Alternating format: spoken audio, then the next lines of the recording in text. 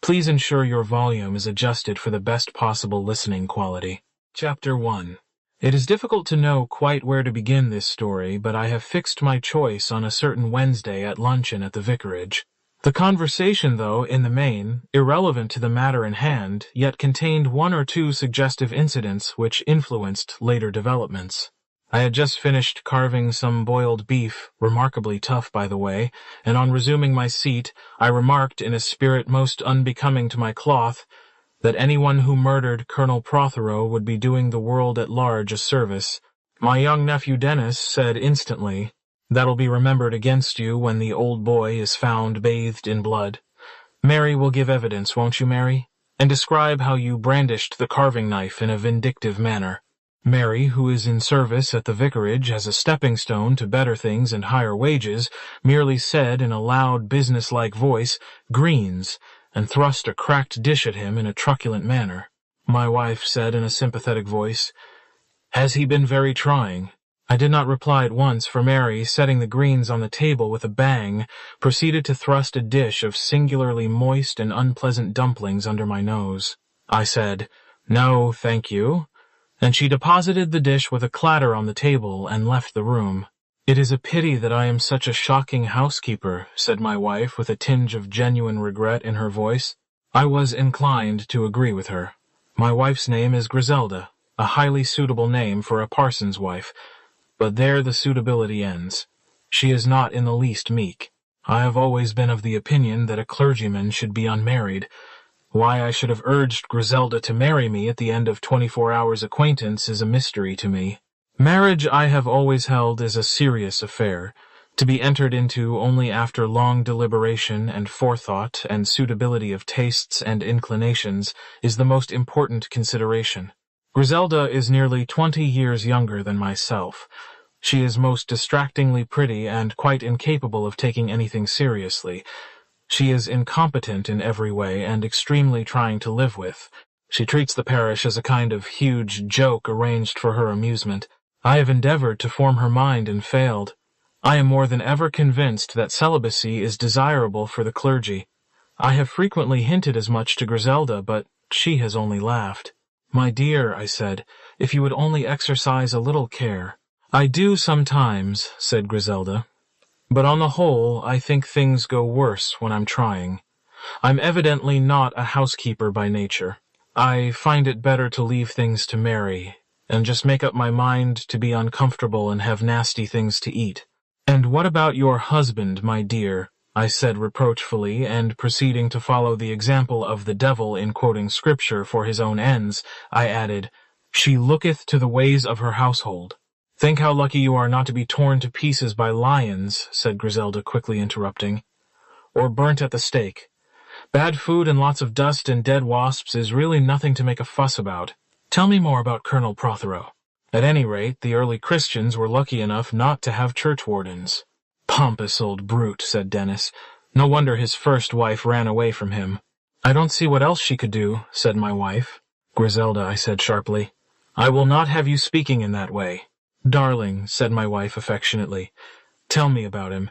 What was the trouble? Was it Mr. Hawes's becking and nodding and crossing himself every other minute? Hawes is our new curate. He has been with us just over 3 weeks. He has high church views and fasts on Fridays. Colonel Prothero is a great opposer of ritual in any form. Not this time. He did touch on it in passing. No, the whole trouble arose out of Mrs. Price Ridley's wretched pound note. Mrs. Price Ridley is a devout member of my congregation. Attending early service on the anniversary of her son's death, she put a pound note into the offertory bag. Later, reading the amount of the collection posted up, she was pained to observe that one 10-shilling note was the highest item mentioned. She complained to me about it, and I pointed out very reasonably that she must have made a mistake. "We're none of us so young as we were," I said, trying to turn it off tactfully, "and we must pay the penalty of advancing years." Strangely enough, my words only seemed to incense her further. She said that things had a very odd look, and that she was surprised I didn't think so also. And she flounced away, and I gather took her troubles to Colonel Prothero. Prothero is the kind of man who enjoys making a fuss on every conceivable occasion. He made a fuss. It is a pity he made it on a Wednesday. I teach in the church day school on Wednesday mornings, a proceeding that causes me acute nervousness and leaves me unsettled for the rest of the day. Well, I suppose he must have some fun, said my wife, with the air of trying to sum up the position impartially. Nobody flutters round him and calls him the dear vicar and embroiders awful slippers for him and gives him bed socks for Christmas. Both his wife and his daughter are fed to the teeth with him. I suppose it makes him happy to feel important somewhere. He needn't be offensive about it, I said with some heat. I don't think he quite realized the implications of what he was saying. He wants to go over all the church accounts in case of defalcations, that was the word he used. Defalcations. Does he suspect me of embezzling the church funds? Nobody would suspect you of anything, darling, said Griselda. You're so transparently above suspicion that really it would be a marvelous opportunity. I wish you'd embezzle the SPG funds. I hate missionaries. I always have. I would have reproved her for that sentiment, but Mary entered at that moment with a partially cooked rice pudding. I made a mild protest, but Griselda said that the Japanese always ate half-cooked rice and had marvelous brains in consequence. I dare say, she said, that if you had a rice pudding like this every day till Sunday, you'd preach the most marvelous sermon. Heaven forbid, I said with a shudder. Prothero's coming over tomorrow evening, and we're going over the accounts together, I went on. I must finish preparing my talk for the CEMS today. Looking up a reference, I became so engrossed in Canon Shirley's reality that I haven't got on as well as I should. What are you doing this afternoon, Griselda? My duty, said Griselda. My duty is the vicaress. Tea and scandal at 4:30. Who is coming? Griselda ticked them off on her fingers with a glow of virtue on her face. Mrs. Price Ridley, Miss Weatherby, Miss Hartnell, and that terrible Miss Marple. I rather like Miss Marple, I said. She has at least a sense of humor. She's the worst cat in the village, said Griselda. And she always knows every single thing that happens and draws the worst inferences from it. Griselda, as I have said, is much younger than I am. At my time of life one knows that the worst is usually true. Well, don't expect me in for tea, Griselda, said Dennis. Beast, said Griselda. Yes, but look here, the Protheros really did ask me for tennis today. Beast, said Griselda again. Dennis beat a prudent retreat, and Griselda and I went together into my study. I wonder what we shall have for tea, said Griselda, seating herself on my writing table. Dr. Stone and Miss Cram, I suppose, and perhaps Mrs. Lestrange. By the way, I called on her yesterday, but she was out. Yes, I'm sure we shall have Mrs. Lestrange for tea. It's so mysterious, isn't it, her arriving like this and taking a house down here and hardly ever going outside it, makes one think of detective stories. You know, who was she, the mysterious woman with the pale, beautiful face? What was her past history nobody knew. There was something faintly sinister about her. I believe Dr. Haydock knows something about her. You read too many detective stories, Griselda, I observed mildly. What about you? She retorted. I was looking everywhere for the stain on the stairs the other day when you were in here writing a sermon, and at last I came in to ask you if you'd seen it anywhere, and what did I find? I had the grace to blush. I picked it up at random. A chance sentence caught my eye, and— I know those chance sentences, said Griselda. She quoted impressively. And then a very curious thing happened. Griselda rose, crossed the room, and kissed her elderly husband affectionately. She suited the action to the word. Is that a very curious thing? I inquired. Of course it is, said Griselda. Do you realize, Len, that I might have married a cabinet minister, a baronet, a rich company promoter, 3 subalterns, and a ne'er-do-well with attractive manners, and that instead I chose you? Didn't it astonish you very much? At the time it did, I replied. I have often wondered why you did it. Griselda Seahead. It made me feel so powerful, she murmured. The others thought me simply wonderful, and of course it would have been very nice for them to have me. But I'm everything you most dislike and disapprove of, and yet you couldn't withstand me. My vanity couldn't hold out against that. It's so much nicer to be a secret and delightful sin to anybody than to be a feather in his cap. I make you frightfully uncomfortable and stir you up the wrong way the whole time, and yet you adore me madly. You do adore me madly, don't you? Naturally, I am very fond of you, my dear. Oh, Len, you adore me. Do you remember that day when I stayed up in town and sent you a wire you never got because the postmistress's sister was having twins and she forgot to send it round? The state you got into when you telephoned Scotland Yard and made the most frightful fuss. There are things one hates being reminded of. I had really been strangely foolish on the occasion in question, I said. If you don't mind, dear, I want to get on with the C-E-M-S. Griselda gave a sigh of intense irritation, ruffled my hair up on end, smoothed it down again, said, "You don't deserve me.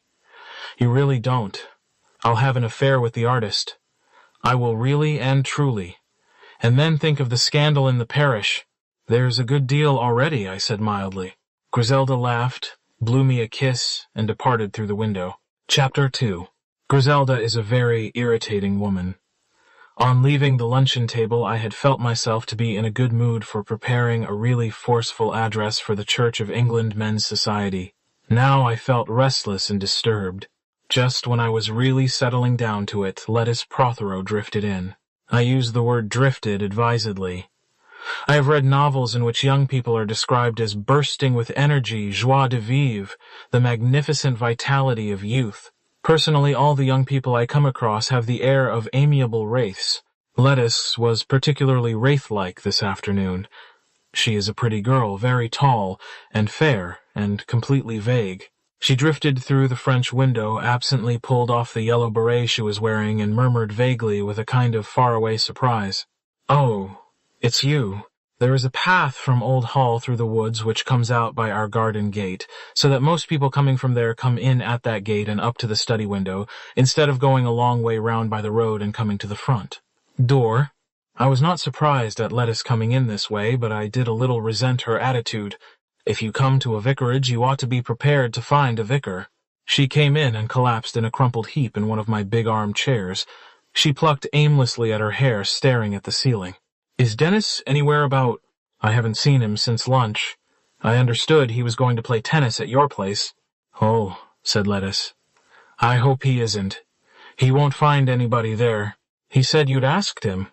"I believe I did, only that was Friday, and today's Tuesday."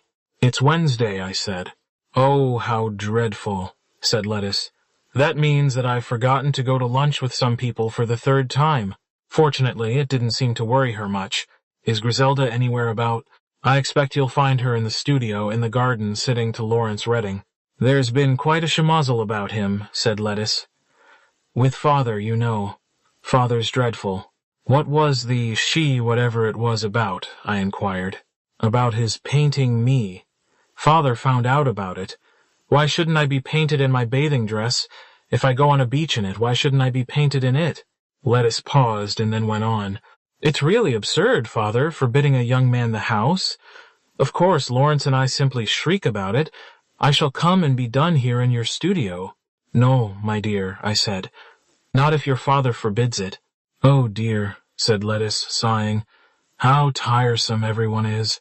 I feel shattered, definitely. If only I had some money I'd go away, but without it I can't. If only Father would be decent and die, I should be all right." "You must not say things like that, Lettice."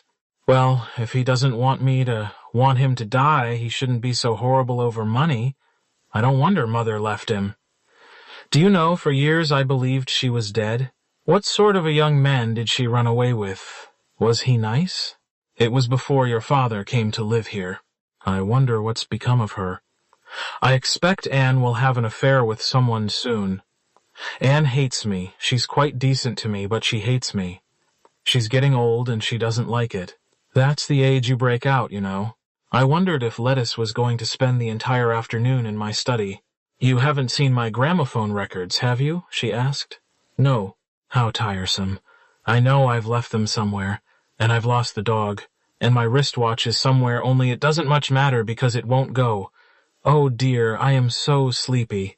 I can't think why, because I didn't get up till 11. But life's very shattering, don't you think? Oh dear, I must go. I'm going to see Dr. Stone's barrow at 3 o'clock. I glanced at the clock and remarked that it was now 5:20 to 4. Oh, is it? How dreadful if they've waited or if they've gone without me. I suppose I'd better go down and do something about it." She got up and drifted out again, murmuring over her shoulder, "You'll tell Dennis, won't you?" I said yes, mechanically, only realizing too late that I had no idea what it was I was to tell Dennis, but I reflected that in all probability it did not matter. I fell to cogitating on the subject of Dr. Stone, a well-known archaeologist who had recently come to stay at the Blue Boar while he superintended the excavation of a barrow situated on Colonel Prothero's property. There had already been several disputes between him and the colonel. I was amused at his appointment to take Lettice to see the operations. It occurred to me that Lettice Prothero was something of a minx. I wondered how she would get on with the archaeologist's secretary, Miss Cram. Miss Cram is a healthy young woman of 25, noisy in manner, with a high color, fine animal spirits, and a mouth that always seems to have more than its full share of teeth.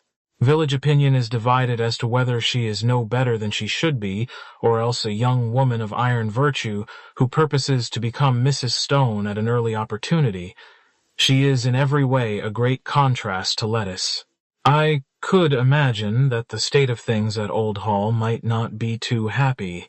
Colonel Prothero had married again some 5 years previously, the second Mrs. Prothero was a remarkably handsome woman in a rather unusual style. I had always guessed that the relations between her and her stepdaughter were not too happy. I had one more interruption. This time it was my curate Hawes. He wanted to know the details of my interview with Prothero. I told him that the colonel had deplored his Romish tendencies, but that the real purpose of his visit had been on quite another matter. At the same time I entered a protest of my own and told him plainly that he must conform to my ruling. On the whole, he took my remarks very well. I felt rather remorseful when he had gone for not liking him better. These irrational likes and dislikes that one takes to people are, I am sure, very unchristian.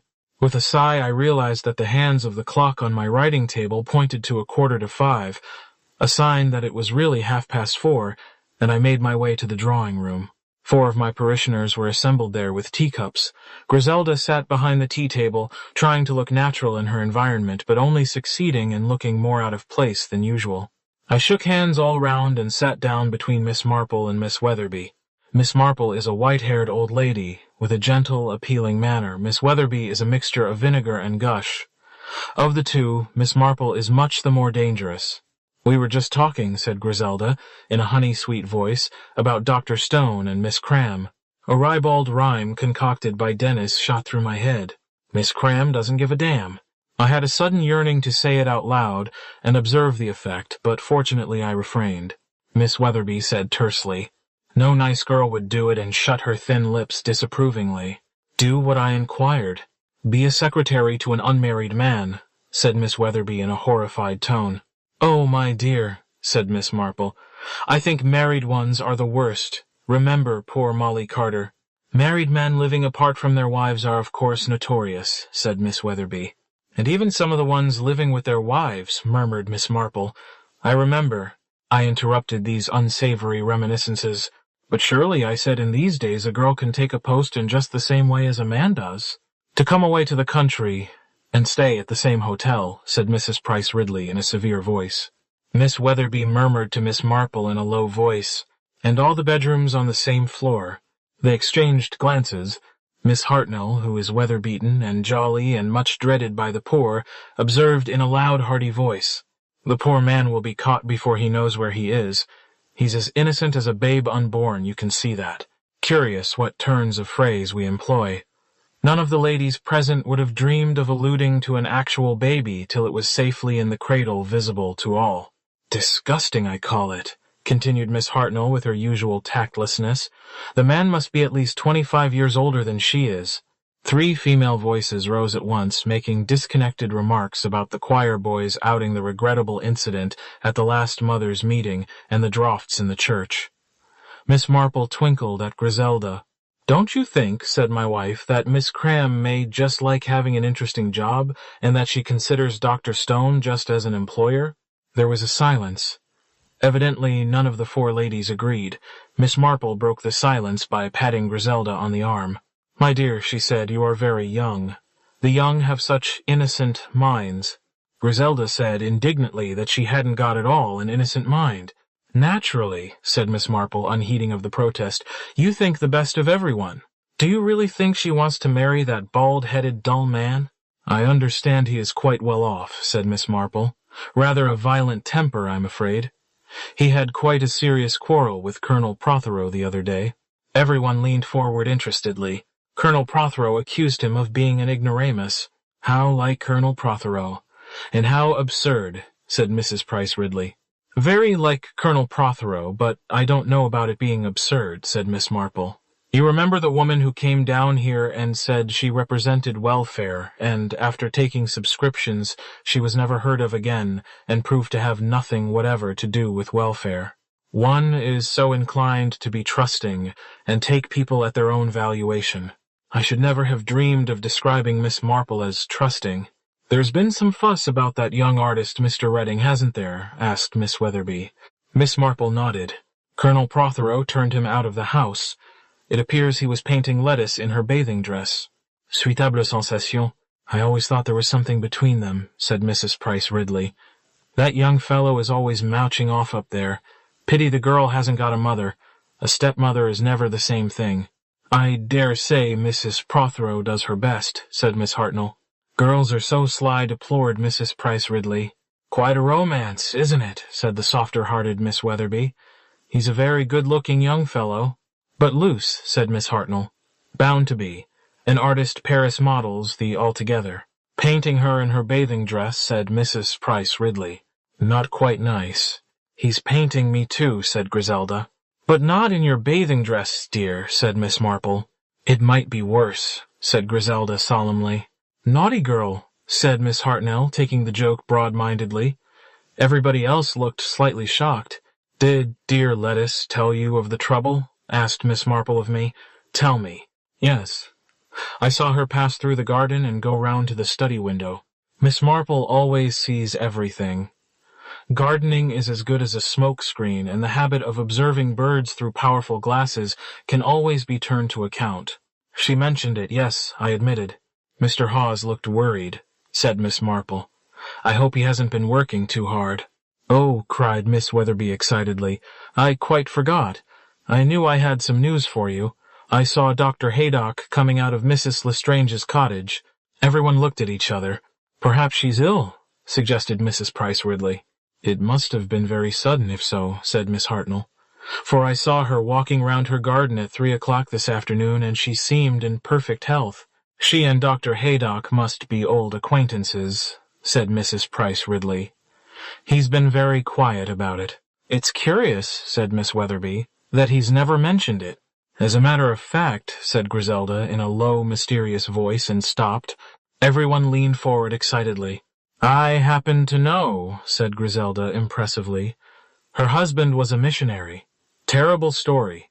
He was eaten, you know, actually eaten, and she was forced to become the chief's head wife. Doctor. Haydock was with an expedition and rescued her. For a moment excitement was rife then, Miss Marple said reproachfully, but with a smile. Naughty girl. She tapped Griselda reprovingly on the arm. Very unwise thing to do, my dear. If you make up these things, people are quite likely to believe them, and sometimes that leads to complications. A distinct frost had come over the assembly.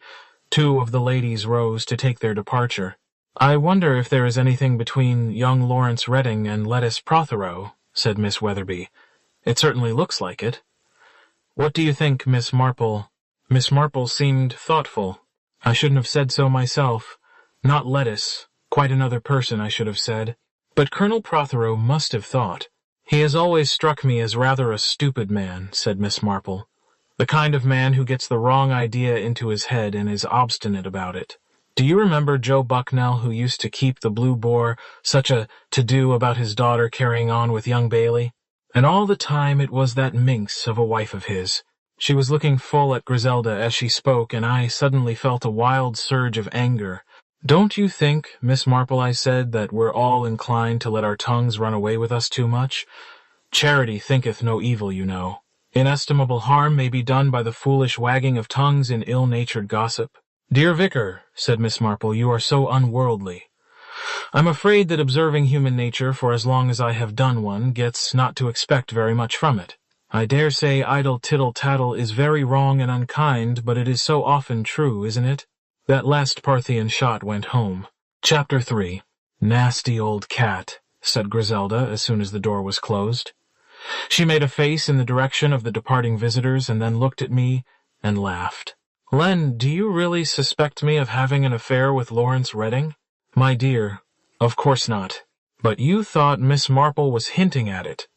And you rose to my defense simply beautifully, like an angry tiger." A momentary uneasiness assailed me. A clergyman of the Church of England ought never to put himself in the position of being described as an angry tiger. However, I trusted that Griselda exaggerated. "I felt the occasion could not pass without a protest," I said.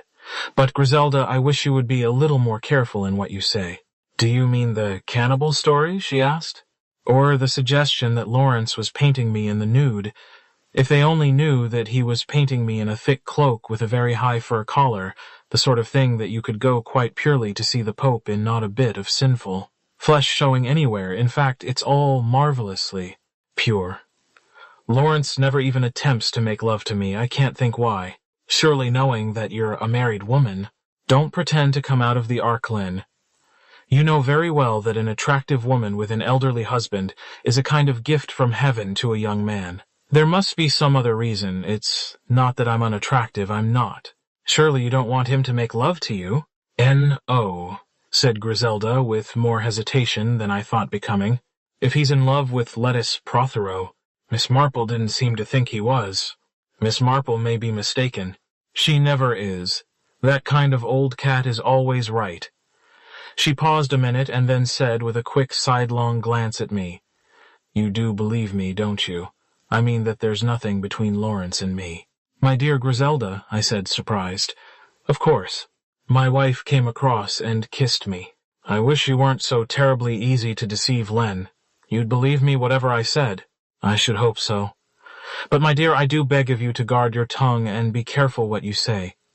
These women are singularly deficient in humor, remember, and take everything seriously. What they need," said Griselda, "is a little immorality in their lives. Then they wouldn't be so busy looking for it in other people's." On this she left the room, and, glancing at my watch, I hurried out to pay some visits that ought to have been made earlier in the day. The Wednesday evening service was sparsely attended as usual, but when I came out through the church after disrobing in the vestry, it was empty, save for a woman who stood staring up at one of our windows. We have some rather fine old stained glass, and indeed the church itself is well worth looking at. She turned at my footsteps, and I saw that it was Mrs. Lestrange. We both hesitated a moment, and then I said, "I hope you like our little church." "I've been admiring the screen," she said. Her voice was pleasant low, yet very distinct, with a clear-cut enunciation. She added, "I'm so sorry to have missed your wife yesterday." We talked a few minutes longer about the church. She was evidently a cultured woman who knew something of church history and architecture. We left the building together and walked down the road, since one way to the vicarage led past her house. As we arrived at the gate, she said pleasantly, "Come in, won't you, and tell me what you think of what I have done." I accepted the invitation. Little Gates had formerly belonged to an Anglo-Indian colonel, and I could not help feeling relieved by the disappearance of the brass tables and the Burmese idols.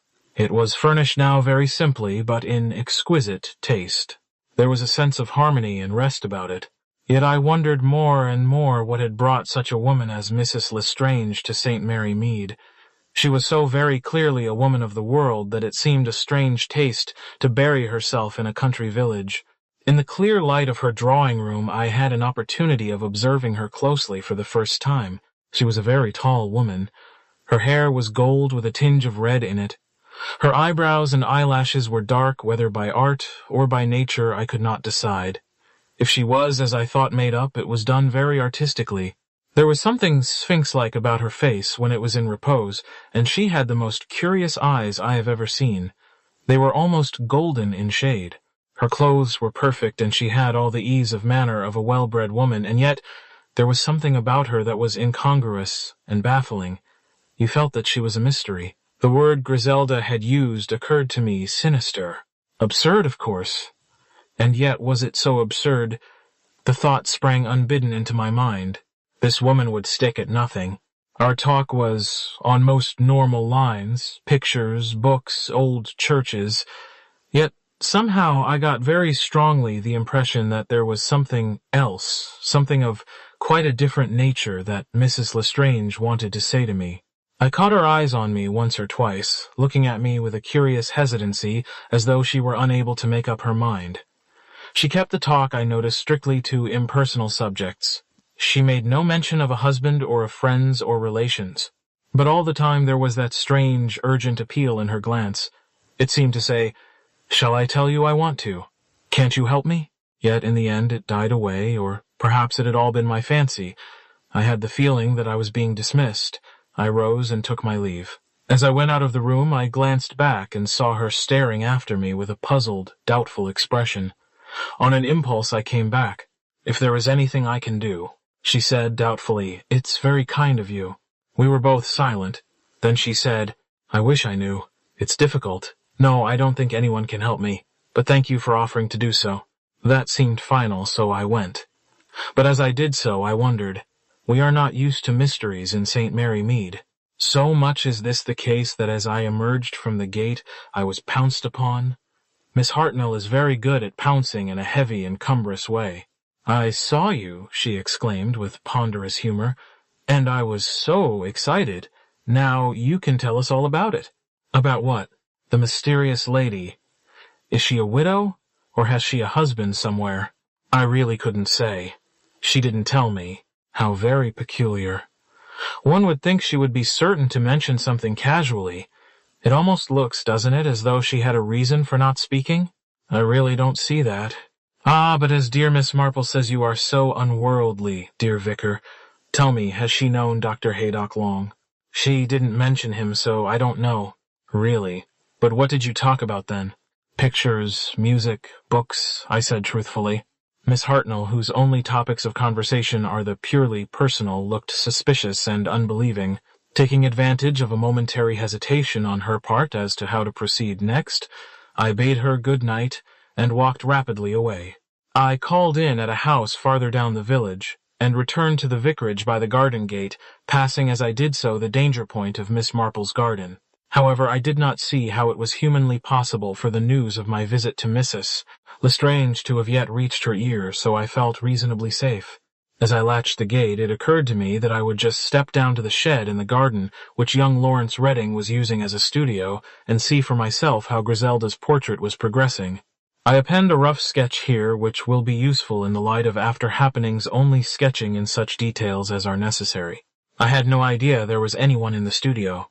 There had been no voices from within to warn me, and I suppose that my own footsteps made no noise upon the grass. I opened the door and then stopped awkwardly on the threshold, for there were two people in the studio, and the man's arms were round the woman, and he was kissing her passionately. The two people were the artist Lawrence Redding and Mrs. Prothero. I backed out precipitately and beat a retreat to my study. There I sat down in a chair, took out my pipe, and thought things over. The discovery had come as a great shock to me.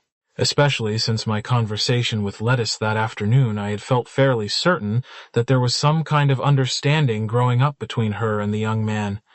Moreover, I was convinced that she herself thought so. I felt positive that she had no idea of the artist's feelings for her stepmother. A nasty tangle. I paid a grudging tribute to Miss Marple. She had not been deceived, but had evidently suspected the true state of things with a fair amount of accuracy. I had entirely misread her meaning glance at Griselda. I had never dreamed of considering Mrs. Prothero in the matter. There has always been rather a suggestion of Sassar's wife about Mrs. Prothero, a quiet, self-contained woman whom one would not suspect of any great depths of feeling. I had got to this point in my meditations when a tap on my study window roused me. I got up and went to it. Mrs. Prothero was standing outside. I opened the window and she came in, not waiting for an invitation on my part. She crossed the room in a breathless sort of way and dropped down on the sofa. I had the feeling that I had never really seen her before. The quiet, self-contained woman that I knew had vanished.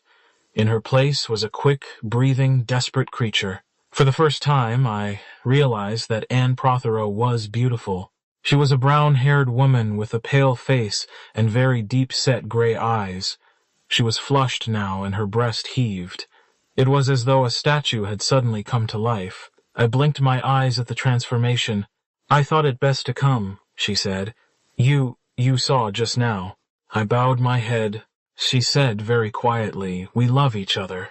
And even in the middle of her evident distress and agitation, she could not keep a little smile from her lips, the smile of a woman who sees something very beautiful and wonderful.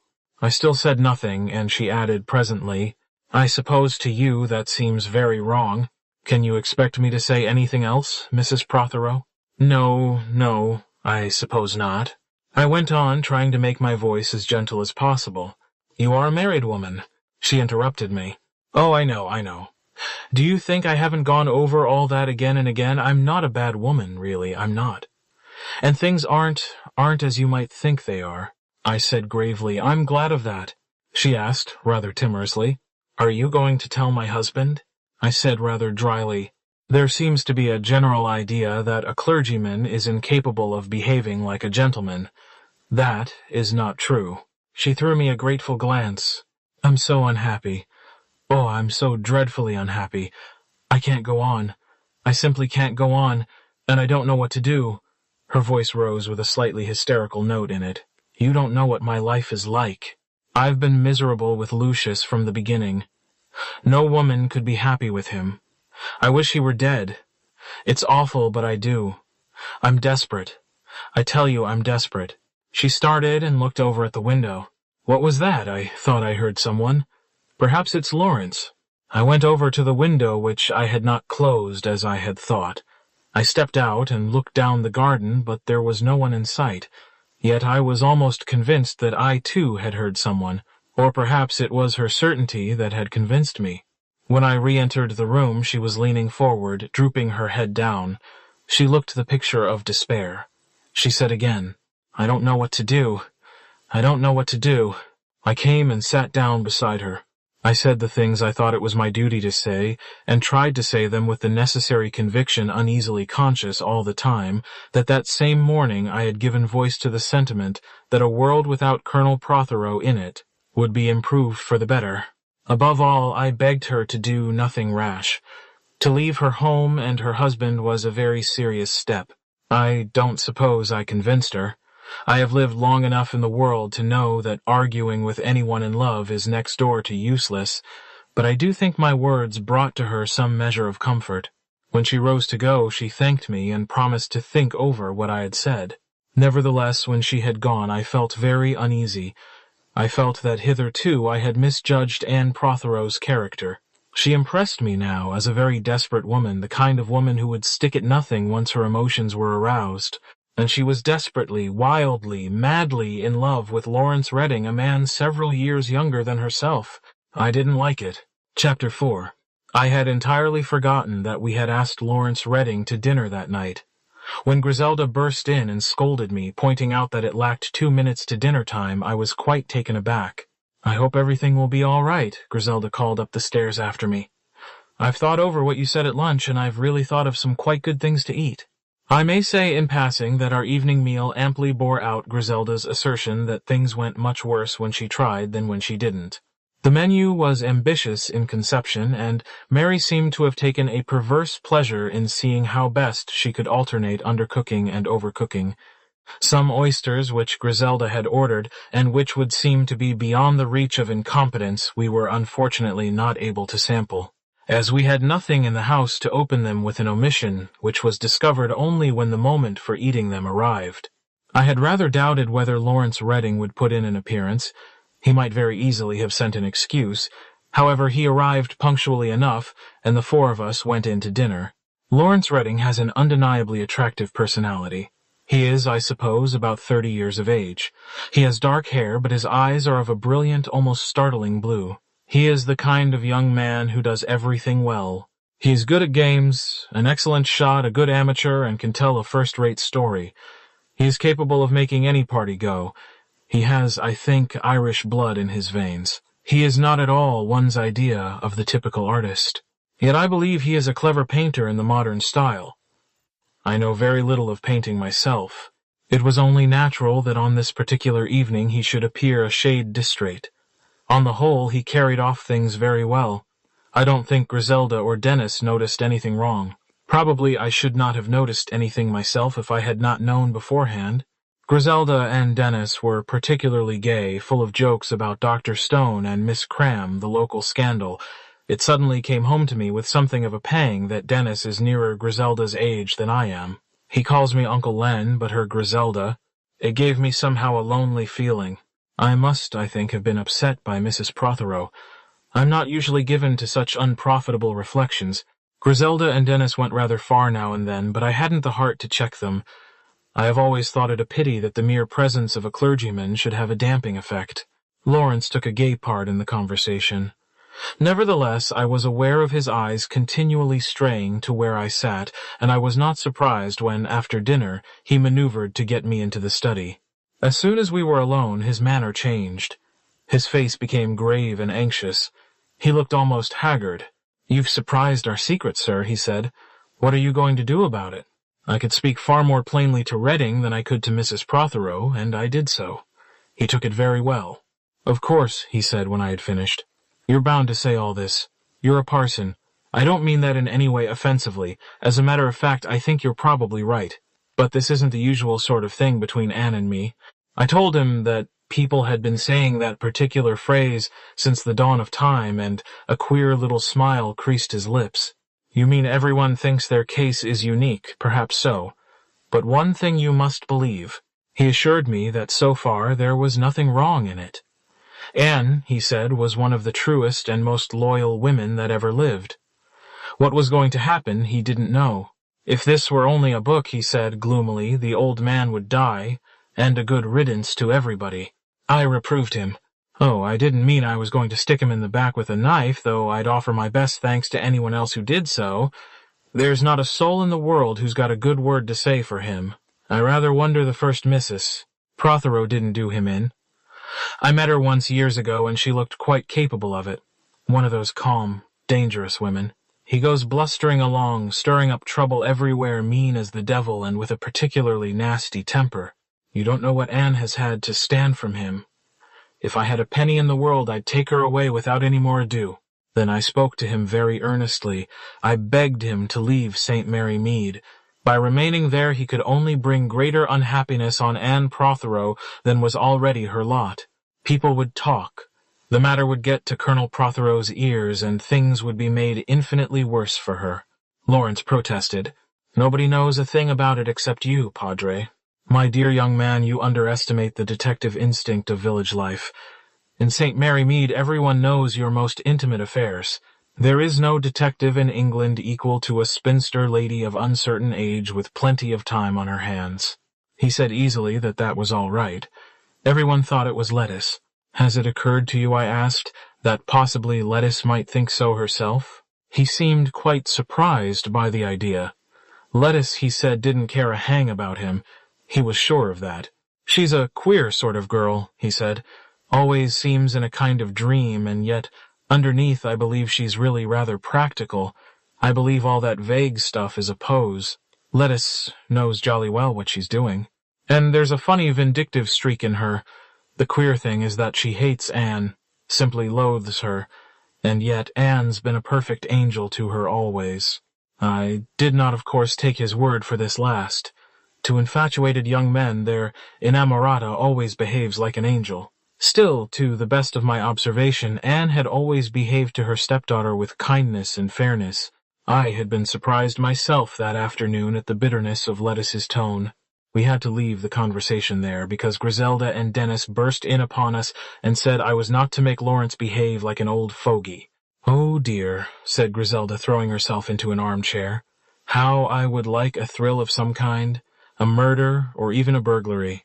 "I don't suppose there's anyone much worth burgling," said Lawrence, trying to enter into her mood, "unless we stole Miss Hartnell's false teeth." "They do click horribly," said Griselda. "But you're wrong about there being no one worthwhile. There's some marvelous old silver at Old Hall. Trencher salts and a Charles II Taza, all kinds of things like that. Worth thousands of pounds, I believe." "The old man would probably shoot you with an army revolver," said Dennis. "Just the sort of thing he'd enjoy doing." "Oh, we'd get in first and hold him up," said Griselda. "Who's got a revolver?" "I've got a Mauser pistol," said Lawrence. "Have you? How exciting. Why do you have it?" "Souvenir of the war," said Lawrence briefly. Old Prothero was showing the silver to Stone today, volunteered Dennis. Old Stone was pretending to be no end interested in it. I thought they'd quarreled about the barrow, said Griselda. Oh, they've made that up, said Dennis. I can't think what people want to grub about in barrows for anyway. That man Stone puzzles me, said Lawrence. I think he must be very absent-minded. You'd swear sometimes he knew nothing about his own subject. That's love, said Dennis. Sweet Gladys Cram, you are no sham. Your teeth are white and fill me with delight. Come fly with me, my bride-to-be, and at the Blue Boar on the bedroom floor. That's enough, Dennis, I said. Well, said Lawrence Redding, I must be off. Thank you very much, Mrs. Clement, for a very pleasant evening. Griselda and Dennis saw him off. Dennis returned to the study alone. Something had happened to ruffle the boy. He wandered about the room aimlessly, frowning and kicking the furniture. Our furniture is so shabby already that it can hardly be damaged further, but I felt impelled to utter a mild protest. Sorry, said Dennis. He was silent for a moment, and then burst out. What an absolutely rotten thing gossip is. I was a little surprised.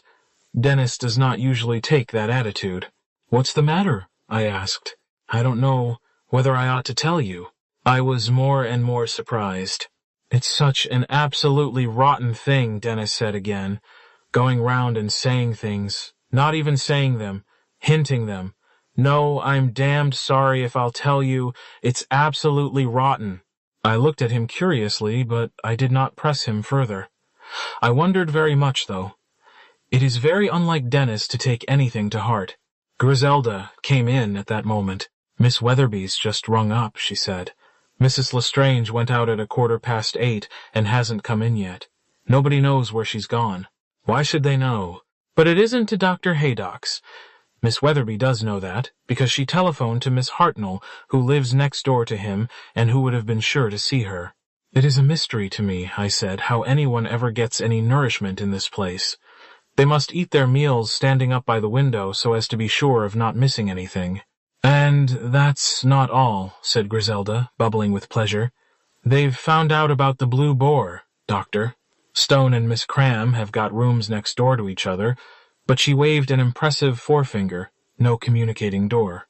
That, I said, must be very disappointing to everybody, at which Griselda laughed. Thursday started badly. 2 of the ladies of my parish elected to quarrel about the church decorations. I was called in to adjudicate between 2 middle-aged ladies, each of whom was literally trembling with rage. If it had not been so painful, it would have been quite an interesting physical phenomenon. Then I had to reprove 2 of our choir boys for persistent sweet sucking during the hours of divine service, and I had an uneasy feeling that I was not doing the job as wholeheartedly as I should have done. Then our organist, who is distinctly touchy, had taken offense and had to be smoothed down, and 4 of my poorer parishioners declared open rebellion against Miss Hartnell, who came to me bursting with rage about it. I was just going home when I met Colonel Prothero. He was in high good humor, having sentenced 3 poachers in his capacity as magistrate. "Firmness," he shouted in his stentorian voice. He is slightly deaf and raises his voice accordingly, as deaf people often do. That's what's needed nowadays, firmness. Make an example. That rogue Archer came out yesterday, and is vowing vengeance against me, I hear. Impudent scoundrel, threatened men live long, as the saying goes. I'll show him what his vengeance is worth next time I catch him taking my pheasants. Lax. We're too lax nowadays, I believe, in showing a man up for what he is.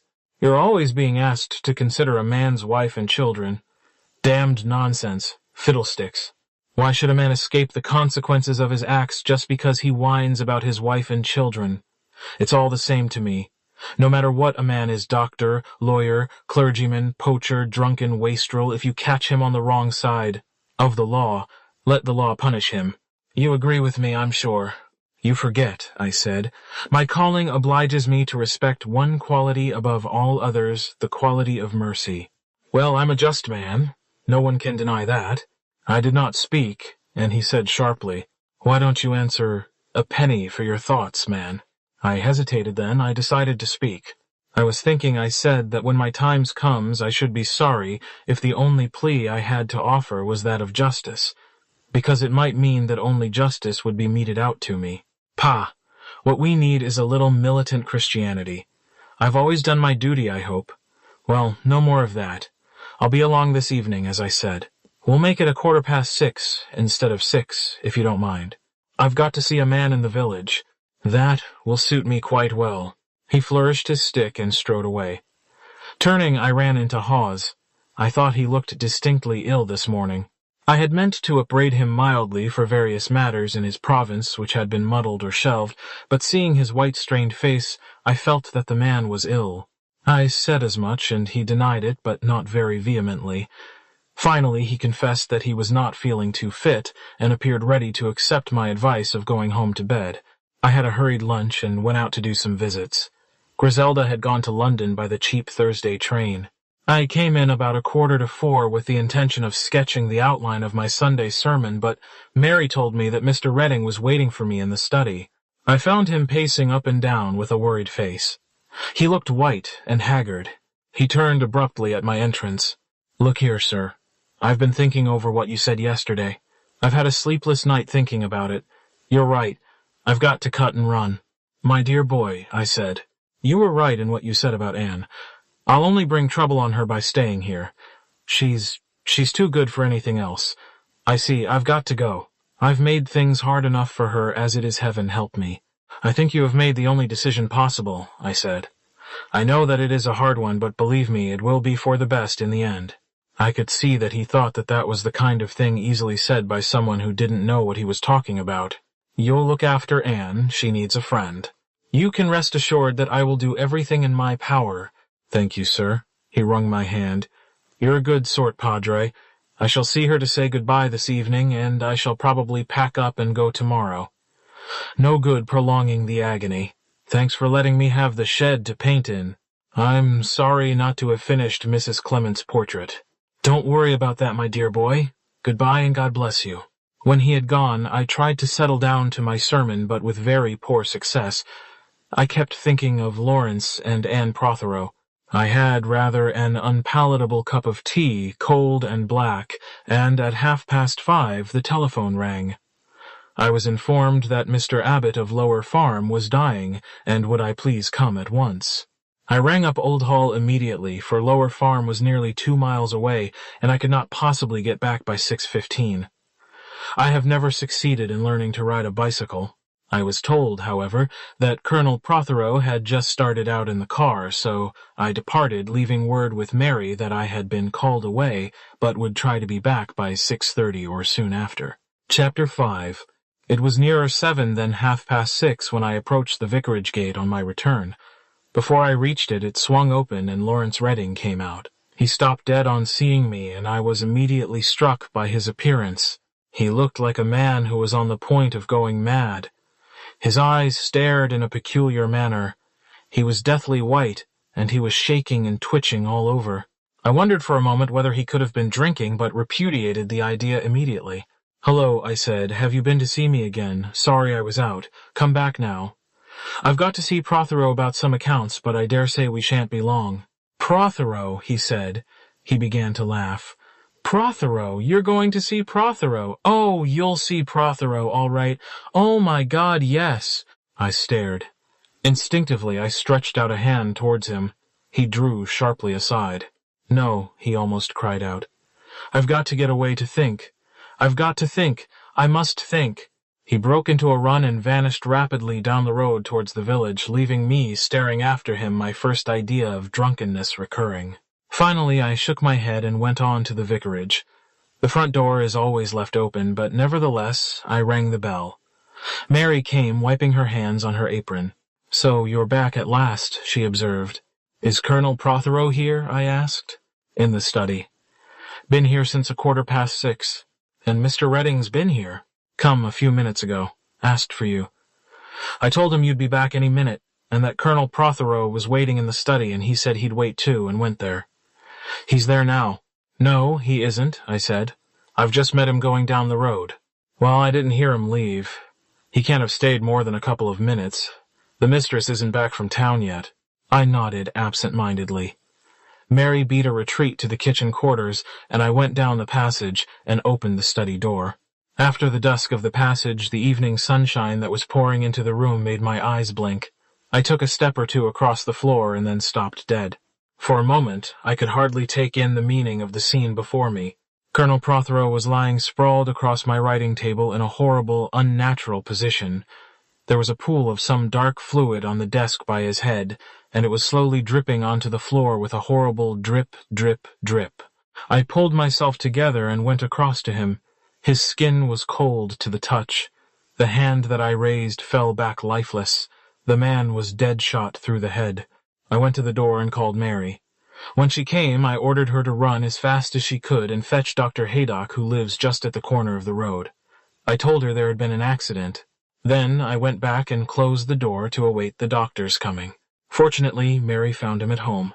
Haydock is a good fellow, a big, fine, strapping fellow with an honest, rugged face. His eyebrows went up when I pointed silently across the room. But like a true doctor, he showed no signs of emotion. He bent over the dead man, examining him rapidly. Then he straightened himself and looked across at me. "Well?" I asked.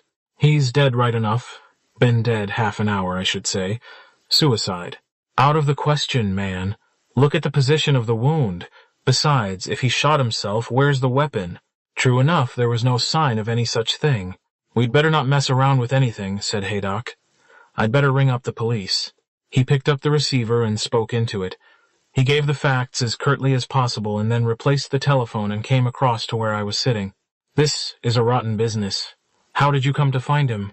I explained. "A rotten business," he repeated.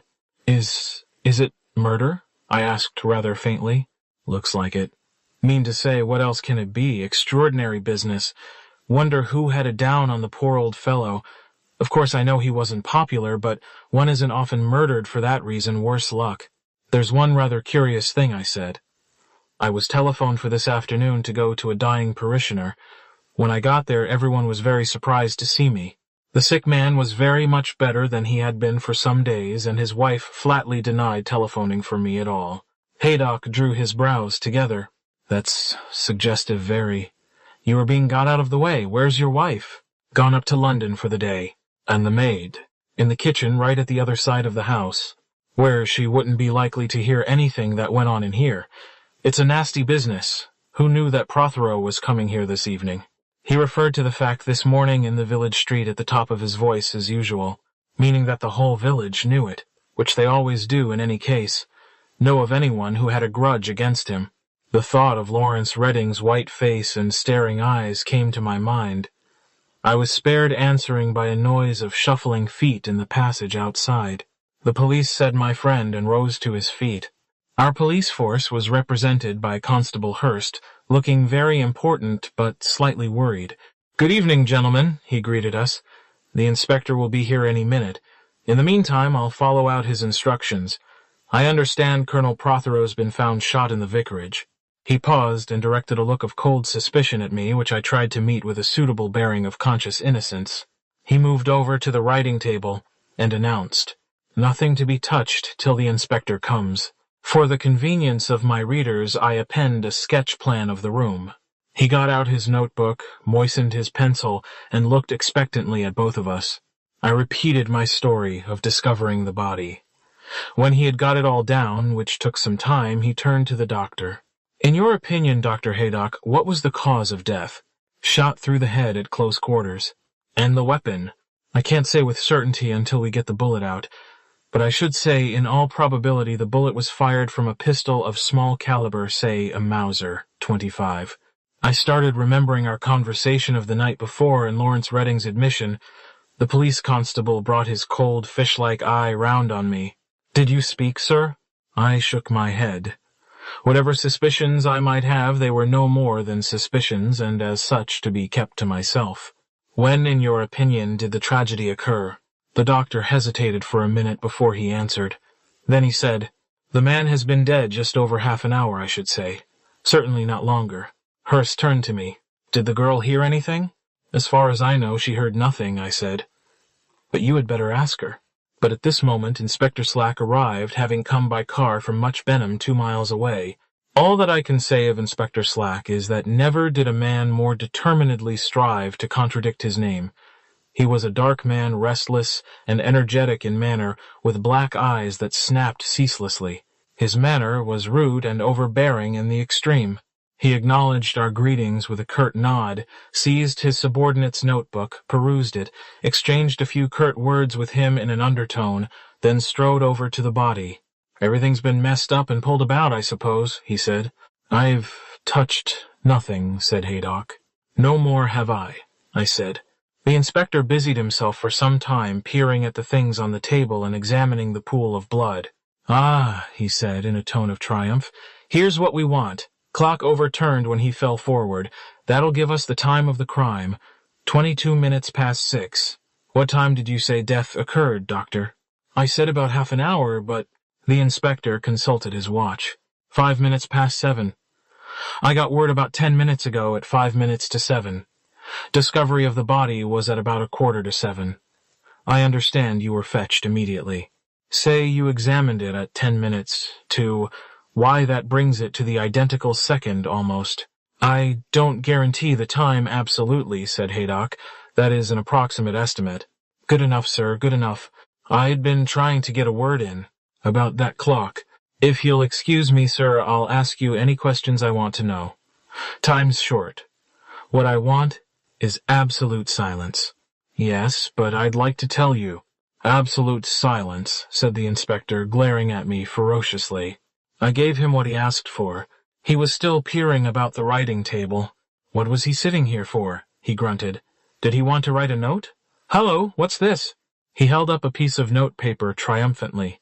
So pleased was he with his find that he permitted us to come to his side and examine it with him. It was a piece of vicarage note paper, and it was headed at the top 6.2. "Dear Clement," it began. "Sorry I cannot wait any longer, but I must." Here the writing tailed off in a scrawl. "Plain as a pikestaff," said Inspector Slack triumphantly. "He sits down here to write this. An enemy comes softly in through the window and shoots him as he writes. What more do you want?" "I'd just like to say," I began. "Out of the way, if you please, sir. I want to see if there are footprints." He went down on his hands and knees, moving towards the open window. "I think you ought to know," I said obstinately. The inspector rose. He spoke without heat, but firmly. "We'll go into all that later. I'd be obliged if you gentlemen will clear out of here. Right out, if you please." We permitted ourselves to be shooed out like children. Hours seemed to have passed, yet it was only 7:15. "Well," said Haydock, "that's that. When that conceited ass wants me, you can send him over to the surgery. So long." "The mistress is back," said Mary, making a brief appearance from the kitchen. Her eyes were round and agog with excitement. "Come in about 5 minutes ago. I found Griselda in the drawing-room. She looked frightened, but excited. I told her everything, and she listened attentively. The letter is headed 6.2, I ended, and the clock fell over and has stopped at 6.22. "Yes," said Griselda. "But that clock, didn't you tell him that it was always kept 1/4 of an hour fast?" "No," I said. "I didn't. He wouldn't let me. I tried my best." Griselda was frowning in a puzzled manner. "But Len," she said, "that makes the whole thing perfectly extraordinary. Because when that clock said 20 past 6, it was really 5 minutes past, and at 5 minutes past, I don't suppose Colonel Prothero had even arrived at the house." Chapter 6. We puzzled over the business of the clock for some time, but we could make nothing of it. Griselda said I ought to make another effort and tell Inspector Slack about it, but on that point, I was feeling what I can only describe as mulish. Inspector Slack had been abominably and most unnecessarily rude. I was looking forward to a moment when I could produce my valuable contribution and effect his discomfiture. I would then say in a tone of mild reproach, "If you had only listened to me, Inspector Slack."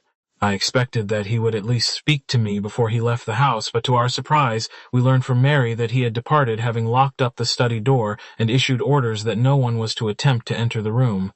Griselda suggested going up to Old Hall. "It will be so awful for Anne Prothero with the police and everything," she said. "Perhaps I might be able to do something for her." I cordially approved of this plan, and Griselda set off with instructions that she was to telephone to me if she thought that I could be of any use or comfort to either of the ladies. I now proceeded to ring up the Sunday school teachers who were coming at 7:45 for their weekly preparation class. I thought that under the circumstances, it would be better to put them off. Dennis was the next person to arrive on the scene, having just returned from a tennis party. The fact that murder had taken place at the vicarage seemed to afford him acute satisfaction. "Fancy being right on the spot in a murder case," he exclaimed. "I've always wanted to be right in the midst of one. Why have the police locked up the study? Wouldn't one of the other door keys fit it?" I refused to allow anything of the sort to be attempted. Dennis gave in with a bad grace. After extracting every possible detail from me, he went out into the garden to look for footprints, remarking cheerfully that it was lucky it was only old Prothero, whom everyone disliked. His cheerful callousness rather grated on me, but I reflected that I was perhaps being hard on the boy. At Dennis's age, a detective story is one of the best things in life, and to find a real detective story, complete with corpse waiting on one's own front doorstep, so to speak, is bound to send a healthy-minded boy into the seventh heaven of enjoyment. Death means very little to a boy of 16. Griselda came back in about an hour's time. She had seen Anne Prothero, having arrived just after the inspector had broken the news to her. On hearing that Mrs. Prothero had last seen her husband in the village about 5:45, and that she had no light of any kind to throw upon the matter. He had taken his departure, explaining that he would return on the morrow for a fuller interview. "He was quite decent in his way," said Griselda grudgingly. "How did Mrs. Prothero take it?" I asked. "Well, she was very quiet, but then she always is." "Yes," I said. "I can't imagine Anne Prothero going into hysterics." Of course it was a great shock. You could see that. She thanked me for coming and said she was very grateful, but that there was nothing I could do. "What about Lettice?" "She was out playing tennis somewhere. She hadn't got home yet." There was a pause, and then Griselda said, "You know, Len, she was really very queer indeed." The shock I suggested. "Yes, I suppose so." And yet Griselda furrowed her brows perplexedly. It wasn't like that, somehow. She didn't seem so much bowled over as well terrified. Terrified. Yes, not showing it, you know. At least not meaning to show it. But a queer, watchful look in her eyes. I wonder if she has a sort of idea who did kill him. She asked again and again if anyone was suspected. "Did she?" I said thoughtfully. "Yes. Of course, Anne's got marvelous self-control, but one could see that she was terribly upset. More so than I would have thought, for after all, it wasn't as though she were so devoted to him. I should have said she rather disliked him, if anything. Death alters one's feelings sometimes," I said. "Yes, I suppose so." Dennis came in and was full of excitement over a footprint he had found in one of the flower beds. He was sure that the police had overlooked it, and that it would turn out to be the turning point of the mystery. I spent a troubled night. Dennis was up and about and out of the house long before breakfast to study the latest developments, as he said.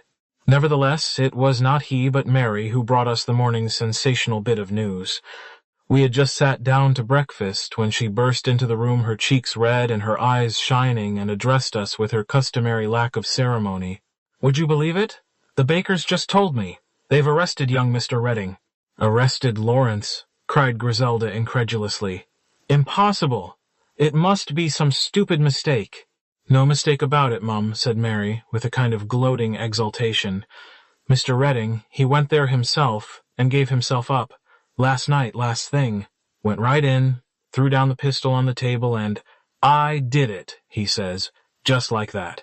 She looked at us both, nodded her head vigorously, and withdrew, satisfied with the effect she had produced. Griselda and I stared at each other. "Oh, it isn't true," said Griselda. "It can't be true."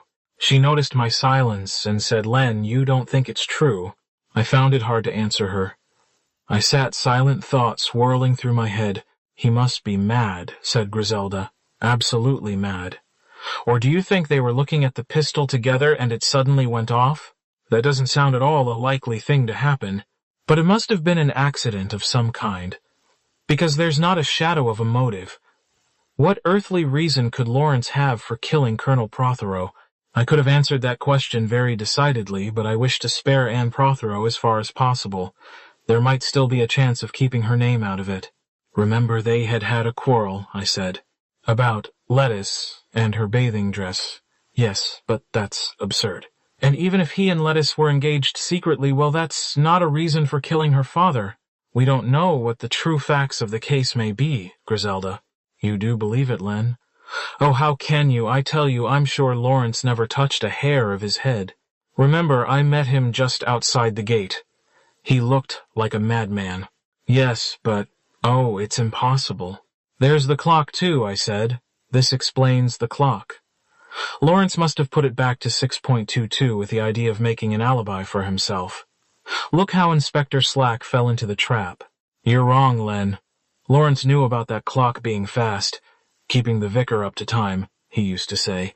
Lawrence would never have made the mistake of putting it back to 6.22. He'd have put the hand somewhere possible, like 6:45. He mayn't have known what time Prothero got here, or he may have simply forgotten about the clock being fast. Griselda disagreed. No, if you were committing a murder, you'd be awfully careful about things like that. You don't know, my dear, I said mildly. You've never done one.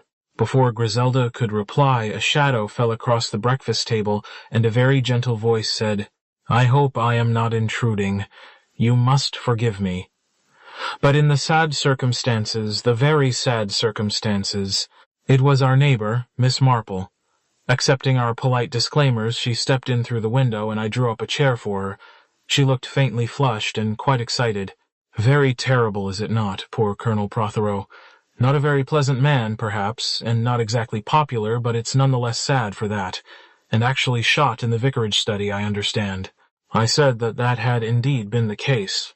But the dear vicar was not here at the time Miss Marple questioned of Griselda. I explained where I had been. Mr. Dennis is not with you this morning, said Miss Marple, glancing round. Dennis, said Griselda, fancies himself as an amateur detective. He is very excited about a footprint he found in one of the flower beds, and I fancy has gone off to tell the police about it. Dear, dear, said Miss Marple. Such a to-do, is it not? And Mr. Dennis thinks he knows who committed the crime. Well, I suppose we all think we know. You mean... It is obvious, said Griselda. No, dear, I didn't mean that at all. I dare say everyone thinks it is somebody different. That is why it is so important to have proofs. I, for instance, am quite convinced I know who did it, but I must admit I haven't one shadow of proof. One must, I know, be very careful of what one says at a time like this criminal libel, don't they call it? I had made up my mind to be most careful with Inspector Slack. He sent word he would come and see me this morning, but now he has just phoned up to say it won't be necessary after all. I suppose since the arrest it isn't necessary, I said. The arrest? Miss Marple leaned forward, her cheeks pink with excitement. I didn't know there had been an arrest. It is so seldom that Miss Marple is worse informed than we are, that I had taken it for granted that she would know the latest developments. It seems we have been talking at cross purposes, I said. Yes, there has been an arrest, Lawrence Redding. Lawrence Redding. Miss Marple seemed very surprised. Now, I should not have thought. Griselda interrupted vehemently. I can't believe it even now. No, not though he has actually confessed. Confessed, said Miss Marple. You say he has confessed. Oh dear, I see. I have been sadly at sea. Yes, sadly at sea. I can't help feeling it must have been some kind of an accident, said Griselda. Don't you think so, Len? I mean, his coming forward to give himself up looks like that. Miss Marple leant forward eagerly. He gave himself up, you say? Yes. Oh, said Miss Marple with a deep sigh. I am so glad, so very glad. I looked at her in some surprise. It shows a true state of remorse, I suppose, I said. Remorse? Miss Marple looked very surprised. Oh, but surely, dear, dear vicar, you don't think that he is guilty. It was my turn to stare. But since he has confessed... Yes, but that just proves it, doesn't it? I mean that he had nothing to do with it. No, I said. I may be dense, but I can't see that it does. If you have not committed a murder, I cannot see the object of pretending you have. Oh, of course there's a reason, said Miss Marple. Naturally. There's always a reason, isn't there? And young men are so hot-headed and often prone to believe the worst. She turned to Griselda. Don't you agree with me, my dear? I don't know, said Griselda. It's difficult to know what to think. I can't see any reason for Lawrence behaving like a perfect idiot. If you had seen his face last night, I began. Tell me, said Miss Marple. I described my homecoming while she listened attentively. When I had finished, she said, "I know that I am very often rather foolish and don't take in things as I should, but I really do not see your point. It seems to me that if a young man had made up his mind to the great wickedness of taking a fellow creature's life, he would not appear distraught about it afterwards. It would be a premeditated and cold-blooded action, and though the murderer might be a little flurried, and possibly might make some small mistake, I do not think it likely he would fall into a state of agitation such as you describe. It is difficult to put oneself in such a position, but I cannot imagine getting into a state like that myself." "We don't know the circumstances," I argued. "If there was a quarrel, the shot may have been fired in a sudden gust of passion, and Lawrence might afterwards have been appalled at what he had done. Indeed, I prefer to think that that is what did actually occur. I know, dear Mr. Clement, that there are many ways we prefer to look at things, but one must actually take facts as they are, must one not? And it does not seem to me that the facts bear the interpretation you put upon them. Your maid distinctly stated that Mr. Redding was only in the house a couple of minutes, not long enough surely for a quarrel such as you describe. And then again, I understand the colonel was shot through the back of the head while he was writing a letter, at least that is what my maid told me." "Quite true," said Griselda. "He seems to have been writing a note to say he couldn't wait any longer." The note was dated 6.2, and the clock on the table was overturned and had stopped at 6.22, and that's just what has been puzzling Len and myself so frightfully. She explained our custom of keeping the clock a quarter of an hour fast. "Very curious," said Miss Marple. "Very curious, indeed. But the note seems to me even more curious still. I mean—" She stopped and looked round. Lettice Prothero was standing outside the window. She came in nodding to us and murmuring morning. She dropped into a chair and said with rather more animation than usual, "They've arrested Lawrence, I hear." "Yes," said Griselda. "It's been a great shock to us." "I never really thought anyone would murder, Father," said Lettice. She was obviously taking a pride in letting no hint of distress or emotion escape her. Lots of people wanted to, I'm sure. There are times when I'd have liked to do it myself. "Won't you have something to eat or drink?" Lettice asked Griselda. "No, thank you. I just drifted round to see if you'd got my beret here, a queer little yellow one. I think I left it in the study the other day." "If you did, it's there," still said Griselda. "Mary never tidies anything." "I'll go and see," said Lettice, rising. "Sorry to be such a bother, but I seem to have lost everything else in the hat line." "I'm afraid you can't get it now," I said. "Inspector Slack has locked the room up." "Oh, what a bore. Can't we get in through the window?" "I'm afraid not. It is latched in the inside. Surely, Lettice, a yellow beret won't be much good to you at present." "You mean mourning and all that I shan't bother about mourning? I think it's an awfully archaic idea. It's a nuisance about Lawrence. Yes, it's a nuisance." She got up and stood, frowning abstractedly. "I suppose it's all on account of me and my bathing dress. So silly, the whole thing." Griselda opened her mouth to say something, but for some unexplained reason shut it again. A curious smile came to Lettice's lips. "I think," she said softly, "I'll go home and tell Anne about Lawrence being arrested." She went out of the window again. Griselda turned to Miss Marple. "Why did you step on my foot?" The old lady was smiling. "I thought you were going to say something, my dear. And it is often so much better to let things develop on their own lines. I don't think you know that that child is half so vague as she pretends to be. She's got a very definite idea in her head, and she's acting upon it."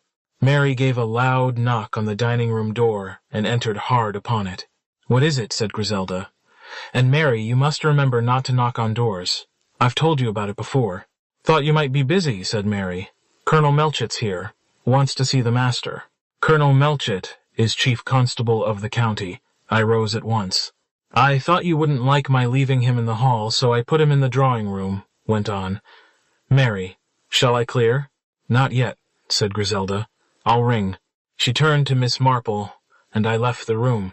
Chapter 7. Colonel Melchett is a dapper little man with a habit of snorting suddenly and unexpectedly. He has red hair and rather keen, bright blue eyes. "Good morning, Vicar," he said. "Nasty business, eh? Poor old Prothero. Not that I liked him. I didn't. Nobody did, for that matter. Nasty bit of work for you, too. Hope it hasn't upset your missus." I said Griselda had taken it very well. "That's Lucky. Rotten thing to happen in one's house. I must say I'm surprised at young Redding doing it the way he did. No sort of consideration for anyone's feelings. A wild desire to laugh came over me, but Colonel Melchett evidently saw nothing odd in the idea of a murderer being considerate, so I held my peace. I must say I was rather taken aback when I heard the fellow had marched in and given himself up, continued Colonel Melchett, dropping onto a chair. How did it happen, exactly? Last night, about 10 o'clock, fellow rolls in, throws down a pistol, and says, "Here I am. I did it." Just like that. What account does he give of the business? Precious little. He was warned, of course, about making a statement, but he merely laughed. Said he came here to see you found Prothero here. They had words, and he shot him. Won't say what the quarrel was about. Look here, Clement, just between you and me. Do you know anything about it? I've heard rumors about his being forbidden the house and all that. What was it? Did he seduce the daughter? Or what? We don't want to bring the girl into it more than we can help, for everybody's sake. Was that the trouble? No, I said. You can take it from me that it was something quite different, but I can't say more at the present juncture. He nodded and rose. I'm glad to know. There's a lot of talk. Too many women in this part of the world. Well, I must get along. I've got to see Haydock. He was called out to some case or other, but he ought to be back by now. I don't mind telling you I'm sorry about Redding. He always struck me as a decent young chap. Perhaps they'll think out some kind of defense for him. After effects of war shell shock or something. Especially if no very adequate motive turns up. I must be off. Like to come along. I said I would like to very much, and we went out together. Haydock's house is next door to mine. His servant said the doctor had just come in and showed us into the dining room where Haydock was sitting down to a steaming plate of eggs and bacon. He greeted us with an amiable nod. Sorry I had to go out. Confinement case. I've been up most of the night over your business. I've got the bullet for you. He shoved a little box along the table. Melchett examined it. 25. Haydock nodded. I'll keep the technical details for the inquest, he said. All you want to know is that death was practically instantaneous. Silly young fool, what did he want to do it for? Amazing, by the way, that nobody heard the shot. Yes, said Melchett. That surprises me. The kitchen window gives on the other side of the house, I said. With the study door, the pantry door, and the kitchen door all shut, I doubt if you would hear anything, and there was no one but the maid in the house. Said Melchett. It's odd all the same. I wonder the old lady what's-her-name Marple didn't hear it. The study window was open. Perhaps she did, said Haydock. I don't think she did, said I. She was over at the vicarage just now, and she didn't mention anything of the kind which I'm certain she would have done if there had been anything to tell. May have heard it and paid no attention to it, thought it was a car backfiring. It struck me that Haydock was looking much more jovial and good-humored this morning. He seemed like a man who was decorously trying to subdue unusually good spirits. Or what about a silencer, he added. That's quite likely. Nobody would hear anything then. Melchett shook his head. Slack didn't find anything of the kind, and he asked Redding, and Redding didn't seem to know what he was talking about at first, and then denied point-blank using anything of the kind. And I suppose one can take his word for it. Yes, indeed, poor devil. Damned young fool, said Colonel Melchett. Sorry, Clement. But he really is. Somehow one can't get used to thinking of him as a murderer. Any motive? Asked Haydock, taking a final draught of coffee and pushing back his chair. He says they quarreled and he lost his temper and shot him. Hoping for manslaughter, eh? The doctor shook his head. That story doesn't hold water. He stole up behind him as he was writing and shot him through the head. Precious little quarrel about that. Anyway, there wouldn't have been time for a quarrel, I said, remembering Miss Marple's words. To creep up, shoot him, alter the clock hands back to 6.22 and leave again would have taken him all his time. I shall never forget his face when I met him outside the gate, or the way he said, "You want to see Prothero? Oh, you'll see him all right." That in itself ought to have made me suspicious of what had just taken place a few minutes before. Haydock stared at me. What do you mean, what had just taken place? When do you think Redding shot him? A few minutes before I got to the house. The doctor shook his head. Impossible. Plumb impossible. He'd been dead much longer than that. But my dear man, cried Colonel Melchett. You said yourself that half an hour was only an approximate estimate. Half an hour, 35 minutes, 25 minutes, 20 minutes, possibly, but less, no. Why, the body would have been warm when I got to it. We stared at each other. Haydock's face had changed. It had gone suddenly gray and old. I wondered at the change in him. But look here, Haydock. The colonel found his voice. If Redding admits shooting him at 7:15, Haydock sprang to his feet. I tell you it's impossible, he roared. If Redding says he killed Prothero at 7:15, then Redding lies. Hang it all, I tell you, I'm a doctor, and I know. The blood had begun to congeal. If Redding is lying, began Melchett. He stopped, shook his head. We'd better go down to the police station and see him, he said. Chapter 8. We were rather silent on our way down to the police station. Haydock drew behind a little and murmured to me, You know, I don't like the look of this. I don't like it. There's something here we don't understand. He looked thoroughly worried and upset. Inspector Slack was at the police station, and presently we found ourselves face to face with Lawrence Redding. He looked pale and strained, but quite composed, marvelously so, I thought, considering the circumstances. Melchett snorted and hummed, obviously nervous. Look here, Redding, he said. I understand you made a statement to Inspector Slack here. You state you went to the vicarage at approximately 7:15, found Prothero there, quarreled with him, shot him, and came away. I'm not reading it over to you, but that's the gist of it. Yes. I'm going to ask you a few questions. You've already been told that you needn't answer them unless you choose. Your solicitor... Lawrence interrupted. I've nothing to hide. I killed Prothero. Ah, well, Melchett snorted. How did you happen to have a pistol with you? Lawrence hesitated. It was in my pocket. You took it with you to the vicarage, yes. Why? I always take it. He had hesitated again before answering, and I was absolutely sure that he was not speaking the truth. Why did you put the clock back? The clock. He seemed puzzled. Yes, the hands pointed to 6:22. A look of fear sprang up in his face. Oh, that, yes, I altered it. Haydock spoke suddenly. Where did you shoot Colonel Prothero? In the study at the vicarage. I mean, in what part of the body? Oh, through the head, I think. Yes, through the head. Aren't you sure? Since you know I can't see why it is necessary to ask me. It was a feeble kind of bluster. There was some commotion outside. A constable without a helmet brought in a note. For the vicar. It says, Very urgent, on it. I tore it open and read, Please come to me. I don't know what to do. It is all too awful. I want to tell someone. Please come immediately and bring anyone you like with you. Anne Prothero. I gave Melchett a meaning glance. He took the hint. We all went out together. Glancing over my shoulder, I had a glimpse of Lawrence Redding's face. His eyes were riveted on the paper in my hand, and I have hardly ever seen such a terrible look of anguish and despair in any human being's face. I remembered Anne Prothero sitting on my sofa and saying, I'm a desperate woman, and my heart grew heavy within me. I saw now the possible reason for Lawrence Redding's heroic self-accusation. Melchett was speaking to Slack.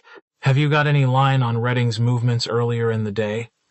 There's some reason to think he shot Prothero earlier than he says. Get on to it, will you? He turned to me, and without a word I handed him Anne Prothero's letter. He read it and pursed up his lips in astonishment. Then he looked at me inquiringly. Is this what you were hinting at this morning? Yes. I was not sure then if it was my duty to speak. I am quite sure now. And I told him of what I had seen that night in the studio. The colonel had a few words with the inspector, and then we set off for Old Hall. Dr. Haydock came with us. A very correct butler opened the door with just the right amount of gloom in his bearing. Good morning, said Melchett. Will you ask Mrs. Prothero's maid to tell her we are here and would like to see her, and then return here and answer a few questions? The butler hurried away and presently returned with the news that he had dispatched the message. Now let's hear something about yesterday, said Colonel Melchett. Your master was in to lunch. Yes, sir, and in his usual spirits, as far as I could see. Yes, sir. What happened after that? After luncheon, Mrs. Prothero went to lie down, and the colonel went to his study. Miss Lettice went out to a tennis party in the two-seater. Colonel and Mrs. Prothero had tea at 4:30 in the drawing-room. The car was ordered for 5:30 to take them to the village. Immediately after they had left, Mr. Clement rang up. He bowed to me. I told him they had started. "Haim," said Colonel Melchett. "When was Mr. Redding last here?" "On Tuesday afternoon, sir. I understand that there was a disagreement between them." "I believe so, sir." The colonel gave me orders that Mr. Redding was not to be admitted in future. "Did you overhear the quarrel at all?" asked Colonel Melchett bluntly. "Colonel Prothero, sir, had a very loud voice, especially when it was raised in anger. I was unable to help overhearing a few words here and there, enough to tell you the cause of the dispute. I understood, sir, that it had to do with a portrait. Mr. Redding had been painting a portrait of Miss Lettice." Melchett grunted. "Did you see Mr. Redding when he left?" "Yes, sir. I let him out." "Did he seem angry?" "No, sir. If I may say so, he seemed rather amused." "Ah, he didn't come to the house yesterday." "No, sir." "Anyone else come?" "Not yesterday, sir." "Well, the day before?" "Mr. Dennis Clement came in the afternoon, and Dr. Stone was here for some time, and there was a lady in the evening." A Lady Melchett was surprised. Who was she? The butler couldn't remember her name. It was a lady he had not seen before. Yes, she had given her name, and when he told her that the family were at dinner, she had said that she would wait. So, he had shown her into the little morning room. She had asked for Colonel Prothero, not Mrs. Prothero. He had told the colonel, and the colonel had gone to the morning room directly. Dinner was over. How long had the lady stayed? He thought about half an hour. The colonel himself had let her out. Ah, yes, he remembered her name now. The lady had been a Mrs. Lestrange. This was a surprise. "Curious," said Melchett. "Really very curious." But we pursued the matter no further, for at that moment a message came that Mrs. Prothero would see us. Anne was in bed. Her face was pale and her eyes very bright. There was a look on her face that puzzled me, a kind of grim determination. She spoke to me. "Thank you for coming so promptly," she said. "I see you've understood what I meant by bringing anyone you liked with you." She paused. "It's best to get it over quickly, isn't it?" she said. She gave a queer, half-pathetic little smile. "I suppose you're the person I ought to say it to, Colonel Melchett. You see, it was I who killed my husband," Colonel Melchett said gently. "My dear Mrs. Prothero." "Oh, it's quite true. I suppose I've said it rather bluntly, but I never can go into hysterics over anything. I've hated him for a long time, and yesterday I shot him." She lay back on the pillows and closed her eyes. "That's all. I suppose you'll arrest me and take me away. I'll get up and dress as soon as I can. At the moment I am feeling rather sick.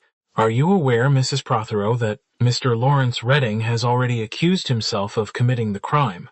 Anne opened her eyes and nodded brightly. "I know. Silly boy. He's very much in love with me, you know. It was frightfully noble of him, but very silly.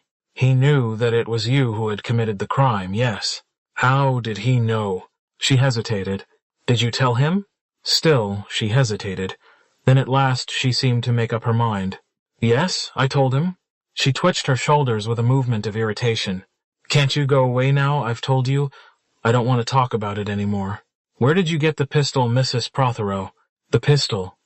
Oh, it was my husband's. I got it out of the drawer of his dressing table." "I see. And you took it with you to the vicarage?" "Yes. I knew he would be there." "What time was this?" "It must have been after 20 past, something like that." "You took the pistol, meaning to shoot your husband?" "No, I meant it for myself." "I see. But you went to the vicarage?" "Yes." I went along to the window. There were no voices. I looked in. I saw my husband. Something came over me, and I fired. And then I went away, and told Mr. Redding what you had done. Again I noticed the hesitation in her voice before she said, "Yes." "Did anybody see you entering or leaving the vicarage?" "No, at least yes. Old Miss Marple. I talked to her a few minutes. She was in her garden. She moved restlessly on the pillows. Isn't that enough I've told you? Why do you want to go on bothering me?" Dr. Haydock moved to her side and felt her pulse. He beckoned to Melchett. "I'll stay with her," he said in a whisper, "while you make the necessary arrangements. She oughtn't to be left. Might do herself a mischief." Melchett nodded. We left the room and descended the stairs. I saw a thin, cadaverous-looking man come out of the adjoining room, and on impulse I remounted the stairs. "Are you Colonel Prothero's valet?" The man looked surprised. "Yes, sir." "Do you know whether your late master kept a pistol anywhere?" "Not that I know of, sir." "Not in one of the drawers of his dressing table, think man." The valet shook his head decisively. "I'm quite sure he didn't, sir. I'd have seen it if so. Bound to." I hurried down the stairs after the others. Mrs. Prothero had lied about the pistol. Why? Chapter 9. After leaving a message at the police station, the chief constable announced his intention of paying a visit to Miss Marple. "You'd better come with me, Vicar," he said. "I don't want to give a member of your flock hysterics, so lend the weight of your soothing presence." I smiled. For all her fragile appearance, Miss Marple is capable of holding her own with any policeman or chief constable in existence. "What's she like?" asked the colonel as we rang the bell. "Anything she says to be depended upon or otherwise." I considered the matter. "I think she is quite dependable," I said cautiously. "That is, insofar as she is talking of what she has actually seen. Beyond that, of course, when you get on to what she thinks, well, that is another matter. She has a powerful imagination, and systematically thinks the worst of everyone. The typical elderly spinster, in fact," said Melchett with a laugh. "Well, I ought to know the breed by now. Gad, the tea party's down here." We were admitted by a very diminutive maid and shown into a small drawing room. "A bit crowded," said Colonel Melchett, looking round, "but plenty of good stuff. A lady's room, eh, Clement?" I agreed, and at that moment the door opened, and Miss Marple made her appearance.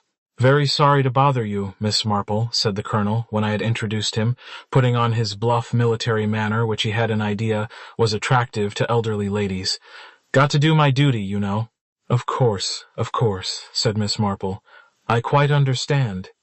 Won't you sit down, and might I offer you a little glass of cherry brandy, my own making, a recipe of my grandmother's?" "Thank you very much, Miss Marple. Very kind of you. But I think I won't. Nothing till lunchtime, that's my motto. Now I want to talk to you about this sad business, very sad business indeed. Upset us all, I'm sure. Well, it seems possible that, owing to the position of your house and garden, you may have been able to tell us something we want to know about yesterday evening. As a matter of fact, I was in my little garden from 5 o'clock onwards yesterday, and, of course, from there, well, one simply cannot help seeing anything that is going on next door. I understand, Miss Marple, that Mrs. Prothero passed this way yesterday evening." "Yes, she did." I called out to her, and she admired my roses. "Could you tell us about what time that was?" "I should say it was just a minute or two after 6:15. Yes, that's right. The church clock had just chimed the quarter." "Very good. What happened next?" "Well, Mrs. Prothero said she was calling for her husband at the vicarage so that they could go home together. She had come along the lane, you understand, and she went into the vicarage by the back gate and across the garden. She came from the lane. Yes, I'll show you." Full of eagerness, Miss Marple led us out into the garden and pointed out the lane that ran along by the bottom of her garden. "The path opposite with the stile leads to the hall," she explained. That was the way they were going home together. Mrs. Prothero came from the village. Perfectly, said Colonel Melchett. "And she went across to the vicarage, you say?" "Yes. I saw her turn the corner of the house. I suppose the colonel wasn't there yet, because she came back almost immediately and went down the lawn to the studio, that building there. The one the vicar lets, mister. Reading use as a studio." "I see. And you didn't happen to hear a shot, Miss Marple?" "I didn't hear a shot, then," said Miss Marple. "But you did hear one some time." "Yes, I think there was a shot somewhere in the woods, but quite 5 or 10 minutes afterwards, and, as I say, out in the woods. At least I think so. It couldn't have been, surely it couldn't have been." She stopped pale with excitement. Yes, we'll come to all that presently," said Colonel Melchett. "Please go on with your story." Mrs. Prothero went down to the studio. Yes, she went inside and waited. Presently Mr. Redding came along the lane from the village. He came to the vicarage gate, looked all round. "And saw you, Miss Marple?" "As a matter of fact, he didn't see me," said Miss Marple, flushing slightly, "because, you see, just at that minute I was bending right over trying to get up one of those nasty dandelions, you know. So difficult. And then he went through the gate and down to the studio. He didn't go near the house." "Oh, no, he went straight to the studio. Mrs. Prothero came to the door to meet him, and then they both went inside. Here Miss Marple contributed a singularly eloquent pause. Perhaps she was sitting to him, I suggested. Perhaps, said Miss Marple. And they came out about 10 minutes later. That was roughly... The church clock had chimed the half-hour.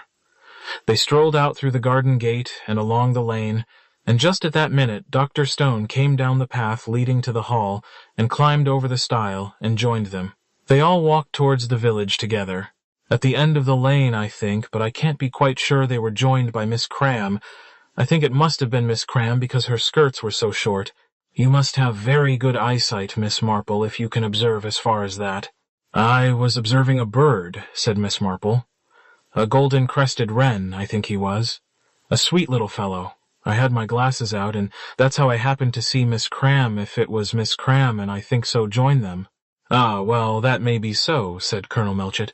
Now, since you seem very good at observing, did you happen to notice, Miss Marple, what sort of expression Mrs. Prothero and Mr. Redding had as they passed along the lane? They were smiling and talking, said Miss Marple. They seemed very happy to be together, if you know what I mean. They didn't seem upset or disturbed in any way. Oh, no, just the opposite. Deuced odd, said the Colonel.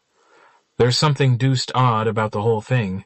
Miss Marple suddenly took our breath away by remarking in a placid voice, Has Mrs. Prothero been saying that she committed the crime now? Upon my soul, said the Colonel. How did you come to guess that Miss Marple... Well, I rather thought it might happen, said Miss Marple. I think dear Lettice thought so too.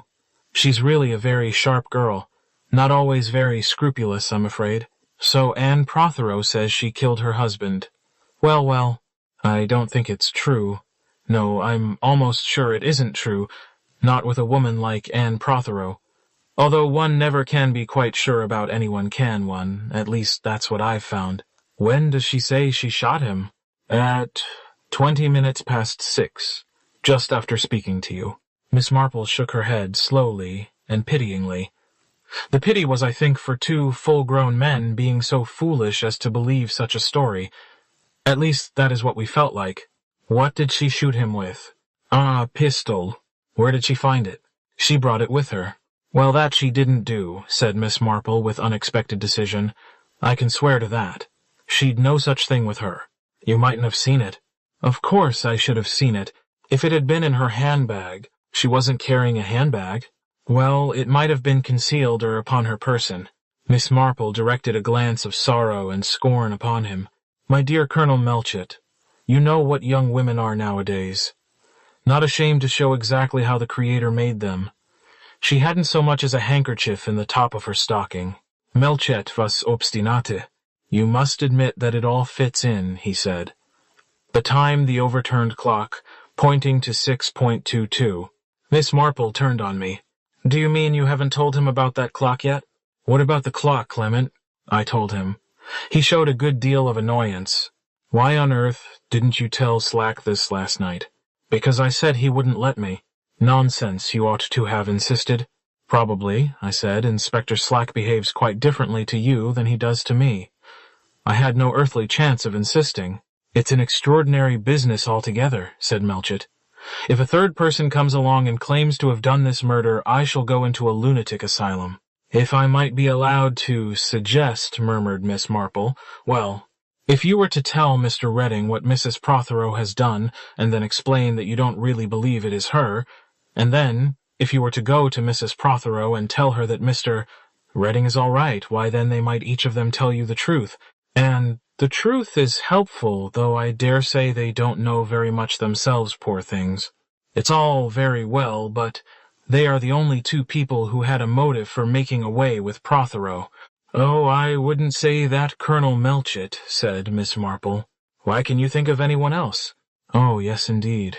Why, she counted on her fingers 1, 2, 3, 4, 5, 6, yes, and a possible 7.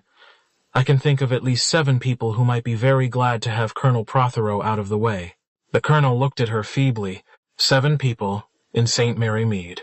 Miss Marple nodded brightly. Mind you, I name no names, she said. That wouldn't be right. But I'm afraid there's a lot of wickedness in the world. A nice, honorable, upright soldier like you doesn't know about these things, Colonel Melchett. I thought the chief constable was going to have apoplexy. Chapter 10.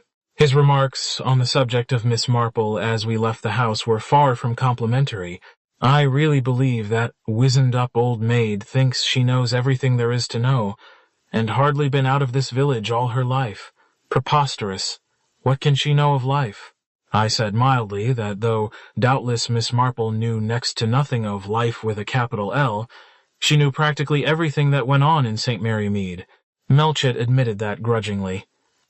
She was a valuable witness, particularly valuable from Mrs. Prothero's point of view. I suppose there's no doubt about what she says, eh? If Miss Marple says she had no pistol with her, you can take it for granted that it is so, I said.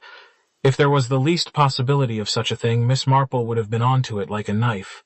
That's true enough. We'd better go and have a look at the studio.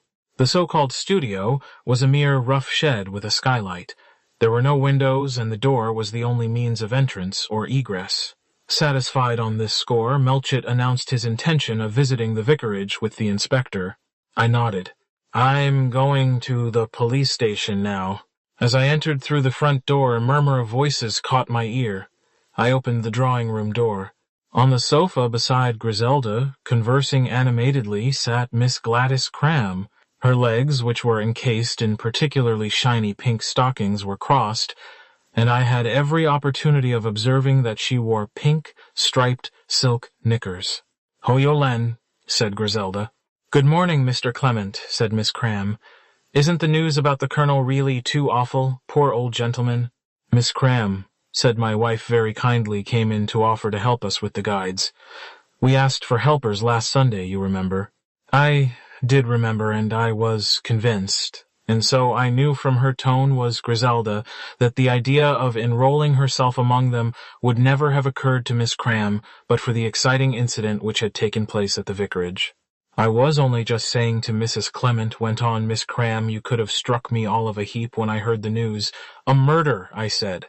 In this quiet one-horse village, for quiet it is, you must admit not so much as a picture house, and as for talkies. And then, when I heard it was Colonel Prothero, why, I simply couldn't believe it. He didn't seem the kind, somehow, to get murdered. I don't know what Miss Cram considers are the necessary qualifications for being murdered. It has never struck me that the murdered belonged to a special class, but doubtless she had some idea in her golden shingled head. And so, said Griselda, Miss Cram came round to find out all about it. I feared this plain speaking might offend the lady, but she merely flung her head back and laughed uproariously, showing every tooth she possessed. That's too bad. You're a sharp one, aren't you, Mrs. Clement? But it's only natural, isn't it, to want to hear the ins and outs of a case like this, and I'm sure I'm willing enough to help with the guides in any way you like. Exciting, that's what it is? I've been stagnating for a bit of fun. I have. Really I have. Not that my job isn't a very good one, well paid, and Dr. Stone quite the gentleman in every way. But a girl wants a bit of life out of office hours, and except for you, Mrs. Clement, who is there in the place to talk to except a lot of old cats? There's Gladys Prothero, I said. Gladys Cram tossed her head. She's too high and mighty for the likes of me. Fancies herself the county and wouldn't demean herself by noticing a girl who had to work for her living. Not but what I did hear her talking of earning her living herself. And who'd employ her, I should like to know? Why, she'd be fired in less than a week. Unless she went as one of those mannequins all dressed up and sidling about.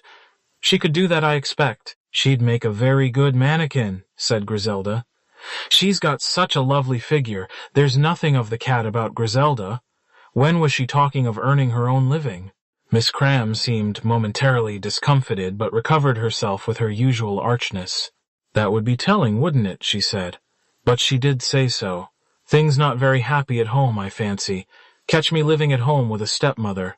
I wouldn't sit down under it for a minute.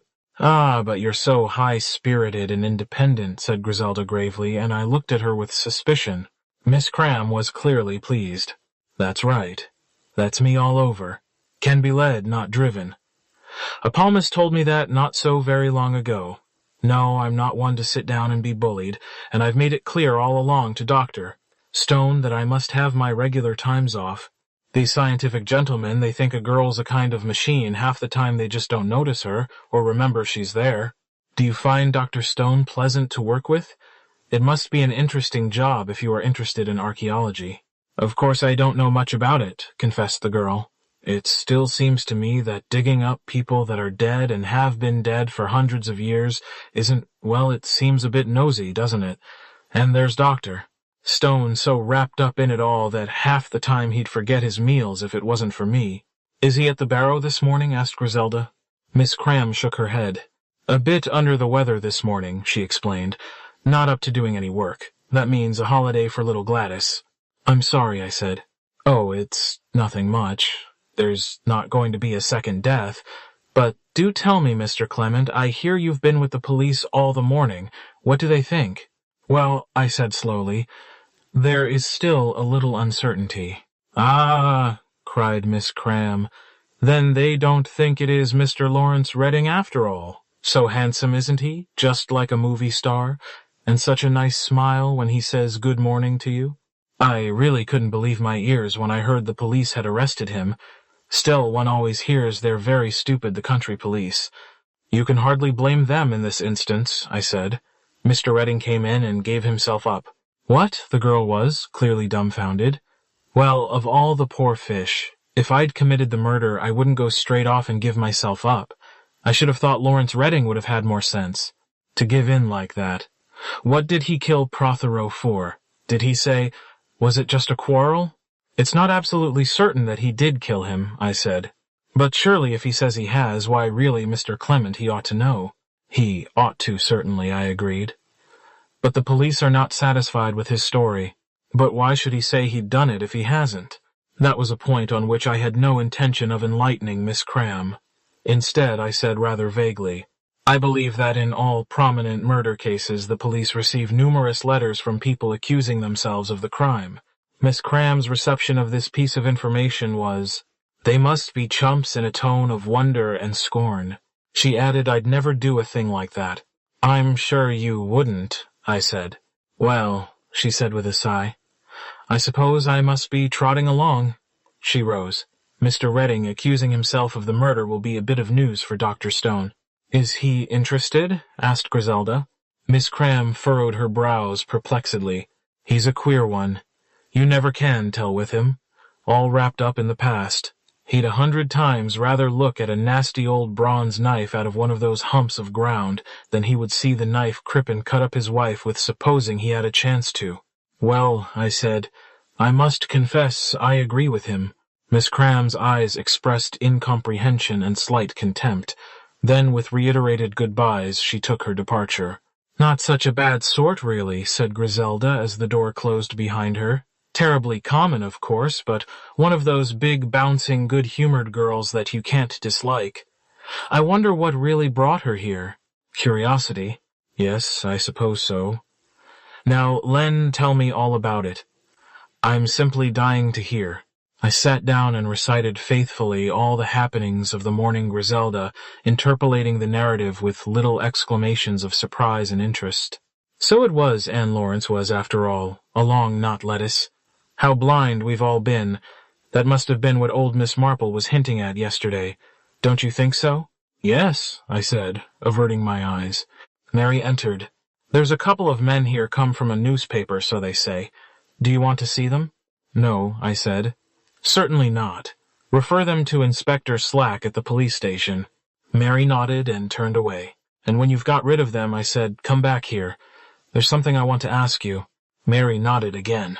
It was some few minutes before she returned. Had a job getting rid of them, she said. Persistent. You never saw anything like it. Wouldn't take no for an answer. I expect we shall be a good deal troubled with them, I said. Now, Mary, what I want to ask you is this. Are you quite certain you didn't hear the shot yesterday evening? The shot that killed him. No, of course I didn't. If I had have done, I should have gone in to see what had happened.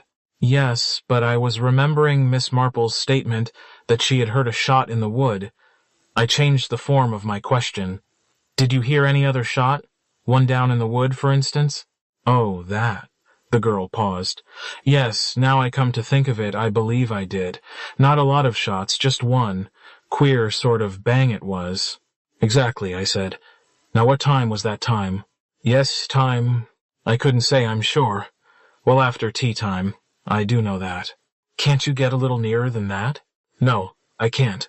I've got my work to do, haven't I?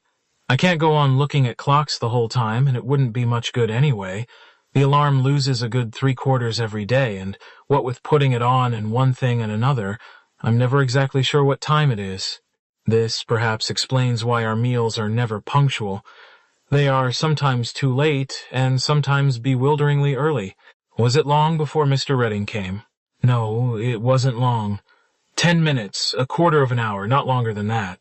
I nodded, my head satisfied. Is that all? Said Mary. Because what I mean to say is I've got the joint in the oven and the pudding boiling over as likely as not.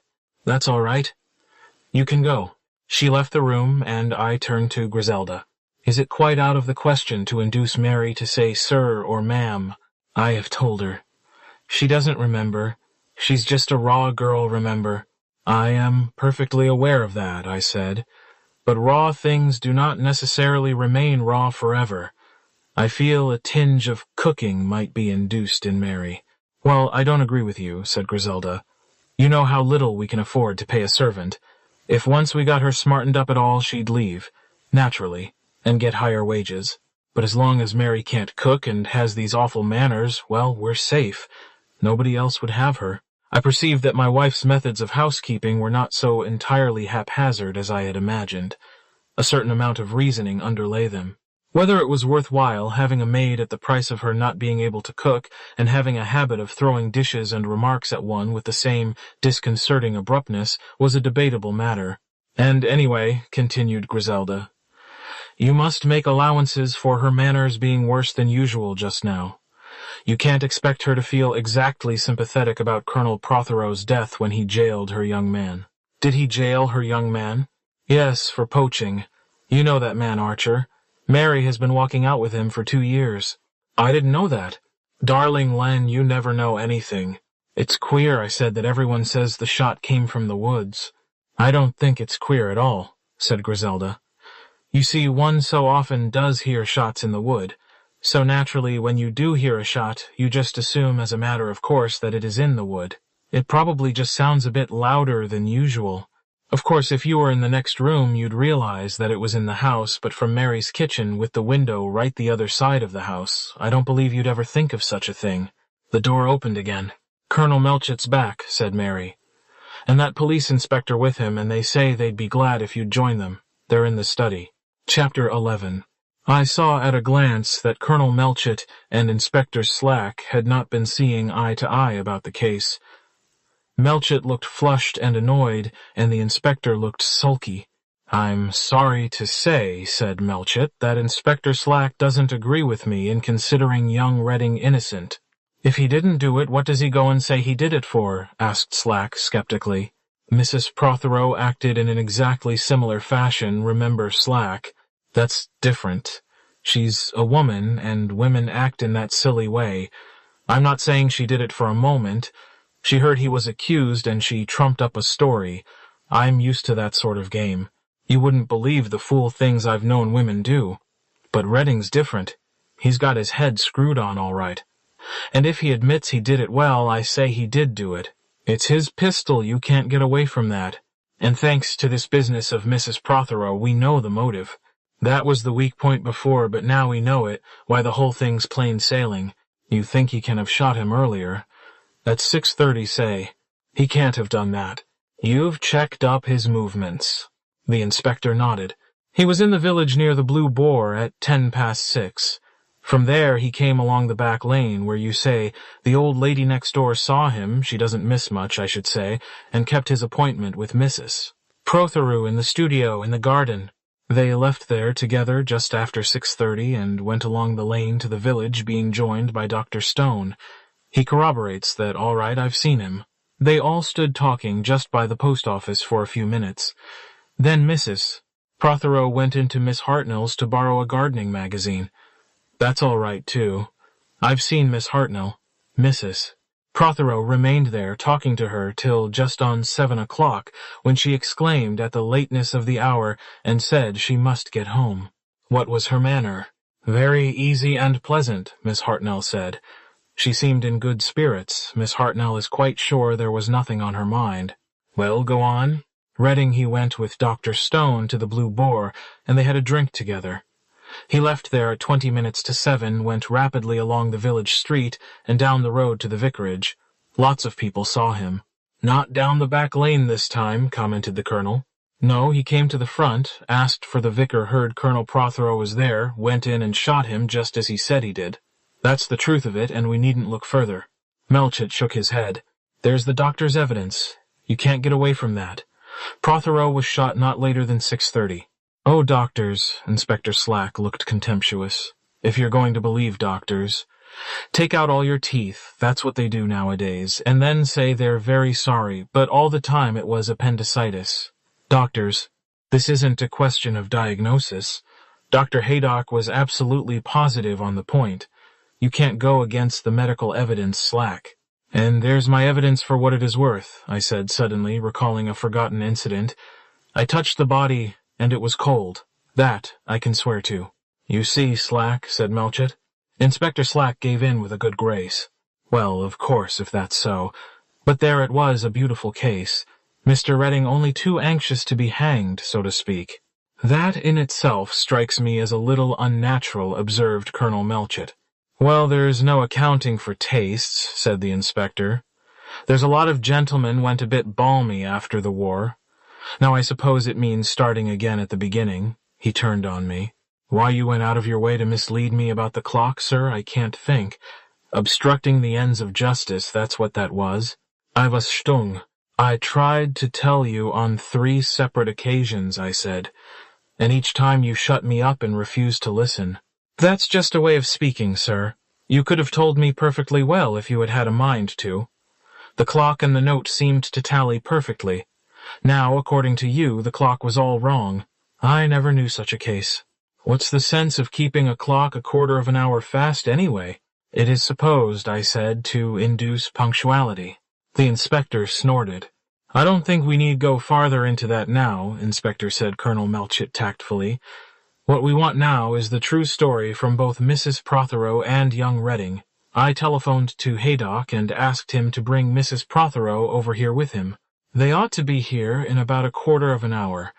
I think it would be as well to have Redding here first.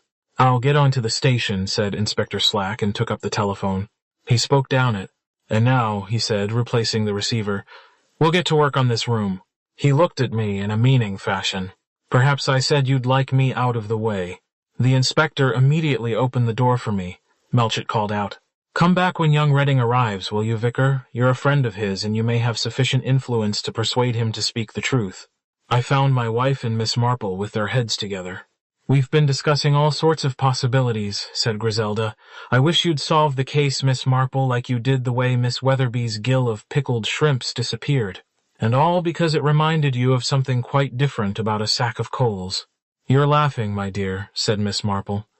But after all, that is a very sound way of arriving at the truth.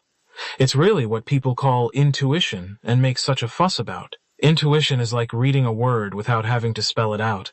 A child can't do that because it has had so little experience, but a grown-up person knows the word because he's seen it often before. You catch my meaning, Vicar? Yes, I said slowly. I think I do.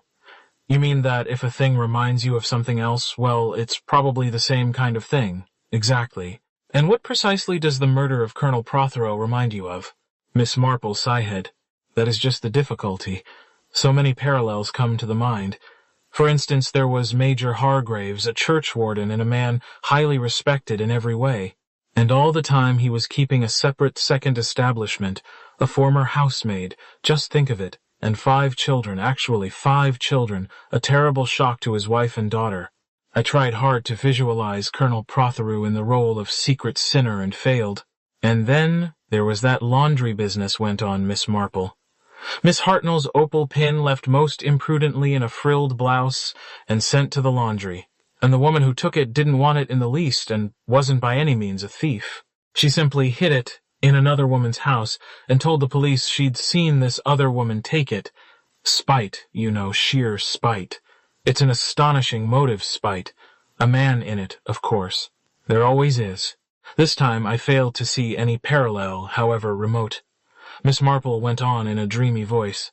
And then there was poor Elwell's daughter, such a pretty, ethereal girl, tried to stifle her little brother, and there was the money for the choir boys' outing before your time vicar actually taken by the organist. His wife was sadly in debt. Yes, this case makes one think of so many things too many. It's very hard to arrive at the truth. I wish you would tell me, I said. Who were the 7 suspects? The 7 suspects. You said you could think of 7 people who would well be glad of Colonel Prothero's death. Did I? Yes, I remember I did. Was it true? Oh, certainly it was true. But I mustn't mention names. You can think of them quite easily yourself, I am sure. Indeed, I can't. There is Lettice Prothero, I suppose, since she probably comes into money on her father's death. But it is absurd to think of her in such a connection, and outside her I can think of nobody. And you, my dear, said Miss Marple, turning to Griselda. Rather to my surprise, Griselda colored up. Something very like tears started into her eyes. She clenched both her small hands. Oh, she cried indignantly. People are hateful, hateful. The things they say, the beastly things they say. I looked at her curiously. It is very unlike Griselda to be so upset. She noticed my glance and tried to smile.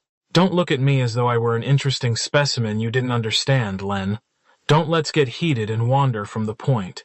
I don't believe that it was Lawrence or Anne and Lettice is out of the question. There must be some clue or other that would help us. There is the note, of course, said Miss Marple. You will remember my saying this morning that struck me as exceedingly peculiar. It seems to fix the time of his death with remarkable accuracy, I said. And yet is that possible? Mrs. Prothero would only have just left the study. She would hardly have had time to reach the studio. The only way in which I can account for it is that he consulted his own watch, and that his watch was slow. That seems to me a feasible solution. I have another idea, said Griselda. Suppose, Len, that the clock had already been put back. No, that comes to the same thing. How stupid of me. It hadn't been altered when I left, I said. I remember comparing it with my watch. Still, as you say, that has no bearing on the present matter. What do you think? Miss Marple asked Griselda. The old lady shook her head. My dear, I confess I wasn't thinking about it from that point of view at all. What strikes me as so curious, and has done from the first, is the subject matter of that letter. I don't see that, I said. Colonel Prothero merely wrote that he couldn't wait any longer. At 20 minutes past 6, said Miss Marple. Your maid Mary had already told him that you wouldn't be in till 6:30 at the earliest, and he had appeared to be quite willing to wait until then. And yet at 20 past 6 he sits down and says he can't wait any longer. I stared at the old lady, feeling an increased respect for her mental powers. Her keen wits had seen what we had failed to perceive. It was an odd thing, a very odd thing. If only I said the letter hadn't been dated. Miss Marple nodded her head. Exactly, she said. If it hadn't been dated, I cast my mind back, trying to recall that sheet of notepaper and the blurred scrawl, and at the top that neatly printed 6.2. Surely these figures were on a different scale to the rest of the letter. I gave a gasp. Supposing I said it wasn't dated. Supposing that round about 6.3 Colonel Prothero got impatient and sat down to say he couldn't wait any longer. And as he was sitting there writing, someone came in through the window. Or through the door, suggested Griselda. He'd hear the door and look up. Colonel Prothero was rather deaf, you remember, said Miss Marple. Yes, that's true. He wouldn't hear it. Whichever way the murderer came, he stole up behind the colonel and shot him. Then he saw the note and the clock, and the idea came to him. He put 6.2 at the top of the letter, and he altered the clock to 6.22. It was a clever idea. It gave him, or so he would think, a perfect alibi. And what we want to find, said Griselda, is someone who has a cast-iron alibi for 6.2, but no alibi at all for, well, that isn't so easy. One can't fix the time. We can fix it within very narrow limits, I said. Haydock places 6.3 as the outside limit of time. I suppose one could perhaps shift it to 6.35 from the reasoning we have just been following out. It seems clear that Prothero would not have got impatient before 6.3. I think we can say we do know pretty well. Then that shot I heard, yes, I suppose it is quite possible, and I thought nothing about it, nothing at all. Most vexing. And yet now I try to recollect, it does seem to me that it was different from the usual sort of shot one hears. Yes, there was a difference. Louder, I suggested. No, Miss Marple didn't think it had been louder. In fact, she found it hard to say in what way it had been different, but she still insisted that it was. I thought she was probably persuading herself of the fact rather than actually remembering it, but she had just contributed such a valuable new outlook to the problem that I felt highly respectful towards her. She rose, murmuring that she must really get back. It had been so tempting just to run over and discuss the case with dear Griselda. I escorted her to the boundary wall and the back gate and returned to find Griselda wrapped in thought. Still puzzling over that note, I asked. No. She gave a sudden shiver and shook her shoulders impatiently. Len, I've been thinking. How badly someone must have hated Anne Prothero. Hated her. Yes. Don't you see there's no real evidence against Lawrence? All the evidence against him is what you might call accidental. He just happens to take it into his head to come here. If he hadn't, well, no one would have thought of connecting him with the crime, but Anne is different. Suppose someone knew that she was here at exactly 6.2, the clock and the time on the letter, everything pointing to her. I don't think it was only because of an alibi it was moved to that exact time. I think there was more in it than that, a direct attempt to fasten the business on her. If it hadn't been for Miss Marple saying she hadn't got the pistol with her, and noticing that she was only a moment before going down to the studio, yes, if it hadn't been for that, she shivered again. Len, I feel that someone hated Anne Prothero very much.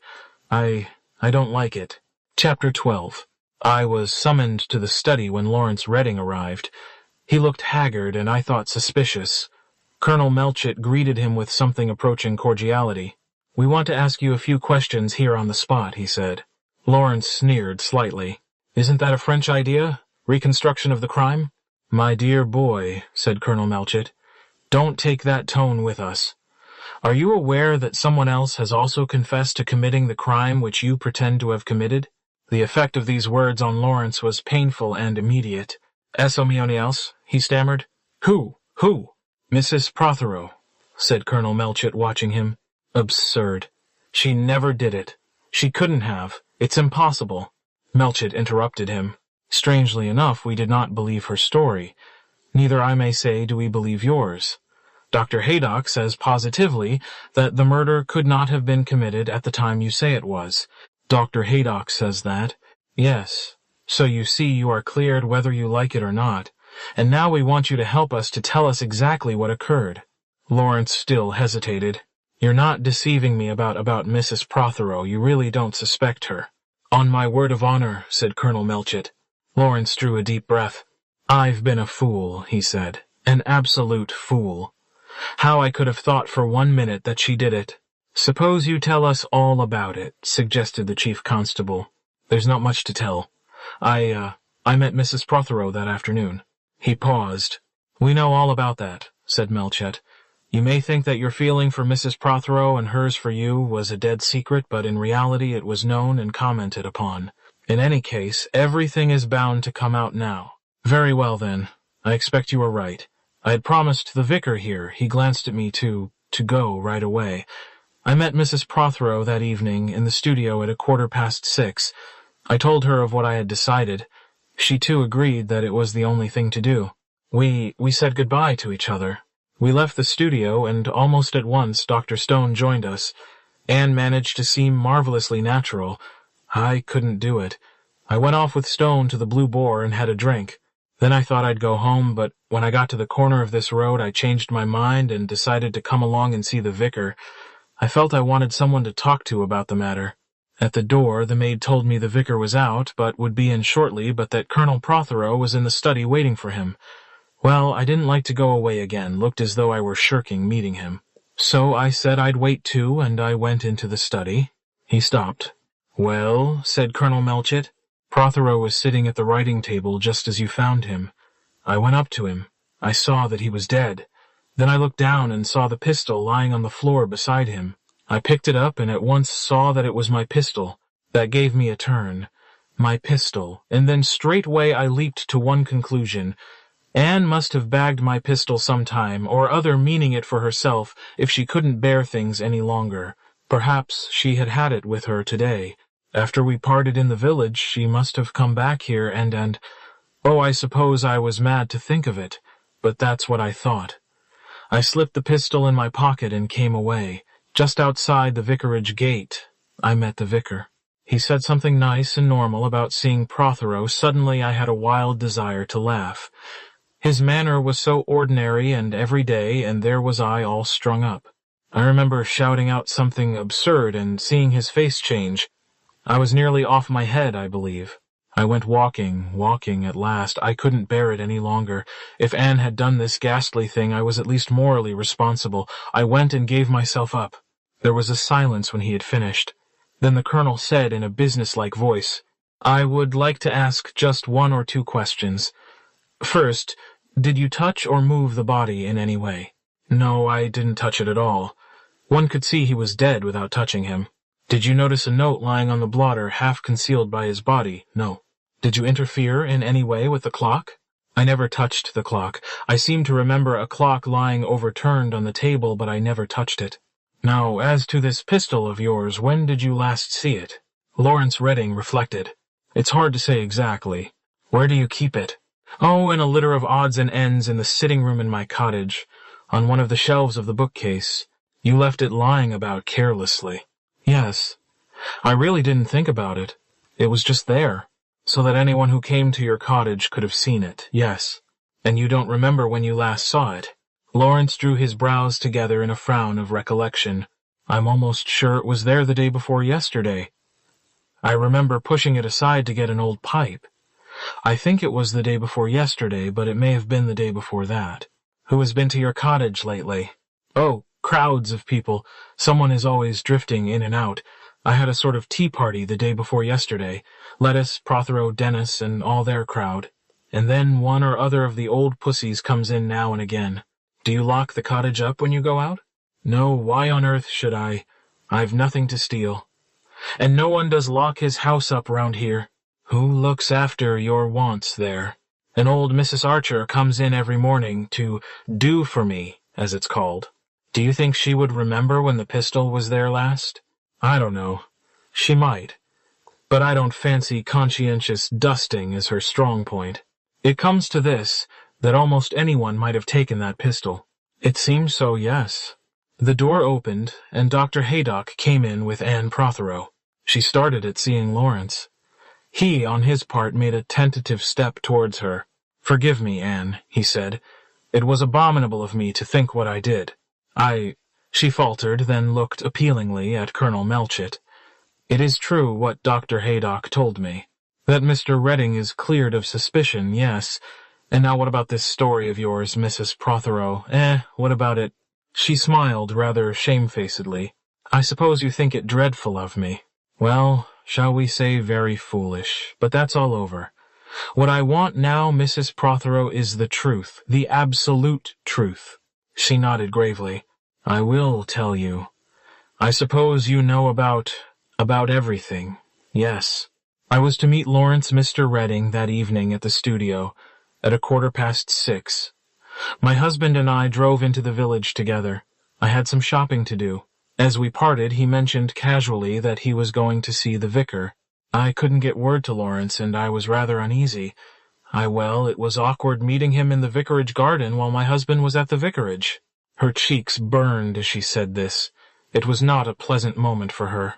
I reflected that perhaps my husband would not stay very long. To find this out, I came along the back lane and into the garden. I hoped no one would see me, but of course old Miss Marple had to be in her garden. She stopped me, and we said a few words, and I explained I was going to call for my husband. I felt I had to say something. I don't know whether she believed me or not. She looked rather funny. When I left her, I went straight across to the vicarage and round the corner of the house to the study window. I crept up to it very softly, expecting to hear the sound of voices, but to my surprise there were none. I just glanced in, saw the room was empty, and hurried across the lawn and down to the studio where Lawrence joined me almost at once. You say the room was empty, Mrs. Prothero? Yes. My husband was not there. Extraordinary. You mean, ma'am, that you didn't see him, said the inspector. No, I didn't see him. Inspector Slack whispered to the chief constable, who nodded his head. Do you mind, Mrs. Prothero, just showing us exactly what you did? Not at all. She rose. Inspector Slack pushed open the window for her, and she stepped out on the terrace and round the house to the left. Inspector Slack beckoned me imperiously to go and sit at the writing table. Somehow I didn't much like doing it. It gave me an uncomfortable feeling. But of course I complied. Presently I heard footsteps outside. They paused for a minute, then retreated. Inspector Slack indicated to me that I could return to the other side of the room. Mrs. Prothero re-entered through the window. Is that exactly how it was? Asked Colonel Melchett. I think exactly. Then, can you tell us, Mrs. Prothero, just exactly where the vicar was in the room when you looked in? Asked Inspector Slack. The vicar, no, I'm afraid I can't. I didn't see him. Inspector Slack nodded. That's how you didn't see your husband. He was round the corner of the writing desk. Oh, she paused. Suddenly her eyes grew round with horror. It wasn't there that... Yes, Mrs. Prothero. It was while he was sitting there. Oh, she shivered. He went on with his questions. Did you know, Mrs. Prothero, that Mr. Redding had a pistol? Yes. He told me so once. Did you ever have that pistol in your possession? She shook her head. No. Did you know where he kept it? I'm not sure. Yes. I think I've seen it on a shelf in his cottage. Didn't you keep it there, Lawrence? When was the last time you were at the cottage, Mrs. Prothero? Oh, about 3 weeks ago. My husband and I had tea there with him. And you have not been there since? No. I never went there. You see, it would probably cause a lot of talk in the village. Doubtless, said Colonel Melchett dryly. Where were you in the habit of seeing Mr. Redding, if I may ask? She blushed. He used to come up to the hall. He was painting lettuce. We often met in the woods afterwards. Colonel Melchett nodded. Isn't that enough? Her voice was suddenly broken. It's so awful having to tell you all these things. And there wasn't anything wrong about it. There wasn't, indeed there wasn't. We were just friends. We couldn't help caring for each other. She looked pleadingly at Dr. Haydock, and that soft-hearted man stepped forward. I really think, Melchett, he said, that Mrs. Prothero has had enough. She's had a great shock in more ways than one. The chief constable nodded. There is really nothing more I want to ask you, Mrs. Prothero, he said. Thank you for answering my questions so frankly. Then I may go. He bowed his head in assent, but I noticed him make an almost imperceptible sign to Slack, which that worthy answered with a nod of understanding.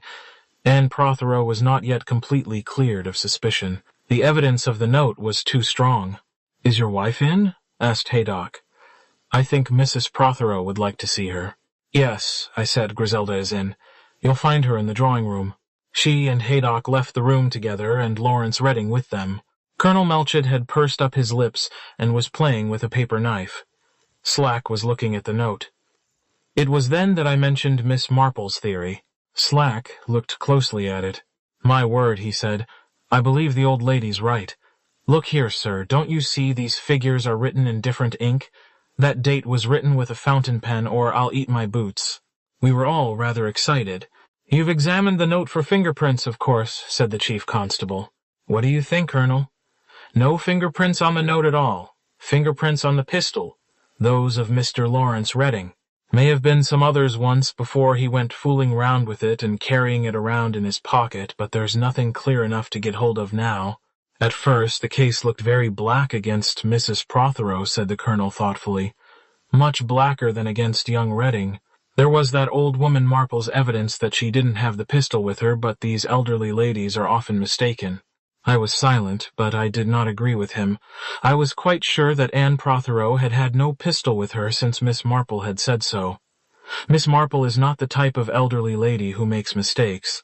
She has got an uncanny knack of being always right. What did get me was that nobody heard the shot. If it was fired, then somebody must have heard it wherever they thought it came from. Slack, you'd better have a word with the maid. Inspector Slack moved with alacrity towards the door. I shouldn't ask her if she heard a shot in the house, I said. Because if you do, she'll deny it.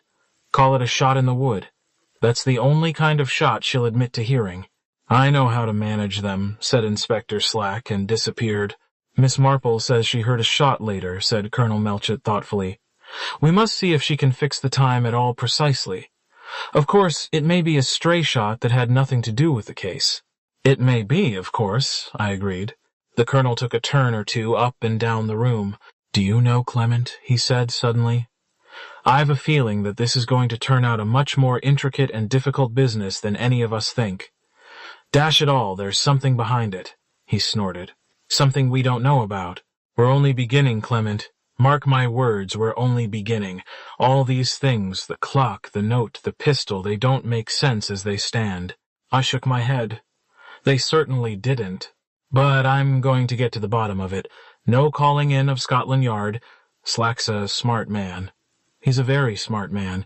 He's a kind of ferret. He'll nose his way through to the truth. He's done several very good things already, and this case will be his chef d'oeuvre.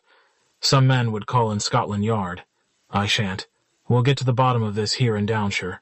I hope so, I'm sure, I said. I tried to make my voice enthusiastic, but I had already taken such a dislike to Inspector Slack that the prospect of his success failed to appeal to me. A successful Slack would, I thought, be even more odious than a baffled one. Who has the house next door? Asked the colonel suddenly. You mean at the end of the road, Mrs. Price Ridley? We'll go along to her after Slack has finished with your maid.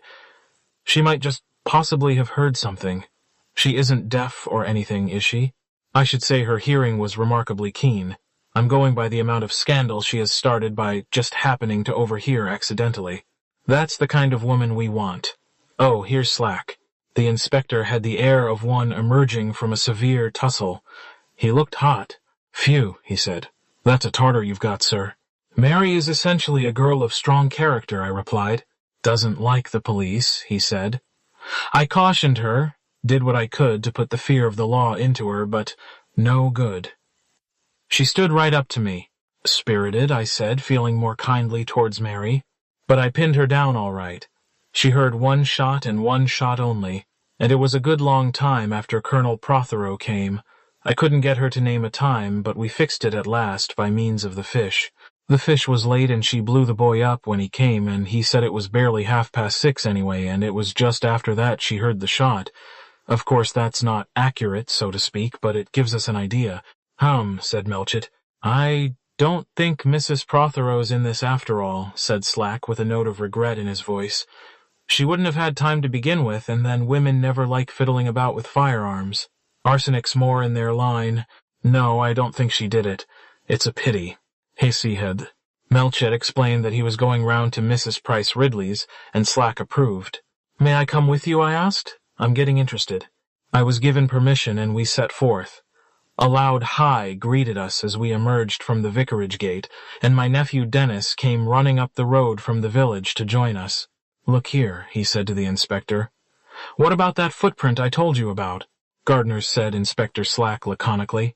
You don't think it might be someone else wearing the gardener's boots? No, I don't, said Inspector Slack in a discouraging way. It would take more than that to discourage Dennis, however. He held out a couple of burnt matches. I found these by the vicarage gate. Thank you, said Slack, and put them in his pocket. Matters appeared now to have reached a deadlock. You're not arresting Uncle Len, are you? Inquired Dennis facetiously. Why should I? Inquired Slack. There's a lot of evidence against him, declared Dennis. You ask Mary.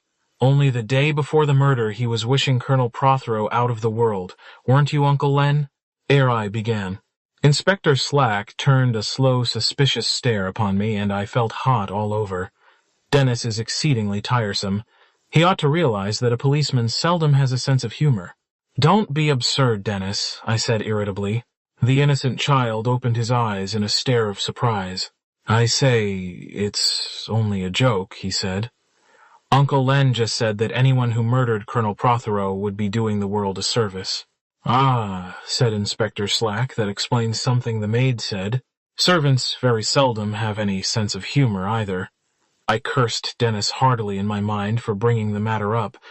That and the clock together will make the inspector suspicious of me for life. "Come on, Clement," said Colonel Melchett. "Where are you going? Can I come too?" asked Dennis. "No, you can't," I snapped. We left him looking after us with a hurt expression. We went up to the neat front door of Mrs. Price Ridley's house, and the inspector knocked and rang in what I can only describe as an official manner. A pretty parlor maid answered the bell. "Mrs. Price Ridley in?" inquired Melchett. "No, sir." The maid paused and added, "She's just gone down to the police station." This was a totally unexpected development. As we retraced our steps, Melchett caught me by the arm and murmured, "If she's gone to confess to the crime too, I really shall go off my head." Chapter 13. I hardly thought it likely that Mrs. Price Ridley had anything so dramatic in view, but I did wonder what had taken her to the police station. Had she really got evidence of importance, or that she thought of importance to offer?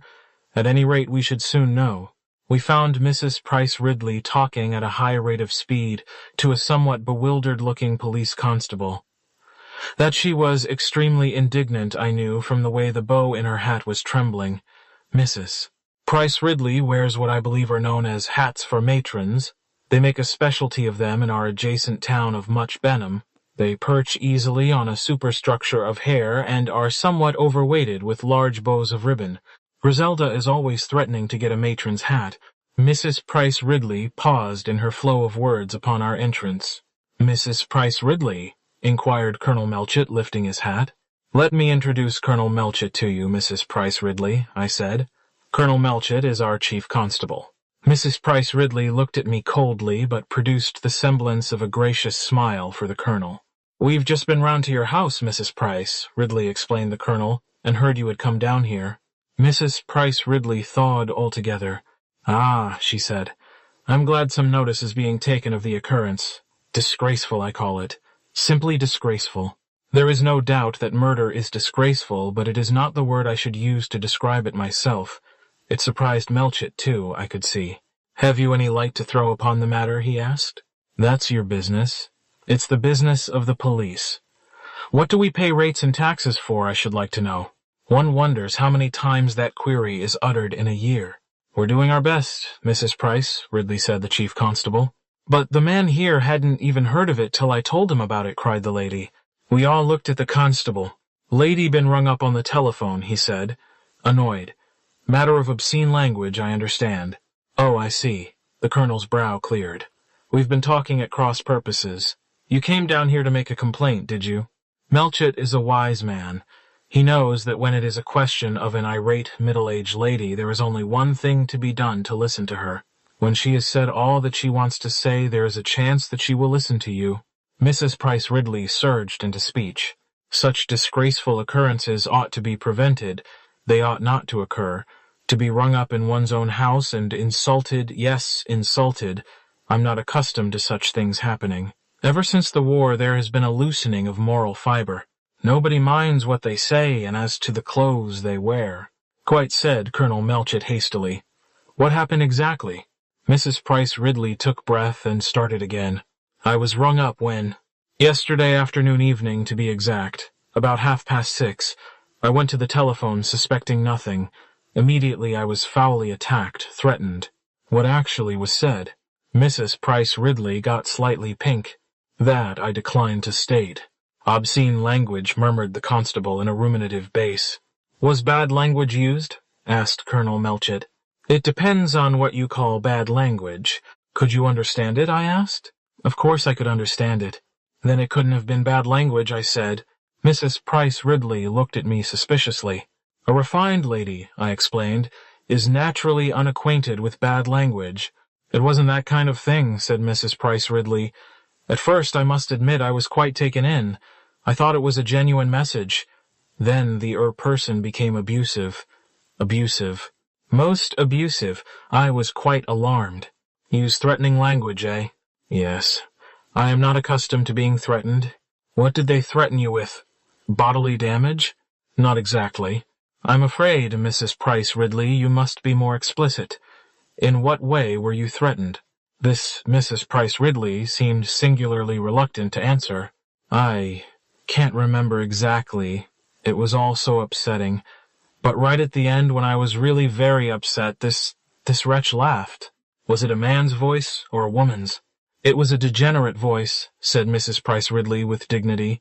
I can only describe it as a kind of perverted voice, now gruff, now squeaking, really a very peculiar voice. Probably a practical joke, said the Colonel soothingly. A most wicked thing to do, if so. I might have had a heart attack. We'll look into it, said the Colonel. Inspector traced the telephone call. You can't tell me more definitely exactly what was said, Mrs. Price Ridley. A struggle began in Mrs. Price Ridley's ample black bosom. The desire for reticence fought against a desire for vengeance. Vengeance triumphed. This, of course, will go no farther, she began. Of course not. This creature began by saying I can hardly bring myself to repeat it. Yes, said Melchett encouragingly. You are a wicked, scandal-mongering old woman. Me, Colonel Melchett. A scandal-mongering old woman. But this time you've gone too far. Scotland Yard are after you for libel. Naturally you were alarmed, said Melchett, biting his mustache to conceal a smile. Unless you hold your tongue in future, it will be the worse for you in more ways than one. I can't describe to you the menacing way that was said. I gasped, Who are you, faintly like that? And the voice answered, The Avenger. I gave a little shriek. It sounded so awful, and then the person laughed distinctly. And that was all. I heard him hang up the receiver. Of course, I asked the exchange what number had been ringing me up, but they said they didn't know. You know what exchanges are. Thoroughly rude and unsympathetic. Quite, I said. I felt quite faint, continued Mrs. Price Ridley, all on edge and so nervous that when I heard a shot in the woods, I do declare I jumped almost out of my skin. That will show you. A shot in the woods, said Inspector Slack alertly. In my excited state, it simply sounded to me like a cannon going off. Oh, I said, and sank down on the sofa in a state of prostration. Clara had to bring me a glass of damson gin. Shocking, said Melchett. Shocking. All very trying for you. And the shot sounded very loud, you say, as though it were near at hand. That was simply the state of my nerves. Of course. And what time was all this to help us in tracing the telephone call, you know? About 6:30. You can't give it us more exactly than that. Well, you see, the little clock on my mantelpiece had just chimed the half-hour, and I said, Surely that clock is fast. It does gain that clock. And I compared it with the watch I was wearing, and that only said 10 minutes past, but then I put it to my ear and found it had stopped. So I thought, well, if that clock is fast, I shall hear the church tower in a moment or two. And then, of course, the telephone bell rang, and I forgot all about it. She paused, breathless. Well, that's near enough, said Colonel Melchett. We'll have it looked into for you, Mrs. Price Ridley. Just think of it as a silly joke, and don't worry, Mrs. Price Ridley, I said. She looked at me coldly. Evidently the incident of the pound note still rankled. Very strange things have been happening in this village lately, she said, addressing herself to Melchett. Very strange things indeed. Colonel Prothero was going to look into them, and what happened to him, poor man. Perhaps I shall be the next. And on that she took her departure, shaking her head with a kind of ominous melancholy. Melchett muttered under his breath, No such luck. Then his face grew grave, and he looked inquiringly at Inspector Slack. That worthy nodded his head slowly. This about settles it, sir. That's 3 people who heard the shot. We've got to find out now who fired it. This business of Mr. Redding's has delayed us. But we've got several starting points. Thinking, mister. Redding was guilty, I didn't bother to look into them. But that's all changed now. And now one of the first things to do is to look up that telephone call. Mrs. Price Ridley's. The inspector grinned. No, though I suppose we'd better make a note of that, or else we shall have the old girl bothering in here again. No, I meant that fake call that got the vicar out of the way. Yes, said Melchett. That's important. And the next thing is to find out what everyone was doing that evening between 6 and 7.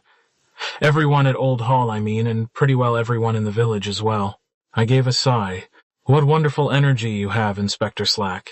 I believe in hard work. We'll begin by just noting down your own movements, Mr. Clement. Willingly. The telephone call came through about 5:30.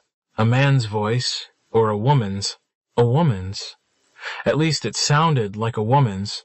But of course, I took it for granted it was Mrs. Abbott speaking. You didn't recognize it as being Mrs. Abbott's. No, I can't say I did. I didn't notice the voice particularly or think about it. And you started right away. Walked? Haven't you got a bicycle? No. I see. So it took you how long? It's very nearly 2 miles, whichever way you go. Through Old Hall Woods is the shortest way, isn't it? Actually, yes. But it's not particularly good going. I went and came back by the footpath across the fields. The one that comes out opposite the vicarage gate, yes. And Mrs. Clement, my wife, was in London. She arrived back by the 6.5 train. Right. The maid I've seen. That finishes with the vicarage. I'll be off to Old Hall next. And then I want an interview with Mrs. Lestrange. Queer her going to see Prothero the night before he was killed. A lot of queer things about this case. I agreed. Glancing at the clock, I realized that it was nearly lunchtime. I invited Melchett to partake of potluck with us, but he excused himself on the plea of having to go to the Blue Boar. The Blue Boar gives you a first-rate meal of the joint and 2 vegetable type. I thought his choice was a wise one. After her interview with the police, Mary would probably be feeling more temperamental than usual. Chapter 14. On my way home, I ran into Miss Hartnell, and she detained me at least 10 minutes, declaiming in her deep bass voice against the improvidence and ungratefulness of the lower classes. The crux of the matter seemed to be that the poor did not want Miss Hartnell in their houses. My sympathies were entirely on their side. I am debarred by my social standing from expressing my prejudices in the forceful manner they do. I soothed her as best I could, and made my escape. Haydock overtook me in his car at the corner of the vicarage road. "I've just taken Mrs. Prothero home," he called. He waited for me at the gate of his house. "Come in a minute," he said. I complied. "This is an extraordinary business," he said as he threw his hat on a chair and opened the door into his surgery. He sank down on a shabby leather chair and stared across the room. He looked harried and perplexed. I told him that we had succeeded in fixing the time of the shot. He listened with an almost abstracted air. "That lets Anne Prothero out," he said. Well, I'm glad it's neither of those two. I like 'em both." I believed him, and yet it occurred to me to wonder why, since, as he said he liked them both, their freedom from complicity seemed to have had the result of plunging him in gloom. This morning he had looked like a man with a weight lifted from his mind. Now he looked thoroughly rattled and upset, and yet I was convinced that he meant what he said. He was fond of both Anne Prothero and Lawrence Redding. Why then this gloomy absorption? He roused himself with an effort. "I meant to tell you about Hawes. All this business has driven him out of my mind." "Is he really ill?" "There's nothing radically wrong with him. You know, of course, that he's had encephalitis lethargica, sleeping sickness, as it's commonly called." "No," I said, very much surprised. "I didn't know anything of the kind. He never told me anything about it. When did he have it?" "About a year ago. He recovered all right as far as one ever recovers. It's a strange disease, has a queer moral effect. The whole character may change after it." He was silent for a moment or two and then said, "We think with horror now of the days when we burnt witches. I believe the day will come when we will shudder to think that we ever hanged criminals. You don't believe in capital punishment?" "It's not so much that." He paused. "You know," he said slowly, "I'd rather have my job than yours." "Why?" "Because your job deals very largely with what we call right and wrong, and I'm not at all sure that there's any such thing. Suppose it's all a question of glandular secretion. Too much of one gland, too little of another, and you get your murderer, your thief, your habitual criminal. Clement, I believe the time will come when we'll be horrified to think of the long centuries in which we've indulged in what you may call moral reprobation, to think how we've punished people for disease, which they can't help, poor devils. You don't hang a man for having tuberculosis. He isn't dangerous to the community. In a sense he is. He infects other people. Or take a man who fancies he's the Emperor of China. You don't say how wicked of him. I take your point about the community. The community must be protected. Shut up these people where they can't do any harm, even put them peacefully out of the way. Yes, I'd go as far as that. But don't call it punishment. Don't bring shame on them and their innocent families. I looked at him curiously. I've never heard you speak like this before. I don't usually air my theories abroad. Today I'm writing my hobby. You're an intelligent man, Clement, which is more than some parsons are. You won't admit, I dare say, that there's no such thing as what is technically termed sin, but you're broad-minded enough to consider the possibility of such a thing. It strikes at the root of all our accepted ideas, I said. Yes, we're a narrow-minded, self-righteous lot only too keen to judge matters we know nothing about. I honestly believe crime is a case for the doctor, not the policeman, and not the parson. In the future, perhaps there won't be any such thing. You'll have cured it. We'll have cured it. Rather a wonderful thought. Have you ever studied the statistics of crime? No, very few people have. I have, though. You'd be amazed at the amount there is of adolescent crime glands again, you see. Young Neil, the Oxfordshire murderer, killed 5 little girls before he was suspected. Nice lad, never given any trouble of any kind. Lily Rose, the little Cornish girl, killed her uncle because he docked her of sweets, hit him when he was asleep with a coal hammer, went home and a fortnight later killed her elder sister who had annoyed her about some trifling matter. Neither of them hanged, of course, sent to a home. May be all right later, may not. Doubt if the girl will. The only thing she cares about is seeing the pigs killed. Do you know when suicide is commonest 15 to 16 years of age? From self-murder to murder of someone else isn't a very long step. But it's not a moral lack, it's a physical one. What you say is terrible. No, it's only new to you. New truths have to be faced. One's ideas adjusted. But sometimes it makes life difficult. He sat there frowning, yet with a strange look of weariness. Haydock, I said, if you suspected, if you knew that a certain person was a murderer, would you give that person up to the law, or would you be tempted to shield him? I was quite unprepared for the effect of my question. He turned on me angrily and suspiciously. What makes you say that, Clement, what's in your mind? Out with it, man. Why, nothing particular, I said, rather taken aback. Only, well, murder is in our minds just now. If by any chance you happened to discover the truth, I wondered how you would feel about it, that was all. His anger died down. He stared once more straight ahead of him like a man trying to read the answer to a riddle that perplexes him, yet which exists only in his own brain. If I suspected, if I knew, I should do my duty, Clement. At least I hope so. The question is, which way would you consider your duty lay? He looked at me with inscrutable eyes. That question comes to every man sometime in his life, I suppose, Clement, and every man has to decide it in his own way. You don't know. No, I don't know. I felt the best thing was to change the subject. That nephew of mine is enjoying this case thoroughly, I said. Spends his entire time looking for footprints and cigarette ash. Haydock smiled. What age is he? Just 16. You don't take tragedies seriously at that age. It's all Sherlock Holmes and Arsène Lupin to you. Haydock said thoughtfully, He's a fine-looking boy. What are you going to do with him? I can't afford a university education, I'm afraid. The boy himself wants to go into the merchant service. He failed for the Navy. Well, it's a hard life, but he might do worse. Yes, he might do worse. I must be going, I exclaimed, catching sight of the clock. I'm nearly half an hour late for lunch. My family were just sitting down when I arrived. They demanded a full account of the morning's activities, which I gave them, feeling as I did so that most of it was in the nature of an anticlimax. Dennis, however, was highly entertained by the history of Mrs. Price Ridley's telephone call and went into fits of laughter as I enlarged upon the nervous shock her system had sustained and the necessity for reviving her with damson gin. "Serve the old cat right," he exclaimed. "She's got the worst tongue in the place. I wish I'd thought of ringing her up and giving her a fright. I say, Uncle Len, what about giving her a second dose?" I hastily begged him to do nothing of the sort. Nothing is more dangerous than the well-meant efforts of the younger generation to assist you and show their sympathy. Dennis's mood changed suddenly.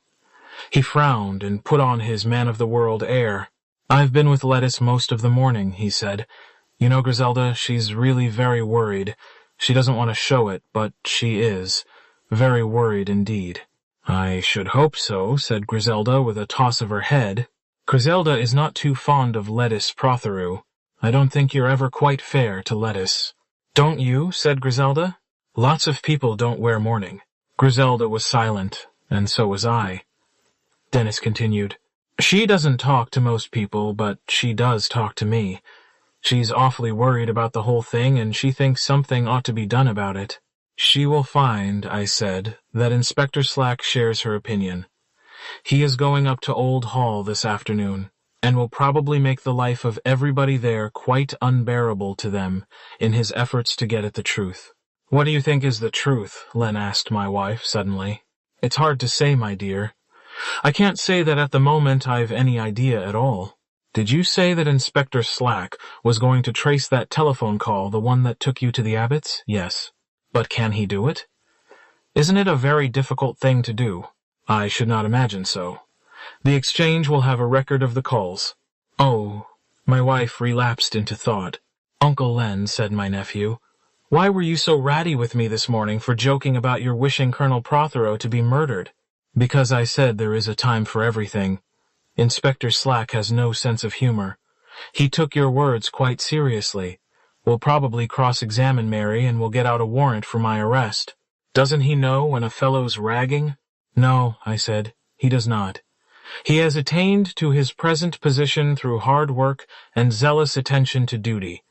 That has left him no time for the minor recreations of life." "Do you like him, Uncle Len?" "No," I said, "I do not. From the first moment I saw him, I disliked him intensely, but I have no doubt that he is a highly successful man in his profession." "You think he'll find out who shot old Prothero?" "If he doesn't," I said, "it will not be for the want of trying." Mary appeared and said, "Mr. Hawes wants to see you. I've put him in the drawing room, and here's a note, waiting for an answer. Verbal will do." I tore open the note and read it. "Dear Mr. Clement, I should be so very grateful if you could come and see me this afternoon as early as possible. I am in great trouble and would like your advice. Sincerely, yours Estelle Lestrange." "Say I will come round in about half an hour," I said to Mary. Then I went into the drawing room to see Hawes. Chapter 15. Hawes' appearance distressed me very much. His hands were shaking and his face kept twitching nervously. In my opinion, he should have been in bed, and I told him so. He insisted that he was perfectly well. "I assure you, sir, I never felt better. Never in my life." This was so obviously wide of the truth that I hardly knew how to answer. I have a certain admiration for a man who will not give in to illness, but Hawes was carrying the thing rather too far. "I called to tell you how sorry I was that such a thing should happen in the vicarage." "Yes," I said. "It's not very pleasant. It's terrible, quite terrible. It seems they haven't arrested Mr. Redding after all." "No, that was a mistake. He made rather a foolish statement, and the police are now quite convinced that he is innocent." "Perfectly. Why is that, may I ask? Do they suspect anyone else?" "I should never have suspected that Hawes would take such a keen interest in the details of a murder case. Perhaps it is because it happened in the vicarage. He appeared as eager as a reporter. I don't know that I am completely in Inspector Slack's confidence. So far as I know, he does not suspect anyone in particular. He is at present engaged in making inquiries." Yes, of course. But who can one imagine doing such a dreadful thing?" I shook my head. "Colonel Prothero was not a popular man, I know that. But for murder, one would need a very strong motive." "So I should imagine," I said. "Who could have such a motive? Have the police any idea?" "I couldn't say. He might have made enemies, you know. The more I think about it, the more I am convinced that he was the kind of man to have enemies. He had a reputation on the bench for being very severe." "I suppose he had. Why, don't you remember, sir, he was telling you yesterday morning about having been threatened by that man Archer." "Now I come to think of it, so he did," I said. "Of course I remember. You were quite near us at the time." "Yes, I overheard what he was saying. Almost impossible to help it with Colonel Prothero. He had such a very loud voice, hadn't he? I remember being impressed by your own words that when his time came, he might have justice meted out to him instead of mercy." "Did I say that?" I asked, frowning. My remembrance of my own words was slightly different. "You said it very impressively, sir. I was struck by your words. Justice is a terrible thing. And to think the poor man was struck down shortly afterwards. It's almost as though you had a premonition." "I had nothing of the sort," I said shortly. "I rather dislike Hawes's tendency to mysticism. There is a touch of the visionary about him."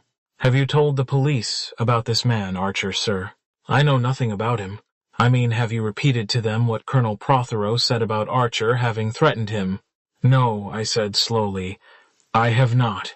But you are going to do so." I was silent. I dislike hounding a man down who has already got the forces of law and order against him. I held no brief for Archer. He is an inveterate poacher, one of those cheerful ne'er-do-wells that are to be found in any parish. Whatever he may have said in the heat of anger when he was sentenced, I had no definite knowledge that he felt the same when he came out of prison. "You heard the conversation," I said at last. "If you feel it your duty to go to the police with it, you must do so. It would come better from you, sir." "Perhaps, but to tell the truth, well, I've no fancy for doing it. I might be helping to put the rope round the neck of an innocent man. But if he shot Colonel Prothero? Oh, if. There's no evidence of any kind that he did. His threats. Strictly speaking, the threats were not his, but Colonel Prothero's. Colonel Prothero was threatening to show Archer what vengeance was worth next time he caught him. I don't understand your attitude, sir." "Don't you?" I said wearily. "You're a young man. You're zealous in the cause of right. When you get to my age, you'll find that you like to give people the benefit of the doubt. It's not, I mean." He paused, and I looked at him in surprise. "You haven't any ideas of your own as to the identity of the murderer, I mean?" "Good heavens, no," Hawes persisted. "Or as to the motive?" "No. Have you?" No, indeed. I just wondered if Colonel Prothero had confided in you in any way, mentioned anything. His confidences, such as they were heard by the whole village street yesterday morning," I said dryly. Yes, of course. And you don't think about Archer?" "The police will know all about Archer soon enough," I said. "If I'd heard him threaten Colonel Prothero myself, that would be a different matter. But you may be sure that if he actually has threatened him, half the people in the village will have heard him and the news will get to the police all right. You, of course, must do as you like about the matter." But Hawes seemed curiously unwilling to do anything himself. The man's whole attitude was nervous and queer. I recalled what Haydock had said about his illness. There, I supposed, lay the explanation. He took his leave unwillingly, as though he had more to say, and didn't know how to say it. Before he left, I arranged with him to take the service for the Mothers' Union, followed by the meeting of district visitors. I had several projects of my own for the afternoon. Dismissing Hawes and his troubles from my mind, I started off for Mrs. Lestrange. On the table in the hall lay the Guardian and the Church Times unopened. As I walked, I remembered that Mrs. Lestrange had had an interview with Colonel Prothero the night before his death. It was possible that something had transpired in that interview which would throw light upon the problem of his murder. I was shown straight into the little drawing room, and Mrs. Lestrange rose to meet me. I was struck anew by the marvelous atmosphere that this woman could create. She wore a dress of some dead black material that showed off the extraordinary fairness of her skin. There was something curiously dead about her face. Only the eyes were burningly alive. There was a watchful look in them today. Otherwise she showed no signs of animation. "It was very good of you to come, Mr. Clement," she said as she shook hands. "I wanted to speak to you the other day. Then I decided not to do so. I was wrong. As I told you then, I shall be glad to do anything that can help you." "Yes, you said that. And you said it as though you meant it. Very few people, Mr. Clement, in this world have ever sincerely wished to help me. I can hardly believe that, Mrs. Lestrange. It is true. Most people, most men at any rate, are out for their own hand." There was a bitterness in her voice. I did not answer, and she went on. "Sit down, won't you?" I obeyed, and she took a chair facing me. She hesitated a moment, and then began to speak, very slowly and thoughtfully, seeming to weigh each word as she uttered it. "I am in a very peculiar position, Mr. Clement, and I want to ask your advice. That is, I want to ask your advice as to what I should do next. What is past and cannot be undone. You understand." Before I could reply, the maid who had admitted me opened the door and said with a scared face, "Oh, Please, ma'am, there's a police inspector here, and he says he must speak to you, please. There was a pause. Mrs. Lestrange's face did not change. Only her eyes very slowly closed and opened again. She seemed to swallow once or twice, then she said in exactly the same clear, calm voice, "Show him in, Hilda." I was about to rise, but she motioned me back again with an imperious hand. "If you do not mind, I should be much obliged if you would stay." I resumed my seat. "Certainly, if you wish it," I murmured as Slack entered with a brisk regulation tread. "Good afternoon, madam," he began. "Good afternoon, Inspector." At this moment he caught sight of me and scowled. "There is no doubt about it. Slack does not like me. You have no objection to the vicar's presence, I hope." I suppose that Slack could not very well say he had. "No, he said grudgingly, though perhaps it might be better." Mrs. Lestrange paid no attention to the hint. "What can I do for you, Inspector?" she asked. "It's this way, madam. Murder of Colonel Prothero. I'm in charge of the case and making inquiries." Mrs. Lestrange nodded. "Just as a matter of form, I'm asking everyone just where they were yesterday evening between the hours of 6 and 7. Just as a matter of form, you understand." Mrs. Lestrange did not seem in the least discomposed. "You want to know where I was yesterday evening between 6 and 7. If you please, madam, let me see." She reflected a moment. "I was here, in this house." Oh, I saw the inspector's eyes flash. "And your maid, you have only one maid, I think can confirm that statement." "No, it was Hilda's afternoon out." "I see. So, unfortunately, you will have to take my word for it," said Mrs. Lestrange pleasantly. "You seriously declare that you were at home all the afternoon?" "You said between 6 and 7, Inspector. I was out for a walk earlier in the afternoon. I returned some time before 5 o'clock. Then, if a lady Miss Hartnell, for instance, were to declare that she came here about 6 o'clock, rang the bell, but could make no one hear and was compelled to go away again, you'd say she was mistaken, eh?" "Oh, no," Mrs. Lestrange shook her head. "But if your maid is in, she can say, 'not at home.' If one is alone and does not happen to want to see callers, well, the only thing to do is to let them ring." Inspector Slack looked slightly baffled. "Elderly women bore me dreadfully," said Mrs. Lestrange. "And Miss Hartnell is particularly boring. She must have rung at least half a dozen times before she went away." She smiled sweetly at Inspector Slack. The inspector shifted his ground. "Then, if anyone were to say they'd seen you out and about then—" "Oh, but they didn't, did they?" She was quick to sense his weak point. "No one saw me out because I was in, you see." "Quitte eso, madam." The inspector hitched his chair a little nearer. "Now I understand, Mrs. Lestrange, that you paid a visit to Colonel Prothero at Old Hall the night before his death." Mrs. Lestrange said calmly, "That is so. Can you indicate to me the nature of that interview?" "It concerned a private matter, Inspector." "I'm afraid I must ask you to tell me the nature of that private matter." "I shall not tell you anything of the kind. I will only assure you that nothing which was said at that interview could possibly have any bearing upon the crime." "I don't think you are the best judge of that. At any rate, you will have to take my word for it, Inspector. In fact, I have to take your word about everything." "It does seem rather like it," she agreed, still with the same smiling calm. Inspector Slack grew very red. "This is a serious matter, Mrs. Lestrange. I want the truth." He banged his fist down on a table, "and I mean to get it." Mrs. Lestrange said nothing at all. "Don't you see, madam, that you're putting yourself in a very fishy position?" Still, Mrs. Lestrange said nothing. "You'll be required to give evidence at the inquest." "Yes, just the monosyllable." Unemphatic, uninterested. The inspector altered his tactics. "You were acquainted with Colonel Prothero?" "Yes, I was acquainted with him." "Well acquainted." There was a pause before she said, "I had not seen him for several years."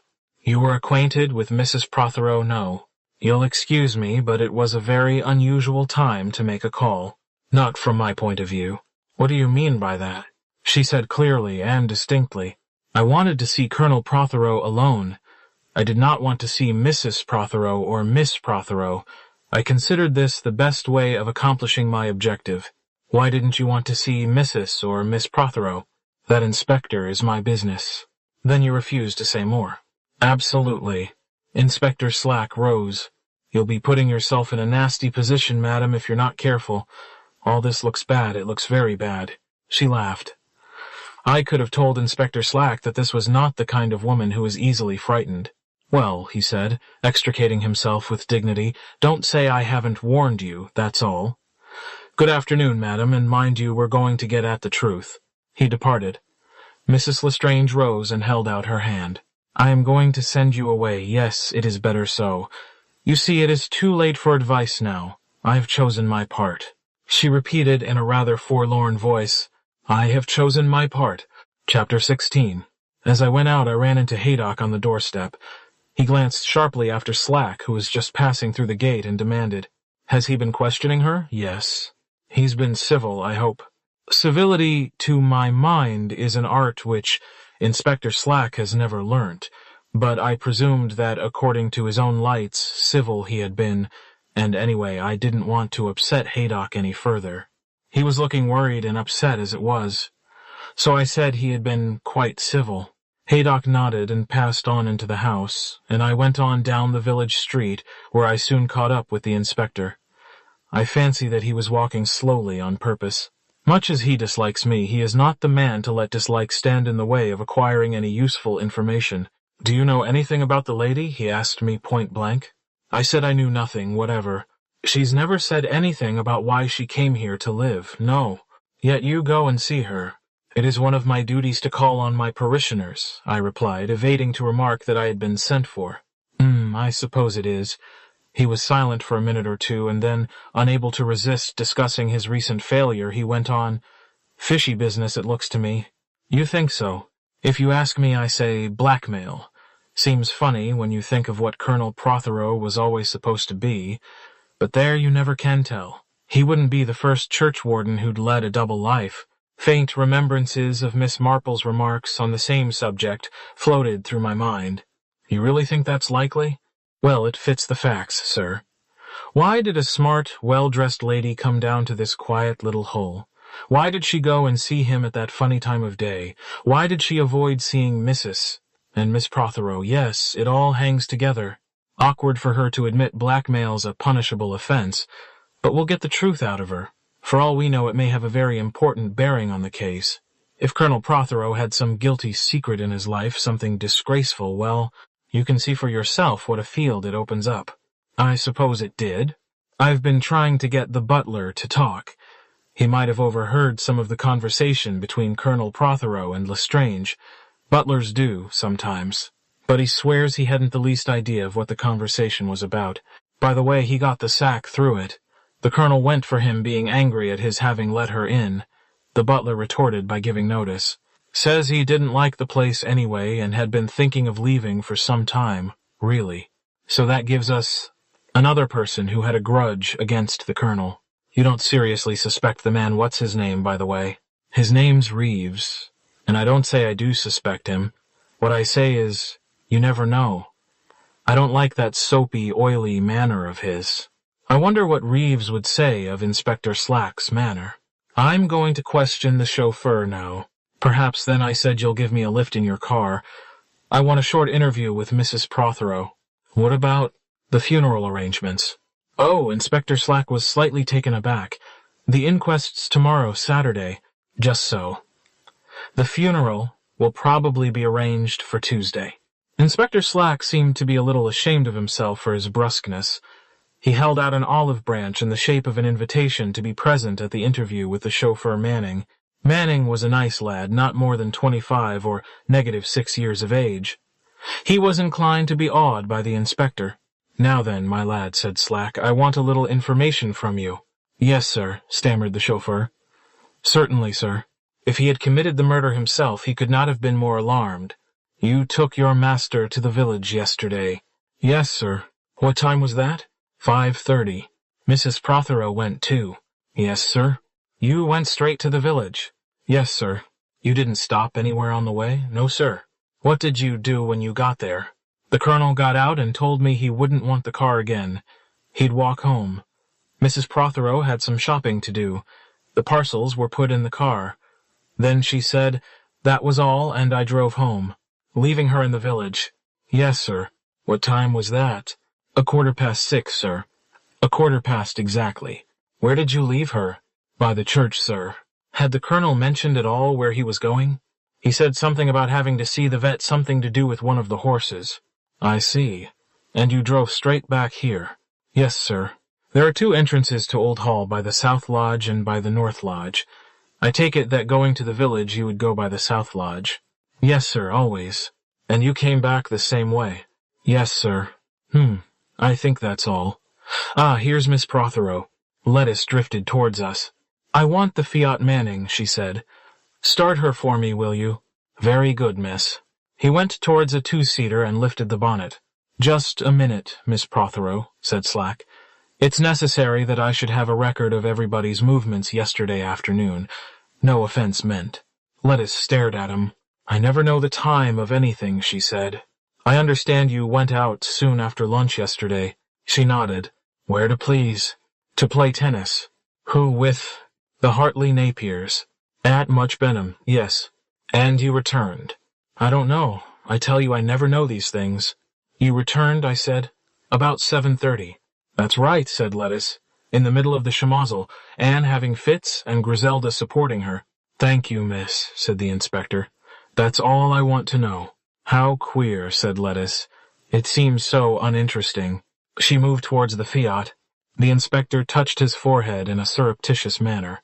A bit wanting, he suggested. Not in the least, I said. But she likes to be thought so. Well, I'm off to question the maids now.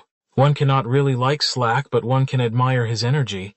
We parted company, and I inquired of Reeves if I could see Mrs. Prothero. She is lying down, sir, at the moment. Then I'd better not disturb her. Perhaps if you would wait, sir, I know that Mrs. Prothero is anxious to see you. She was saying as much at luncheon. He showed me into the drawing-room, switching on the electric lights since the blinds were down. A very sad business, all this, I said.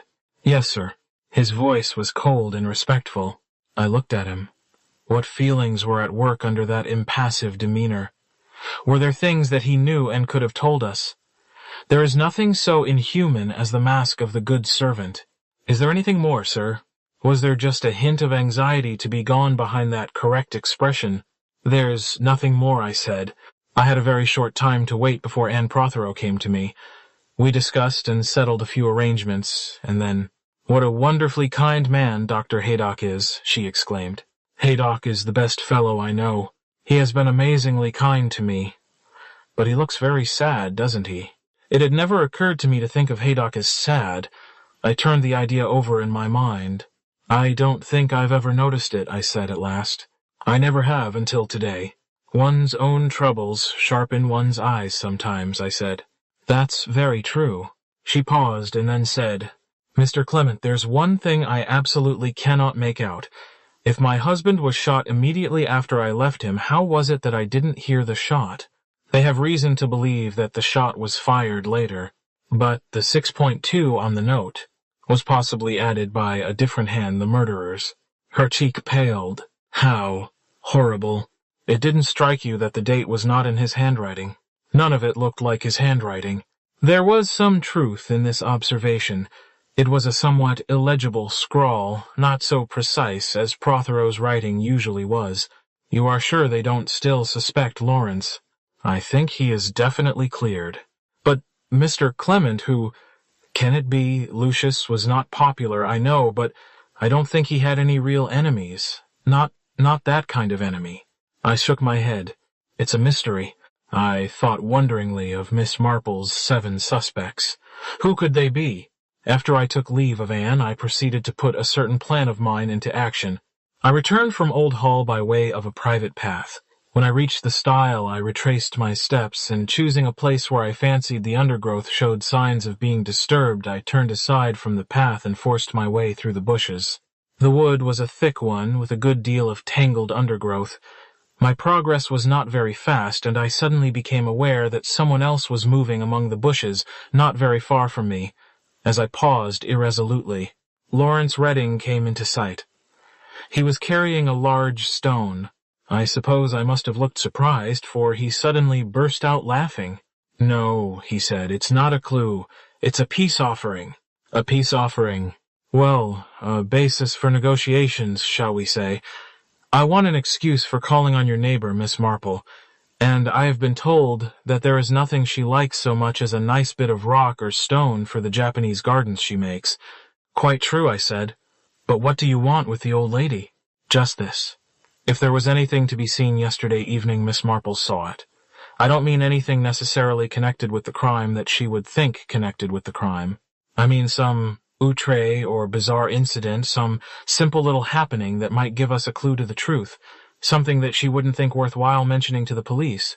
It's possible, I suppose. It's worth trying anyhow. Clement, I'm going to get to the bottom of this business, for Anne's sake if nobody else's. And I haven't any too much confidence in Slack. He's a zealous fellow, but zeal can't really take the place of brains. I see I said that you are that favorite character of fiction, the amateur detective. I don't know that they really hold their own with the professional in real life. He looked at me shrewdly and suddenly laughed. What are you doing in the wood, Padre? I had the grace to blush. Just the same as I am doing, I dare swear. We've got the same idea, haven't we? How did the murderer come to the study? First way along the lane and through the gate, second way by the front door, third way. Is there a third way?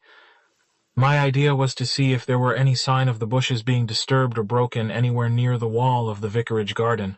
That was just my idea, I admitted. I hadn't really got down to the job, though, continued Lawrence, because it occurred to me that I'd like to see Miss Marple first to make quite sure that no one did pass along the lane yesterday evening while we were in the studio. I shook my head. She was quite positive that nobody did. Yes, nobody whom she would call anybody sounds mad, but you see what I mean. But there might have been someone like a postman or a milkman or a butcher's boy, someone whose presence would be so natural that you wouldn't think of mentioning it.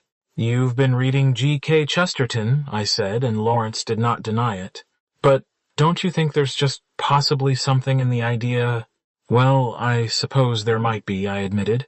Without further ado, we made our way to Miss Marple's. She was working in the garden and called out to us as we climbed over the stile. You see, murmured Lawrence, she sees everybody. She received us very graciously, and was much pleased with Lawrence's immense rock, which he presented with all due solemnity. It's very thoughtful of you, Mr. Redding. Very thoughtful indeed. Emboldened by this, Lawrence embarked on his questions. Miss Marple listened attentively. Yes, I see what you mean, and I quite agree. It is the sort of thing no one mentions or bothers to mention. But I can assure you that there was nothing of the kind. Nothing whatever. You are sure, Miss Marple? Quite sure. Did you see anyone go by the path into the wood that afternoon, I asked? Or come from it? Oh, yes, quite a number of people. Dr. Stone and Miss Cram went that way. It's the nearest way to the barrow for them. That was a little after 2 o'clock. And, Doctor? Stone returned that way, as you know Mr. Redding, since he joined you and Mrs. Prothero. By the way, I said that shot the one you heard, Miss Marple. Mr. Redding and Mrs. Prothero must have heard it too. I looked inquiringly at Lawrence. Yes, he said, frowning. I believe I did hear some shots. Weren't there 1 or 2 shots? I only heard one, said Miss Marple. It's only the vaguest impression in my mind, said Lawrence. Curse it all, I wish I could remember. If only I'd known. You see, I was so completely taken up with... He paused, embarrassed. I gave a tactful cough. Miss Marple, with a touch of prudishness, changed the subject. Inspector Slack has been trying to get me to say whether I heard the shot after Mr. Redding and Mrs. Prothero had left the studio or before. I've had to confess that I really could not say definitely, but I have the impression, which is growing stronger the more I think about it, that it was after. Then that lets the celebrated Dr. Stone out anyway, said Lawrence with a laugh. Not that there has ever been the slightest reason why he should be suspected of shooting poor old Prothero. Ah, said Miss Marple, but I always find it prudent to suspect everybody just a little. What I say is you really never know, do you? This was typical of Miss Marple. I asked Lawrence if he agreed with her about the shot. I really can't say. You see, it was such an ordinary sound. I should be inclined to think it had been fired when we were in the studio. The sound would have been deadened and one would have noticed it less there.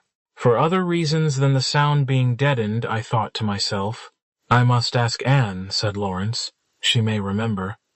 By the way, there seems to me to be one curious fact that needs explanation. Mrs. Lestrange, the Mystery Lady of St. Mary Mead paid a visit to old Prothero after dinner on Wednesday night, and nobody seems to have any idea what it was all about. Old Prothero said nothing to either his wife or Lettuce. Perhaps the vicar knows, said Miss Marple. Now, how did the woman know that I had been to visit Mrs. Lestrange that afternoon? The way she always knows things is uncanny. I shook my head and said I could throw no light upon the matter. What does Inspector Slack think? Asked Miss Marple. He's done his best to bully the butler, but apparently the butler wasn't curious enough to listen at the door, so there it is, no one knows. I expect someone overheard something, though, don't you? Said Miss Marple. I mean, somebody always does. I think that is where Mr. Redding might find out something. But Mrs. Prothero knows nothing. I didn't mean Anne Prothero, said Miss Marple. I meant the women's servants. They do so hate telling anything to the police. But a nice-looking young man, you'll excuse me, Mr. Redding, and one who has been unjustly suspected. Oh, I'm sure they'd tell him at once. I'll go and have a try this evening, said Lawrence with vigor. Thanks for the hint, Miss Marple. I'll go after a little job the vicar and I are going to do. It occurred to me that we had better be getting on with it. I said goodbye to Miss Marple, and we entered the woods once more. First we went up the path till we came to a new spot where it certainly looked as though someone had left the path on the right-hand side. Lawrence explained that he had already followed this particular trail and found it led nowhere, but he added that we might as well try again. He might have been wrong. It was, however, as he had said. After about 10 or 12 yards, any sign of broken and trampled leaves petered out. It was from this spot that Lawrence had broken back towards the path to meet me earlier in the afternoon. We emerged on the path again and walked a little farther along it. Again we came to a place where the bushes seemed disturbed. The signs were very slight, but I thought unmistakable. This time the trail was more promising. By a devious course it wound steadily nearer to the vicarage. Presently we arrived at where the bushes grew thickly up to the wall. The wall is a high one and ornamented with fragments of broken bottles on the top. If anyone had placed a ladder against it, we ought to find traces of their passage. We were working our way slowly along the wall when a sound came to our ears of a breaking twig. I pressed forward, forcing my way through a thick tangle of shrubs, and came face to face with Inspector Slack. So it's you, he said, and Mr. Redding. Now what do you think you two gentlemen are doing? Slightly crestfallen, we explained. Quite so, said the inspector. Not being the fools we're usually thought to be, I had the same idea myself. I've been here over an hour. Would you like to know something? Yes, I said meekly. Whoever murdered Colonel Prothero didn't come this way to do it. There's not a sign either on this side of the wall nor the other. Whoever murdered Colonel Prothero came through the front door. There's no other way he could have come. Impossible, I cried. Why impossible? Your door stands open. Anyone's only got to walk in. They can't be seen from the kitchen. They know you're safely out of the way. They know Mrs. Prothero's in London. They know Mr. Dennis is at a tennis party. Simple as A.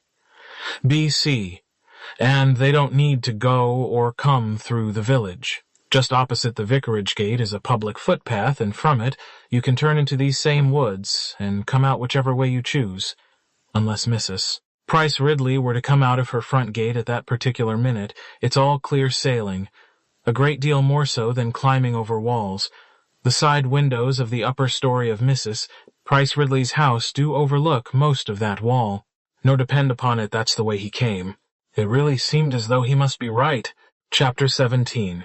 Inspector Slack came round to see me the following morning. He is, I think, thawing towards me. In time he may forget the incident of the clock.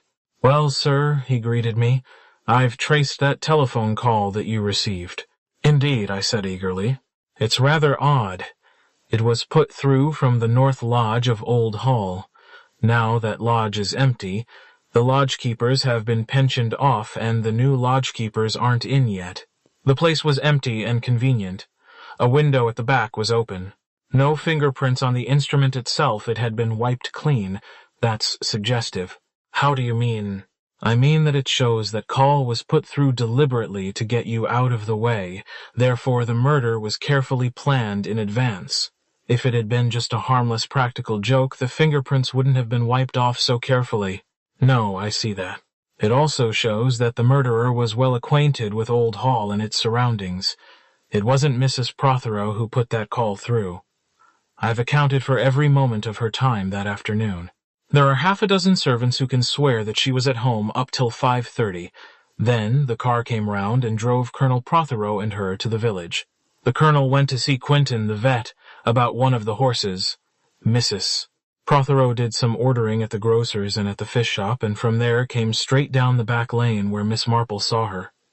All the shops agree she carried no handbag with her. The old lady was right. She usually is, I said mildly. And Miss Prothero was over at Much Benham at 5.3. Quite so, I said. My nephew was there too. That disposes of her. The maids seem all right, a bit hysterical and upset, but what can you expect? Of course I've got my eye on the butler, what with giving notice and all, but I don't think he knows anything about it. Your inquiries seem to have had rather a negative result, Inspector. They do and they do not, sir. There's one very queer thing has turned up quite unexpectedly, I may say. Yes. You remember the fuss that Mrs. Price Ridley, who lives next door to you, was kicking up yesterday morning about being rung up on the telephone? Yes, I said. Well, we traced the call just to calm her, and where on this earth do you think it was put through from? A call office, I hazarded. No, Mr. Clement. That call was put through from Mr. Lawrence Redding's cottage. What I exclaimed, surprised. Yes. A bit odd, isn't it? Mr. Redding had nothing to do with it. At that time, 6.35, he was on his way to the Blue Boar with Dr. Stone in full view of the village. But there it is. Suggestive, eh? Someone walked into that empty cottage and used the telephone. Who was it? That's 2 queer telephone calls in one day. Makes you think there's some connection between them. I'll eat my hat if they weren't both put through by the same person. But with what object? Well, that's what we've got to find out. There seems no particular point in the second one, but there must be a point somewhere. And you see the significance Mr. Redding's house used to telephone from. Mr. Redding's pistol. All throwing suspicion on Mr. Redding. It would be more to the point to have put through the first call from his house, I objected. But I've been thinking that out. What did Mr. Redding do most afternoons? He went up to Old Hall and painted Miss Prothero, and from his cottage he'd go on his motor bicycle passing through the north gate. Now you see the point of the call being put through from there. The murderer is someone who didn't know about the quarrel, and that Mr. Redding wasn't going up to Old Hall anymore. I reflected a moment to let the inspector's points sink into my brain. They seemed to me logical and unavoidable. Were there any fingerprints on the receiver in Mr. Redding's cottage? I asked. There were not, said the inspector bitterly. That dratted old woman who goes and does for him had been and dusted them off yesterday morning. He reflected wrathfully for a few minutes. She's a stupid old fool anyway. Can't remember when she saw the pistol last. It might have been there on the morning of the crime, or it might not. She couldn't say she's sure. They're all alike. Just as a matter of form, I went round and saw Dr. Stone, he went on. I must say he was pleasant as could be about it. He and Miss Cram went up to that mound or barrow or whatever you call it about 2:30 yesterday and stayed there all the afternoon. Doctor. Stone came back alone and she came later. He says he didn't hear any shot but admits he's absent-minded. But it all bears out what we think. Only I said you haven't caught the murderer. Said the inspector. It was a woman's voice you heard through the telephone. It was, in all probability, a woman's voice Mrs. Price Ridley heard. If only that shot hadn't come hard on the close of the telephone call, well, I'd know where to look. Where? That's just what it's best not to say, sir. Unblushingly, I suggested a glass of old port. I have some very fine old vintage port. 11 o'clock in the morning is not the usual time for drinking port, but I did not think that mattered with Inspector Slack. It was, of course, cruel abuse of the vintage port, but one must not be squeamish about such things. When Inspector Slack had polished off the second glass, he began to unbend and become genial. Such is the effect of that particular port. I don't suppose it matters with you, sir, he said. You'll keep it to yourself, no letting it get round the parish. I reassured him. Seeing as the whole thing happened in your house, it almost seems as though you had a right to know. Just what I feel myself, I said. Well then, sir, what about the lady who called on Colonel Prothero the night before the murder? Mrs. Lestrange, I cried, speaking rather loud in my astonishment. The inspector threw me a reproachful glance. Not so loud, sir. Mrs. Lestrange is the lady I've got my eye on. You remember what I told you, blackmail. Hardly a reason for murder. Wouldn't it be a case of killing the goose that laid the golden eggs? That is, assuming that your hypothesis is true, which I don't for a minute admit. The inspector winked at me in a common manner. Ah, she's the kind the gentleman will always stand up for. Now look here, sir. Suppose she's successfully blackmailed the old gentleman in the past. After a lapse of years she gets wind of him, comes down here, and tries it on again. But in the meantime things have changed. The law has taken up a very different stand. Every facility is given nowadays to people prosecuting for blackmail names are not allowed to be reported in the press. Suppose Colonel Prothero turns round and says he'll have the law on her. She's in a nasty position. They give a very severe sentence for blackmail, the boot's on the other leg. The only thing to do to save herself is to put him out good and quick. I was silent. I had to admit that the case the inspector had built up was plausible. Only one thing to my mind made it inadmissible, the personality of Mrs. Lestrange. I don't agree with you, Inspector, I said. Mrs. Lestrange doesn't seem to me to be a potential blackmailer. She's, well, it's an old-fashioned word, but she's a lady. He threw me a pitying glance. Ah, well, sir, he said tolerantly. You're a clergyman. You don't know half of what goes on. Lady indeed, you'd be surprised if you knew some of the things I know. I'm not referring to mere social position. Anyway, I should imagine Mrs. Lestrange to be a déclassée. What I mean is a question of personal refinement. You don't see her with the same eyes as I do, sir. I may be a man, but I'm a police officer, too. They can't get over me with their personal refinement. Why, that woman is the kind who could stick a knife into you without turning a hair. Curiously enough, I could believe Mrs. Lestrange guilty of murder more easily than I could believe her capable of blackmail. But of course she can't have been telephoning to the old lady next door and shooting Colonel Prothero at one and the same time, continued the inspector.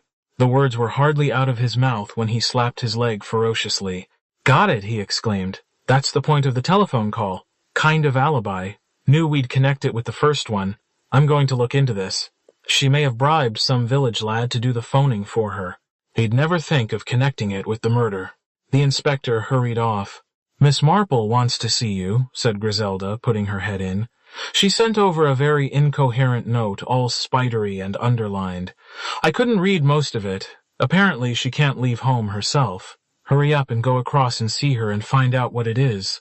I've got my old women coming in 2 minutes, or I'd come myself.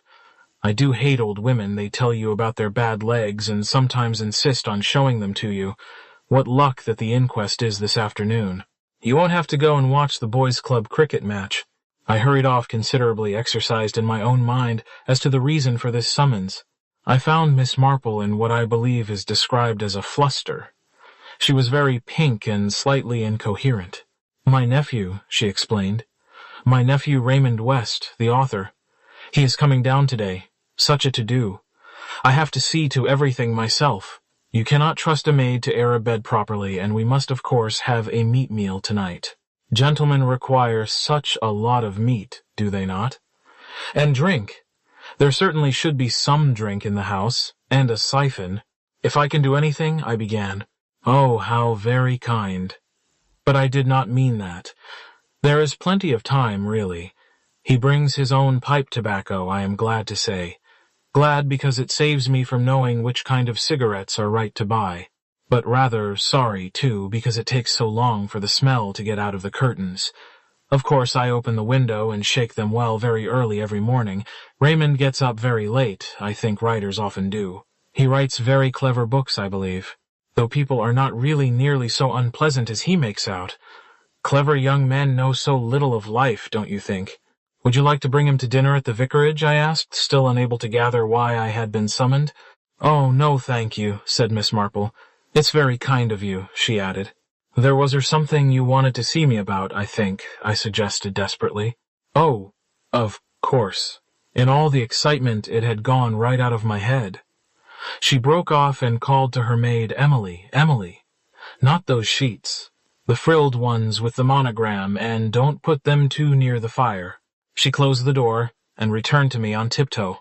"It's just rather a curious thing that happened last night," she explained. "I thought you would like to hear about it, though at the moment it doesn't seem to make sense. I felt very wakeful last night, wondering about all this sad business, and I got up and looked out of my window, and what do you think I saw?" I looked inquiring. "Gladys Cram," said Miss Marple, with great emphasis, "as I live going into the wood with a suitcase." "A suitcase. Isn't it extraordinary? What should she want with a suitcase in the wood at 12 o'clock at night?" We both stared at each other. "You see," said Miss Marple, "I dare say it has nothing to do with the murder, but it is a peculiar thing, and just at present we all feel we must take notice of peculiar things." "Perfectly amazing," I said. "Was she going to, sleep in the barrow by any chance?" "She didn't, at any rate," said Miss Marple, "because quite a short time afterwards she came back and she hadn't got the suitcase with her." We stared at each other again. Chapter 18. The inquest was held that afternoon Saturday at 2 o'clock at the Blue Boar. The local excitement was, I need hardly say, tremendous. There had been no murder in St. Mary Mead for at least 15 years. And to have someone like Colonel Prothero murdered actually in the vicarage study is such a feast of sensation as rarely falls to the lot of a village population. Various comments floated to my ears which I was probably not meant to hear. "There's Vicar. Look pale, don't he? I wonder if he had a hand in it. 'Twas done at vicarage, after all. How can you? Mary Adams. And him visiting Henry Abbott at the time. Ah, but they do say him and the colonel had words. There's Mary Hill. Giving herself airs she is on account of being in service there. Hush, here's coroner." The coroner was Dr. Roberts of our adjoining town of Much Benham. He cleared his throat, adjusted his eyeglasses, and looked important. To recapitulate all the evidence would be merely tiresome. Lawrence Redding gave evidence of finding the body and identified the pistol as belonging to him. To the best of his belief, he had seen it on the Tuesday 2 days previously. It was kept on a shelf in his cottage, and the door of the cottage was habitually unlocked. Mrs. Prothero gave evidence that she had last seen her husband about 5:45 when they separated in the village street. She agreed to call for him at the vicarage later. She had gone to the vicarage about 6:15 by way of the back lane and the garden gate. She had heard no voices in the study and had imagined that the room was empty, but her husband might have been sitting at the writing table, in which case she would not have seen him, as far as she knew. He had been in his usual health and spirits. She knew of no enemy who might have had a grudge against him. I gave evidence next told of my appointment with Prothero and my summons to the Abbotts. I described how I had found the body and my summoning of Dr. Haydock. "How many people, Mr. Clement, were aware that Colonel Prothero was coming to see you that evening?" "A good many, I should imagine. My wife knew, and my nephew and Colonel Prothero himself alluded to the fact that morning when I met him in the village. I should think several people might have overheard him as being slightly deaf. He spoke in a loud voice. It was then a matter of common knowledge. Anyone might know." I agreed. Haydock followed. He was an important witness. He described carefully and technically the appearance of the body and the exact injuries. It was his opinion that deceased had been shot, while actually in the act of writing. He placed the time of death at approximately 6.2 to 6.3, certainly not later than 6.35. That was the outside limit. He was positive and emphatic on that point. There was no question of suicide. The wound could not have been self-inflicted. Inspector Slack's evidence was discreet and abridged. He described his summons and the circumstances under which he had found the body. The unfinished letter was produced and the time on it 6.2 noted. Also the clock. It was tacitly assumed that the time of death was 6.22. The police were giving nothing away. Anne Prothero told me afterwards that she had been told to suggest a slightly earlier period of time than 6.2 for her visit. Our maid Mary was the next witness, and proved a somewhat truculent one. She hadn't heard anything and didn't want to hear anything. It wasn't as though gentlemen who came to see the vicar usually got shot. They didn't. She'd got her own jobs to look after. Colonel Prothero had arrived at 6:15 exactly. No, she didn't look at the clock. She heard the church chime after she had shown him into the study. She didn't hear any shot. If there had been a shot, she'd have heard it. Well, of course she knew there must have been a shot since the gentleman was found shot, but there it was. She hadn't heard it. The coroner did not press the point. I realized that he and Colonel Melchett were working in agreement. Mrs. Lestrange had been subpoenaed to give evidence, but a medical certificate signed by Dr. Haydock was produced, saying she was too ill to attend. There was only one other witness, a somewhat doddering old woman, the one who, in Slack's phrase, did for Lawrence Redding. Mrs. Archer was shown the pistol and recognized it as the one she had seen in Mr. Redding's sitting room, over against the bookcase he kept it lying about. She had last seen it on the day of the murder. Yes, in answer to a further question, she was quite sure it was there at lunchtime on Thursday 1:45 when she left. I remembered what the inspector had told me, and I was mildly surprised. However vague she might have been when he questioned her, she was quite positive about it now. The coroner summed up in a negative manner, but with a good deal of firmness. The verdict was given almost immediately. Murder by person or persons unknown. As I left the room, I was aware of a small army of young men with bright, alert faces and a kind of superficial resemblance to each other. Several of them were already known to me by sight as having haunted the vicarage the last few days. Seeking to escape, I plunged back into the Blue Boar and was lucky enough to run straight into the archaeologist, Dr. Stone. I clutched at him without ceremony. "Journalists," I said briefly and expressively, "if you could deliver me from their clutches—" "Why, certainly, Mr. Clement. Come upstairs with me." He led the way up the narrow staircase and into his sitting room, where Miss Cram was sitting rattling the keys of a typewriter with a practiced touch. She greeted me with a broad smile of welcome and seized the opportunity to stop work. "Awful, isn't it?" she said. "Not knowing who did it, I mean. Not but that I'm disappointed in an inquest. Tame, that's what I call it. Nothing what you might call spicy from beginning to end." "You were there then, Miss Cram?" "I was there all right. Fancy your not seeing me? Didn't you see me? I feel a bit hurt about that." "Yes, I do. A gentleman, even if he is a clergyman, ought to have eyes in his head." "Were you present also?" I asked Dr. Stone in an effort to escape from this playful badinage. Young women like Miss Cram always make me feel awkward. "No, I'm afraid I feel very little interest in such things. I am a man very wrapped up in his own hobby." "It must be a very interesting hobby," I said. "You know something of it, perhaps." I was obliged to confess that I knew next to nothing. Dr. Stone was not the kind of man whom a confession of ignorance daunts. The result was exactly the same as though I had said that the excavation of barrows was my only relaxation. He surged and eddied into speech. Long barrows, round barrows, Stone Age, Bronze Age, Paleolithic, Neolithic, kist veins and cromlechs, it burst forth in a torrent. I had little to do, save nod my head and look intelligent, and that last is perhaps over-optimistic. Dr. Stone boomed on. "He is a little man. His head is round and bald. His face is round and rosy, and he beams at you through very strong glasses. I have never known a man so enthusiastic on so little encouragement." He went into every argument for and against his own pet theory, which, by the way, I quite failed to grasp. He detailed at great length his difference of opinion with Colonel Prothero. An opinionated bore, he said with heat, "Yes, yes, I know he is dead, and one should speak no ill of the dead, but death does not alter facts." An opinionated bore describes him exactly. Because he had read a few books, he set himself up as an authority against a man who has made a lifelong study of the subject. "My whole life, Mr. Clement, has been given up to this work. My whole life." He was spluttering with excitement. Gladys Cram brought him back to earth with a terse sentence. "You'll miss your train if you don't look out," she observed. Oh, the little man stopped in mid-speech and dragged a watch from his pocket. "Bless my soul. 1/4 to impossible. Once you start talking, you never remember the time. What you'd do without me to look after you, I really don't know." "Quite right, my dear, quite right." He patted her affectionately on the shoulder. "This is a wonderful girl, Mr. Clement. Never forgets anything. I consider myself extremely lucky to have found her."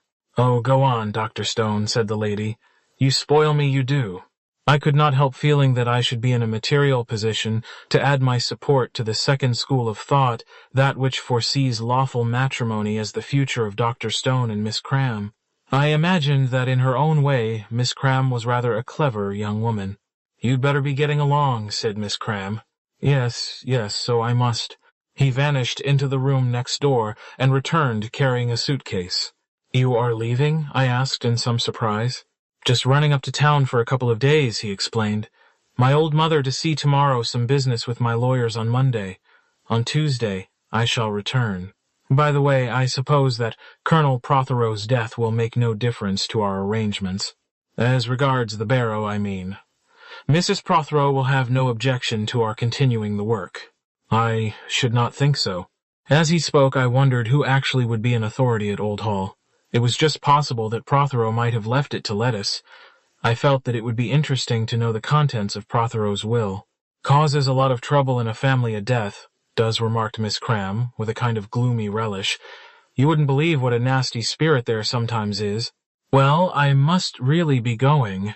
Dr. Stone made ineffectual attempts to control the suitcase, a large rug, and an unwieldy umbrella. "I came to his rescue," he protested. Don't trouble. I can manage perfectly. Doubtless there will be somebody downstairs." But down below there was no trace of a Boots or anyone else. I suspect that they were being regaled at the expense of the press. Time was getting on, so we set out together to the station doctor, Stone carrying the suitcase and I holding the rug and umbrella. Dr. Stone ejaculated remarks, in between panting breaths, as we hurried along. "Really too good of you, didn't mean to trouble you. I hope we shan't miss the train. Gladys is a good girl, really, a wonderful girl, a very sweet nature, not too happy at home. I'm afraid, absolutely, the heart of a child, I do assure you, in spite of difference in our ages. Find a lot in common." I felt that several well-known parallels would have occurred to Miss Marple had she been there. We saw Lawrence Redding's cottage just as we turned off to the station. It stands in an isolated position with no other house near it. I observed 2 young men of smart appearance standing on the doorstep and a couple more peering in at the windows. It was a busy day for the press. "Nice fellow, young Redding," I remarked, to see what my companion would say. He was so out of breath by this time that he found it difficult to say anything, but he puffed out a word which I did not at first quite catch. "Dangerous," he gasped, when I asked him to repeat his remark. "Dangerous. Most dangerous. Innocent girls know no better taken in by a fellow like that, always hanging round women. No good." From which I deduced that the only young man in the village had not passed unnoticed by the fair Gladys. "Goodness," ejaculated Dr. Stone. "The train." We were close to the station by this time, and we broke into a fast sprint. A down train was standing in the station, and the up London train was just coming in. At the door of the booking office, we collided with a rather exquisite young man, and I recognized Miss Marple's nephew just arriving. He is, I think, a young man who does not like to be collided with. He prides himself on his poise and general air of detachment, and there is no doubt that vulgar contact is detrimental to poise of any kind. He staggered back. I apologized hastily, and we passed in. "Doctor." Stone climbed on the train, and I handed up his baggage just as the train gave an unwilling jerk and started. I waved to him and then turned away. Raymond West had departed, but our local chemist, who rejoices in the name of Cherubim, was just setting out for the village. I walked beside him. "Close shave," that he observed. "Well, how did the inquest go, Mr. Clement?" I gave him the verdict. "Oh, so that's what happened. I rather thought they'd adjourn the inquest. Where's Dr. Stone off to?" I repeated what he had told me. "Lucky not to miss the train. Not that you ever know on this line. I tell you, Mr. Clement, it's a crying shame. Disgraceful, that's what I call it. Train I came down by was 10 minutes late, and that on a Saturday with no traffic to speak of. And on Thursday, yes, Thursday it was, I remember. It was the day of the murder because I meant to write a strongly worded complaint to the company, and the murder put it out of my head, yes, last Thursday. I had been to a meeting of the Pharmaceutical Society. How late do you think the 6.5 was? Half an hour? Half an hour exactly. What do you think of that? 10 minutes I don't mind. But if the train doesn't get in till 20 past 7, well, you can't get home before 1/2 past. What I say is, why call it the 6.5? "Quite so," I said, and wishing to escape from the monologue, I broke away with the excuse that I had something to say to Lawrence Redding, whom I saw approaching us on the other side of the road. Chapter 19. Very glad to have met you, said Lawrence. Come to my place. We turned in at the little rustic gate, went up the path, and he drew a key from his pocket and inserted it in the lock. You keep the door locked now, I observed. Yes. He laughed rather bitterly. Case of stable door when the steed is gone, eh? It is rather like that. You know, Padre, he held the door open and I passed inside. There's something about all this business that I don't like. It's too much of, how shall I put it, an inside job. Someone knew about that pistol of mine. That means that the murderer, whoever he was, must have actually been in this house, perhaps even had a drink with me. Not necessarily, I objected. The whole village of St. Mary Mead probably knows exactly where you keep your toothbrush and what kind of tooth powder you use. But why should it interest them? I don't know, I said, but it does. If you change your shaving cream, it will be a topic of conversation. They must be very hard up for news. They are. Nothing exciting ever happens here. Well, it has now with a vengeance. I agreed. And who tells them all these things anyway? Shaving cream and things like that. Probably old Mrs. Archer. That old crone. She's practically a half-wit as far as I can make out. That's merely the camouflage of the poor, I explained. They take refuge behind a mask of stupidity. You'll probably find that the old lady has all her wits about her. By the way, she seems very certain now that the pistol was in its proper place midday Thursday. What's made her so positive all of a sudden? I haven't the least idea. Do you think she's right? There again, I haven't the least idea. I don't go round taking an inventory of my possessions every day. I looked round the small living room. Every shelf and table was littered with miscellaneous articles. Lawrence lived in the midst of an artistic disarray that would have driven me quite mad. It's a bit of a job finding things sometimes, he said, observing my glance. On the other hand, everything is handy, not tucked away. Nothing is tucked away, certainly, I agreed. It might perhaps have been better if the pistol had been. Do you know, I rather expected the coroner to say something of the sort. Coroners are such asses. I expected to be censured, or whatever they call it. By the way, I asked, was it loaded? Lawrence shook his head. I'm not quite so careless as that. It was unloaded, but there was a box of cartridges beside it. It was apparently loaded in all 6 chambers, and 1 shot had been fired. Lawrence nodded. And whose hand fired it? It's all very well, sir, but unless the real murderer is discovered, I shall be suspected of the crime to the day of my death. Don't say that, my boy, but I do say it. He became silent, frowning to himself. He roused himself at last and said, But let me tell you how I got on last night. You know, old Miss Marple knows a thing or two. She is, I believe, rather unpopular on that account. Lawrence proceeded to recount his story. He had, following Miss Marple's advice, gone up to Old Hall. There, with Anne's assistance, he had had an interview with the parlour maid. Anne had said simply, Mr. Redding wants to ask you a few questions, Rose. Then she had left the room. Lawrence had felt somewhat nervous. Rose, a pretty girl of 25, gazed at him with a limpid gaze which he found rather disconcerting. It's about Colonel Prothero's death. Yes, sir. I'm very anxious, you see, to get at the truth. Yes, sir. I feel that there may be, that there might be some incident. At this point, Lawrence felt that he was not covering himself with glory, and heartily cursed Miss Marple and her suggestions. I wondered if you could help me. Yes, sir. Rose's demeanor was still that of the perfect servant, polite, anxious to assist, and completely uninterested. Dash it all, said Lawrence. Haven't you talked the thing over in the servants' hall? This method of attack flustered Rose slightly. Her perfect poise was shaken. In the servants' hall, sir, or the housekeeper's room, or the boot boy's dugout, or wherever you do talk, there must be some place. Rose displayed a very faint disposition to giggle, and Lawrence felt encouraged. Look here, Rose, you're an awfully nice girl. I'm sure you must understand what I'm feeling like. I don't want to be hanged. I didn't murder your master, but a lot of people think I did. Can't you help me in any way? I can imagine at this point that Lawrence must have looked extremely appealing. His handsome head thrown back, his Irish blue eyes appealing. Rose softened and capitulated. Oh, sir, I'm sure if any of us could help in any way. None of us think you did it, sir. Indeed, we don't. I know, my dear girl, but that's not going to help me with the police. The police Rose tossed her head. I can tell you, sir, we don't think much of that, Inspector. Slack, he calls himself. The police, indeed. All the same, the police are very powerful. Now, Rose, you say you'll do your best to help me. I can't help feeling that there's a lot we haven't got at yet. The lady, for instance, who called to see Colonel Prothero the night before he died. Mrs. Lestrange. Yes, Mrs. Lestrange.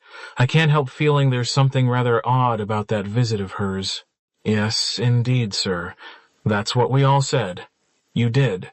Coming the way she did, and asking for the Colonel. And of course there's been a lot of talk, nobody knowing anything about her down here. And Mrs. Simmons, she's the housekeeper, sir. She gave it as her opinion that she was a regular bad lot. But after hearing what Gladys said, well, I didn't know what to think. What did Gladys say? Oh, nothing, sir. It was just, we were talking, you know. Lawrence looked at her. He had the feeling of something kept back. I wonder very much what her interview with Colonel Prothero was about. Yes, sir. I believe you know, Rose. Me? Oh, no, sir. Indeed I don't. How could I? Look here, Rose. You said you'd help me. If you overheard anything at all, it mightn't seem important, but anything.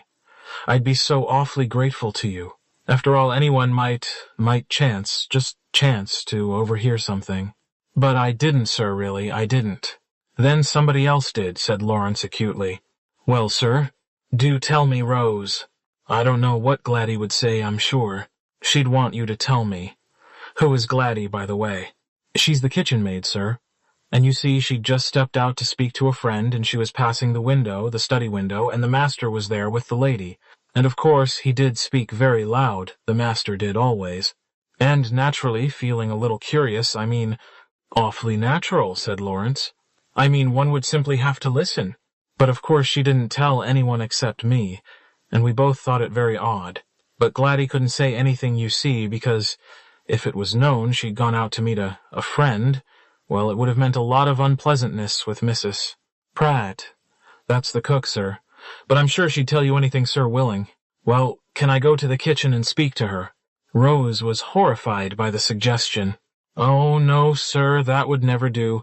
And Gladys a very nervous girl, anyway. At last the matter was settled after a lot of discussion over difficult points. A clandestine meeting was arranged in the shrubbery. Here, in due course, Lawrence was confronted by the nervous Gladys, whom he described as more like a shivering rabbit than anything human. 10 minutes were spent in trying to put the girl at her ease, the shivering Gladys explaining that she couldn't ever, that she didn't ought, that she didn't think Rose would have given her away, that anyway she hadn't meant. No harm, indeed, she hadn't, and that she'd catch it, badly if Mrs. Pratt ever came to hear of it. Lawrence, reassured, cajoled, persuaded at last, Gladys consented to speak. If you'll be sure it'll go no further, sir. Of course it won't. And it won't be brought up against me in a court of law, never. And you won't tell the mistress. Not on any account. If it were to get to Mrs. Pratt's ears, it won't. Now, tell me, Gladys, if you're sure it's all right. Of course it is. You'll be glad some day you've saved me from being hanged. Gladys gave a little shriek. Oh, indeed, I wouldn't like that, sir. Well, it's very little I heard, and that entirely by accident, as you might say. I quite understand. But the master, he was evidently very angry. After all these years, that's what he was saying, you dare to come here. It's an outrage. I couldn't hear what the lady said, but after a bit he said, I utterly refuse. Utterly. I can't remember. Everything seemed as though they were at it hammer and tongs, she wanting him to do something and he refusing. It's a disgrace that you should have come down here, that's one thing, he said, and you shall not see her, I forbid it. And that made me prick up my ears. Looked as though the lady wanted to tell Mrs. Prothero a thing or two, and he was afraid about it, and I thought to myself, well now, fancy the master, am so particular, and maybe no beauty himself when all's said and done. Fancy, I said, and men are all alike, I said to my friend later, not that he'd agree, argued he did, but he did admit he was surprised at Colonel Prothero him, being a churchwarden and handing round the plate and reading the lessons on Sundays. But there, I said, That's very often the worst. For that's what I've heard my mother say many a time. Gladys paused out of breath, and Lawrence tried tactfully to get back to where the conversation had started. Did you hear anything else? Well, it's difficult to remember exactly, sir. It was all much the same. He said once or twice, "I don't believe it." Just like that. Whatever Haydock says, I don't believe it. He said that, did he? Whatever Haydock says. Yes. And he said it was all a plot. You didn't hear the lady speak at all. Only just at the end. She must have got up to go and come nearer the window. And I heard what she said. Made my blood run cold, it did. I'll never forget it. By this time tomorrow night you may be dead, she said. Wicked the way she said it. As soon as I heard the news, there, I said to Rose. There. Lawrence wondered. Principally, he wondered how much of Gladys's story was to be depended upon. True, in the main, he suspected that it had been embellished and polished since the murder. In especial, he doubted the accuracy of the last remark. He thought it highly possible that it owed its being to the fact of the murder. He thanked Gladys, rewarded her, suitably reassured her as to her misdoings being made known to Mrs. Pratt, and left Old Hall with a good deal to think over. One thing was clear. Mrs. Lestrange's interview with Colonel Prothero had certainly not been a peaceful one, and it was one which he was anxious to keep from the knowledge of his wife. I thought of Miss Marple's churchwarden with his separate establishment. Was this a case resembling that? I wondered more than ever where Haydock came in. He had saved Mrs. Lestrange from having to give evidence at the inquest.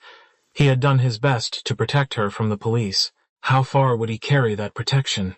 Supposing he suspected her of crime, would he still try and shield her? She was a curious woman, a woman of very strong magnetic charm. I myself hated the thought of connecting her with the crime in any way. Something in me said it can't be her. Why? And an imp in my brain replied, because she's a very beautiful and attractive woman. That's why. There is, as Miss Marple would say, a lot of human nature in all of us. Chapter 20. When I got back to the vicarage, I found that we were in the middle of a domestic crisis. Griselda met me in the hall, and with tears in her eyes dragged me into the drawing-room. She's going. Who's going? Mary. She's given notice. I really could not take the announcement in a tragic spirit. Well, I said, we'll have to get another servant. It seemed to me a perfectly reasonable thing to say. When one servant goes, you get another. I was at a loss to understand Griselda's look of reproach. Len, you are absolutely heartless. You don't care. I didn't. In fact, I felt almost light-hearted at the prospect of no more burnt puddings and undercooked vegetables. I'll have to look about for a girl and find one and train her, continued Griselda in a voice of acute self-pity. Is Mary trained? I said. Of course she is. I suppose I said that somebody has heard her address us as sir or ma'am, and has immediately wrested her from us as a paragon. All I can say is they'll be disappointed. It isn't that, said Griselda. Nobody else wants her. I don't see how they could. It's her feelings. They're upset because Lettice Prothero said she didn't dust properly. Griselda often comes out with surprising statements, but this seemed to me so surprising that I questioned it. It seemed to me the most unlikely thing in the world that Lettice Prothero should go out of her way to interfere in our domestic affairs and reprove our maid for slovenly housework. It was completely un-Lettice-like, and I said so. I don't see, I said, what our dust has to do with Lettice Prothero. Nothing at all, said my wife. That's why it's so unreasonable. I wish you'd go and talk to Mary yourself. She's in the kitchen. I had no wish to talk to Mary on the subject, but Griselda, who is very energetic and quick, fairly pushed me through the baize door into the kitchen before I had time to rebel. Mary was peeling potatoes at the sink. Good afternoon, I said nervously. Mary looked up and snorted, but made no other response. Mrs. Clement tells me that you wish to leave us, I said. Mary condescended to reply to this. There's some things she said darkly as no girl can be asked to put up with. Will you be more explicit, please, Will you tell me exactly what it is that has upset you? Tell you that in 2 words I can. Here I may say she vastly underestimated. People coming snooping round here when my back's turned, poking round. And what business of hers is it how often the study is dusted or turned out? If you and the missus don't complain, it's nobody else's business. If I give satisfaction to you, that's all that matters, I say. Mary has never given satisfaction to me. I confess that I have a hankering after a room thoroughly dusted and tidied every morning. Mary's practice of flicking off the more obvious deposit on the surface of low tables is to my thinking grossly inadequate. However, I realized that at the moment it was no good to go into side issues. Had to go to that inquest, didn't I? Standing up before 12 men, a respectable girl like me, and who knows what questions you may be asked. I'll tell you this. I've never before been in a place where they had a murder in the house, and I never want to be again. I hope you won't, I said. On the law of averages, I should say, it was very unlikely. I don't hold with the law. He was a magistrate. Many a poor fellow sent to jail for potting at a rabbit, and him with his pheasants and what not. And then, before he's so much as decently buried, that daughter of his comes round and says, I don't do my work properly. Do you mean that Miss Prothero has been here? Found her here when I came back from the Blue Boar. In the study she was. And oh, she says, I'm looking for my little yellow berry, a little yellow hat. I left it here the other day. Well, I says I haven't seen no hat. It wasn't here when I done the room on Thursday morning, I says. And, oh, she says, but I dare say you wouldn't see it. You don't spend much time doing a room, do you? And with that she draws her finger along the mantel-shelf and looks at it, as though I had time on a morning like this to take off all them ornaments and put them back with the police only unlocking the room the night before. If the vicar and his lady are satisfied, that's all that matters, I think, Mrs. I said. And she laughs and goes out of the window and says, Oh, but are you sure they are? I see, I said. And there it is. A girl has her feelings. I'm sure I'd work my fingers to the bone for you and the missus. And if she wants a newfangled dish tried, I'm always ready to try it. I'm sure you are, I said soothingly. But she must have heard something, or she wouldn't have said what she did. And if I don't give satisfaction, I'd rather go. Not that I take any notice of what Miss Prothero says. She's not loved up at the Hall, I can tell you. Never a please or a thank you, and everything scattered right and left. I wouldn't set any store by Miss Lettice Prothero myself, for all that Mr. Dennis is so set upon her. But she's the kind that can always twist a young gentleman round her little finger. During all this, Mary had been extracting eyes from potatoes with such energy that they had been flying round the kitchen like hailstones. At this moment, one hit me in the eye and caused a momentary pause in the conversation. Don't you think I said, as I dabbed my eye with my handkerchief, that you have been rather too inclined to take offense where none is meant? You know, Mary, your mistress will be very sorry to lose you. I've nothing against the mistress, or against you, sir, for that matter. Well, then don't you think you're being rather silly? Mary sniffed. I was a bit upset, like after the inquest and all. And a girl has her feelings, but I wouldn't like to cause the mistress inconvenience. Then that's all right, I said. I left the kitchen to find Griselda and Dennis waiting for me in the hall. Well, exclaimed Griselda. She's staying, I said, and sighed. Len, said my wife, you have been clever. I felt rather inclined to disagree with her. I do not think I had been clever. It is my firm opinion that no servant could be a worse one than Mary. Any change I consider would have been a change for the better. But I like to please Griselda. I detailed the heads of Mary's grievance. How like lettuce, said Dennis.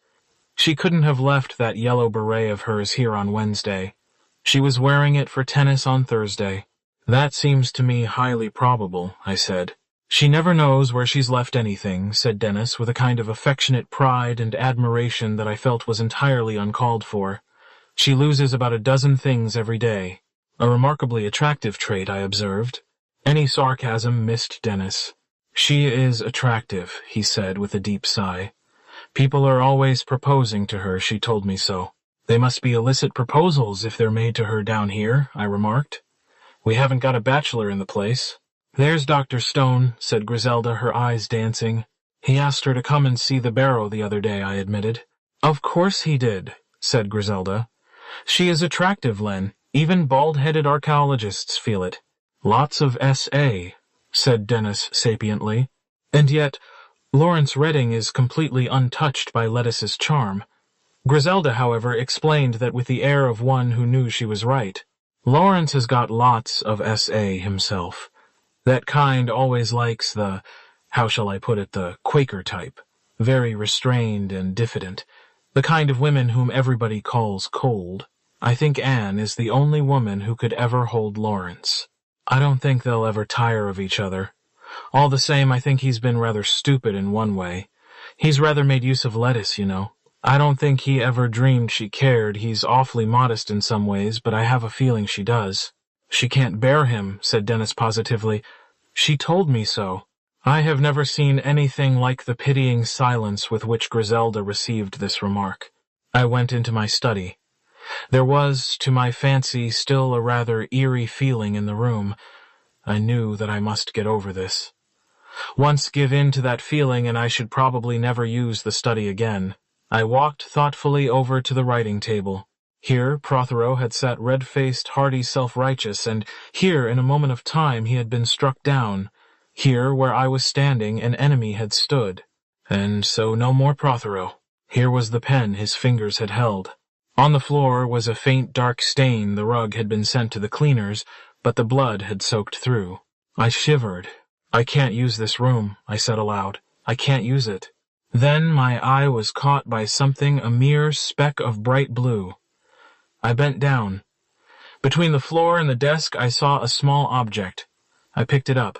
I was standing staring at it in the palm of my hand when Griselda came in. I forgot to tell you, Miss Marple wants us to go over tonight after dinner, to amuse the nephew. She's afraid of his being dull. I said we'd go. Very well, my dear. What are you looking at? Nothing.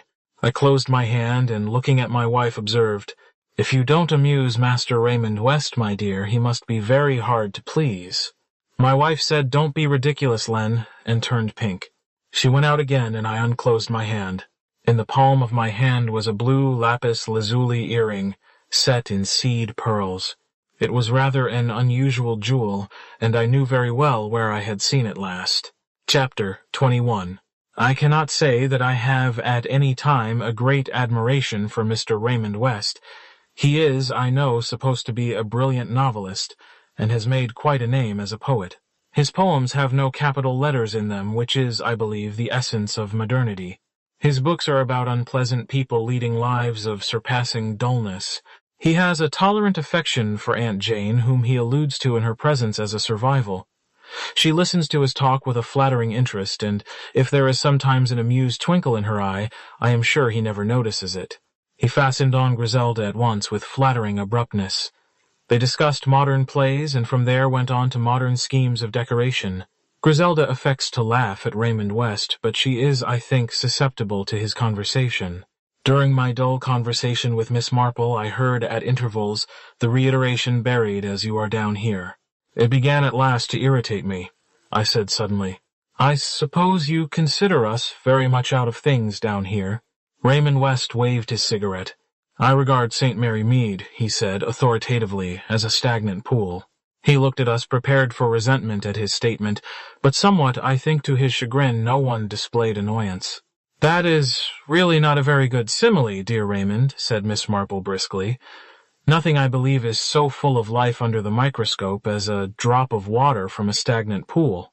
Life of a kind, admitted the novelist. It's all much the same kind, really, isn't it? Said Miss Marple. You compare yourself to a denizen of a stagnant pond, Aunt Jane. My dear, you said something of the sort in your last book, I remember. No clever young man likes having his works quoted against himself. Raymond West was no exception. That was entirely different, he snapped. Life is, after all, very much the same everywhere, said Miss Marple, in her placid voice. Getting born, you know, and growing up, and coming into contact with other people, getting jostled, and then marriage, and more babies.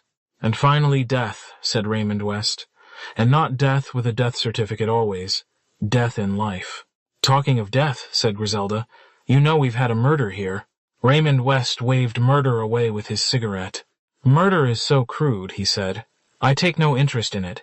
That statement did not take me in for a moment. They say all the world loves a lover. Apply that saying to murder, and you have an even more infallible truth. No one can fail to be interested in a murder. Simple people like Griselda and myself can admit the fact, but anyone like Raymond West has to pretend to be bored at any rate for the first 5 minutes. Miss Marple, however, gave her nephew away by remarking, "Raymond and I have been discussing nothing else all through dinner." "I take a great interest in all the local news," said Raymond hastily. He smiled benignly and tolerantly at Miss Marple. "Have you a theory, Mr. West?" asked Griselda. "Logically," said Raymond West, again flourishing his cigarette, "only one person could have killed Prothero." "Yes," said Griselda.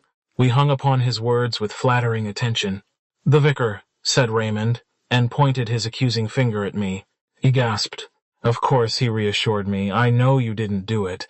Life is never what it should be. But think of the drama, the fitness churchwarden murdered in the vicar's study by the vicar. Delicious." "And the motive?" I inquired. "Oh, that's interesting." He sat up, allowed his cigarette to go out. "Inferiority complex, I think. Possibly too many inhibitions. I should like to write the story of the affair. Amazingly complex. Week after week, year after year, he's seen the man at vestry meetings, at choir boys' outings, handing round the bag in church, bringing it to the altar. Always he dislikes the man, always he chokes down his dislike. It's unchristian-like, he won't encourage it. And so it festers underneath, and one day—" He made a graphic gesture. Griselda turned to me. "Have you ever felt like that, Len?" "Never," I said truthfully. "Yet I hear you were wishing him out of the world not so long ago," remarked Miss Marple. "That miserable Dennis. But my fault, of course, for ever making the remark." "I'm afraid I was," I said. "It was a stupid remark to make, but really I'd had a very trying morning with him." "That's disappointing," said Raymond West. "Because, of course, if your subconscious were really planning to do him in, it would never have allowed you to make that remark." He sighed. "My theory falls to the ground. This is probably a very ordinary murder, a revengeful poacher, or something of that sort." "Miss Cram came to see me this afternoon," said Miss Marple. "I met her in the village, and I asked her if she would like to see my garden." "Is she fond of gardens?" asked Griselda. "I don't think so," said Miss Marple with a faint twinkle. "But it makes a very useful excuse for talk, don't you think?" "What did you make of her?" asked Griselda. "I don't believe she's really so bad. She volunteered a lot of information, really a lot of information," said Miss Marple. "About herself, you know, and her people. They all seem to be dead or in India. Very sad. By the way, she has gone to Old Hall for the weekend." "What?" "Yes, it seems Mrs. Prothero asked her, or she suggested it to Mrs. Prothero, I don't quite know which way about it was, to do some secretarial work for her. There are so many letters to cope with. It turned out rather fortunately. Doctor, Stone being away, she has nothing to do. What an excitement this barrow has been." "Stone," said Raymond. "Is that the archaeologist fellow?" "Yes, he is excavating a barrow. On the Prothero property. He's a good man," said Raymond. "Wonderfully keen on his job. I met him at a dinner not long ago, and we had a most interesting talk. I must look him up." Unfortunately," I said, "he's just gone to London for the weekend. Why, you actually ran into him at the station this afternoon." "I ran into you? You had a little fat man with you with glasses on." "Yes, Dr. Stone. But my dear fellow, that wasn't Stone." "Not Stone? Not the archaeologist? I know him quite well. The man wasn't Stone, not the faintest resemblance." We stared at each other. In particular, I stared at Miss Marple. "Extraordinary," I said. "The suitcase," said Miss Marple. "But why?" said Griselda. "It reminds me of the time the man went round pretending to be the gas inspector," murmured Miss Marple. "Quite a little haul he got." "An impostor," said Raymond West. "Now this is really interesting. The question is, has it anything to do with murder?" said Griselda. "Not necessarily," I said. But I looked at Miss Marple. "It is," she said, "a peculiar thing. Another peculiar thing." "Yes," I said, rising. "I rather feel the inspector ought to be told about this at once." Chapter 22. Inspector Slack's orders, once I had got him on the telephone, were brief and emphatic. Nothing was to get about. In particular, Miss Cram was not to be alarmed. In the meantime, a search was to be instituted for the suitcase in the neighborhood of the barrow. Griselda and I returned home very excited over this new development. We could not say much with Dennis present, as we had faithfully promised Inspector Slack to breathe no word to anybody. In any case, Dennis was full of his own troubles. He came into my study and began fingering things and shuffling his feet and looking thoroughly embarrassed. "What is it, Dennis?" I said at last. "Uncle Len, I don't want to go to sea." I was astonished. The boy had been so very decided about his career up to now. "But you were so keen on it." "Yes, but I've changed my mind." "What do you want to do?" "I want to go into finance." I was even more surprised. "What do you mean, finance?" "Just that. I want to go into the city." "But my dear boy, I am sure you would not like the life, even if I obtained a post for you in a bank." Dennis said that wasn't what he meant. He didn't want to go into a bank. I asked him what exactly he did mean, and of course, as I suspected, the boy didn't really know. By going into finance, he simply meant getting rich quickly, which, with the optimism of youth, he imagined was a certainty if one went into the city. I disabused him of this notion as gently as I could. "What's put it into your head?" I asked. "You were so satisfied with the idea of going to sea?" "I know, Uncle Len, but I've been thinking. I shall want to marry someday, and I mean, you've got to be rich to marry a girl." "Facts disprove your theory," I said. "I know, but a real girl. I mean, a girl who's used to things." It was very vague, but I thought I knew what he meant. "You know," I said gently, "all girls aren't like Lettuce Prothero." He fired up at once. "You're awfully unfair to her. You don't like her. Griselda doesn't either. She says she's tiresome." From the feminine point of view, Griselda is quite right. Lettuce is tiresome. I could quite realize, however, that a boy would resent the adjective. If only people made a few allowances. Why even the Hartley Napiers are going about grousing about her at a time like this, just because she left their old tennis party a bit early. Why should she stay if she was bored? Jolly decent of her to go at all, I think. "Quite a favor," I said, but Dennis suspected no malice. He was full of his own grievance on Lettuce's behalf. "She's awfully unselfish, really. Just to show you, she made me stay. Naturally, I wanted to go too. But she wouldn't hear of it. Said it was too bad on the Napiers. So just to please her, I stopped on a quarter of an hour. The young have very curious views on unselfishness. And now I hear Susan Hartley Napier is going about everywhere saying Lettuce has rotten manners. If I were you, I said I shouldn't worry. It's all very well, but—" He broke off. I'd do anything for Lettuce." "Very few of us can do anything for anyone else," I said. "However much we wish it, we are powerless." "I wish I were dead," said Dennis. "Poor lad. Calf love is a virulent disease." I forbore to say any of the obvious and probably irritating things which come so easily to one's lips.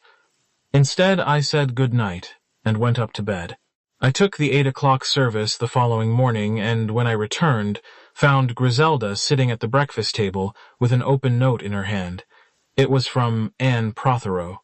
"Dear Griselda, if you and the vicar could come up and lunch here quietly today, I should be so very grateful. Something very strange has occurred, and I should like Mr. Clement's advice. Please don't mention this when you come, as I have said nothing to anyone. With love, yours affectionately, Anne Prothero." "We must go, of course," said Griselda. I agreed. "I wonder what can have happened." I wondered, too. "You know," I said to Griselda, "I don't feel we are really at the end of this case yet." "You mean not till someone has really been arrested?" "No," I said. "I didn't mean that. I mean that there are ramifications, undercurrents that we know nothing about. There are a whole lot of things to clear up before we get at the truth." "You mean things that don't really matter, but that get in the way?" "Yes, I think that expresses my meaning very well." "I think we're all making a great fuss," said Dennis, helping himself to marmalade. "It's a jolly good thing old Prothero is dead. Nobody liked him. Oh, I know, the police have got to worry, it's their job. But I rather hope myself they'll never find out. I should hate to see Slack promoted going about swelling with importance over his cleverness. I am human enough to feel that I agreed over the matter of Slack's promotion. A man who goes about systematically rubbing people up the wrong way cannot hope to be popular." "Dr. Haydock thinks rather like I do," went on Dennis. "He'd never give a murderer up to justice. He said so. I think that is the danger of Haydock's views. They may be sound in themselves, it is not for me to say, but they produce an impression on the young, careless mind which I am sure Haydock himself never meant to convey." Griselda looked out of the window and remarked that there were reporters in the garden. "I suppose they're photographing the study windows again," she said with a sigh. We had suffered a good deal in this way. There was first the idle curiosity of the village. Everyone had come to gape and stare. There were next the reporters armed with cameras, and the village again to watch the reporters.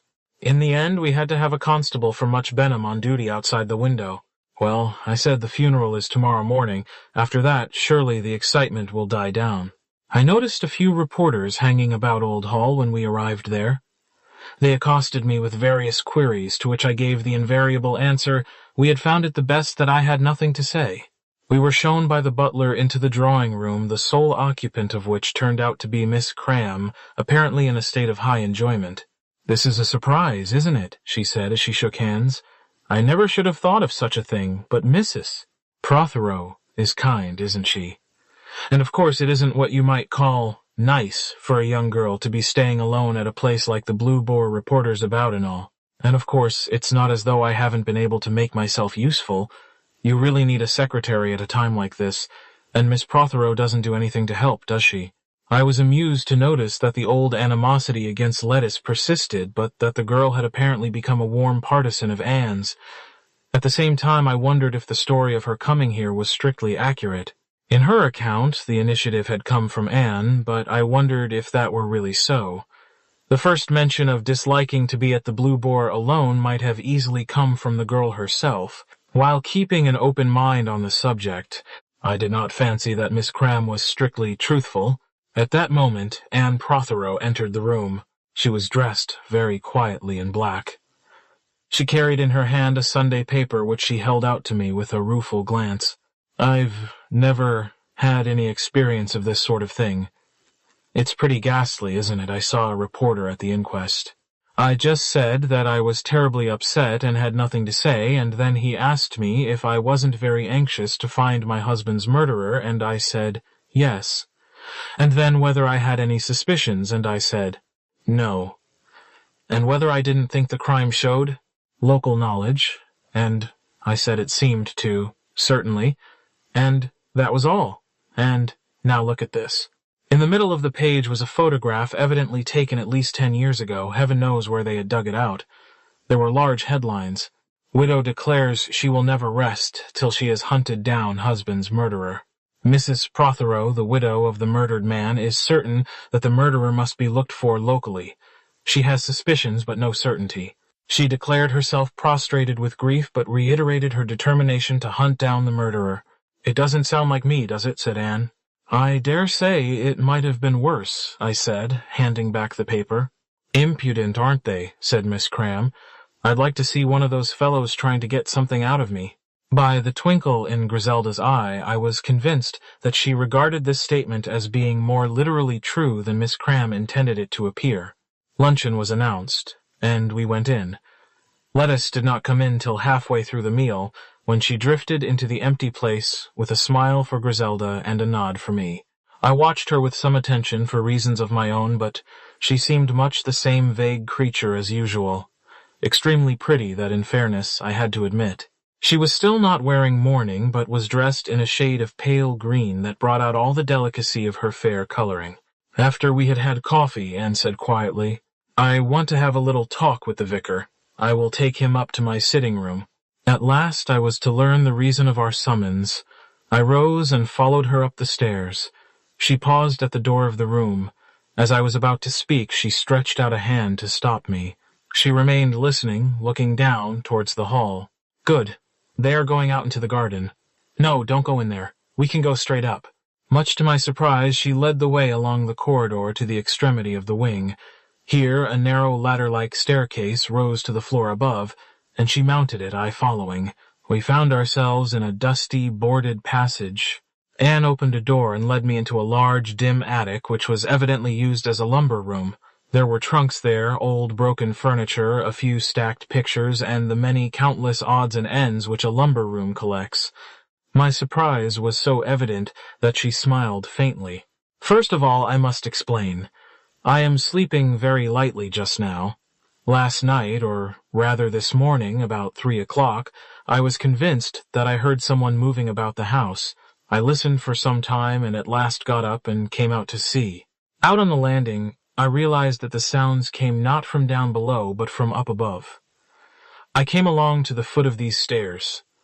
Again, I thought I heard a sound. I called up, "Is anybody there?" But there was no answer, and I heard nothing more. So I assumed that my nerves had been playing tricks on me and went back to bed. However, early this morning I came up here simply out of curiosity, and I found this. She stooped down and turned round a picture that was leaning against the wall with the back of the canvas towards us. I gave a gasp of surprise. The picture was evidently a portrait in oils, but the face had been hacked and cut in such a savage way as to render it unrecognizable. Moreover, the cuts were clearly quite fresh. "What an extraordinary thing," I said. "Isn't it? Tell me, can you think of any explanation?" I shook my head. "There's a kind of savagery about it," I said, "that I don't like. It looks as though it had been done in a fit of maniacal rage." "Yes, that's what I thought. What is the portrait?" "I haven't the least idea. I have never seen it before. All these things were in the attic when I married Lucius and came here to live. I have never been through them or bothered about them." "Extraordinary," I commented. I stooped down and examined the other pictures. They were very much what you would expect to find, some very mediocre landscapes, some oleographs, and a few cheaply framed reproductions. There was nothing else helpful. A large, old-fashioned trunk of the kind that used to be called an ark had the initials E.P. upon it. I raised the lid. It was empty. Nothing else in the attic was the least suggestive. "It really is a most amazing occurrence," I said. "It's so senseless." "Yes," said Anne. "That frightens me a little." There was nothing more to see. I accompanied her down to her sitting room, where she closed the door. "Do you think I ought to do anything about it? Tell the police?" I hesitated. It's hard to say on the face of it whether it has anything to do with the murder or not finished, Anne. I know. That's what is so difficult.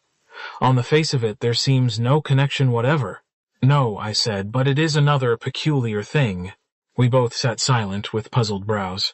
"What are your plans, if I may ask?" I said presently. She lifted her head.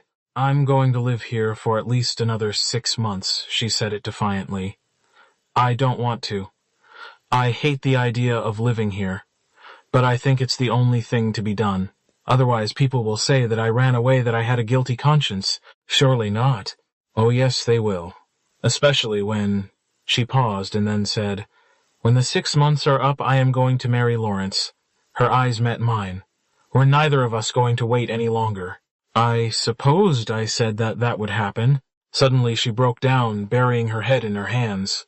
"You don't know how grateful I am to you, you don't know. We'd said goodbye to each other, he was going away. I feel not so awful about Lucius's death. If we'd been planning to go away together and he'd died, then it wouldn't be so awful now.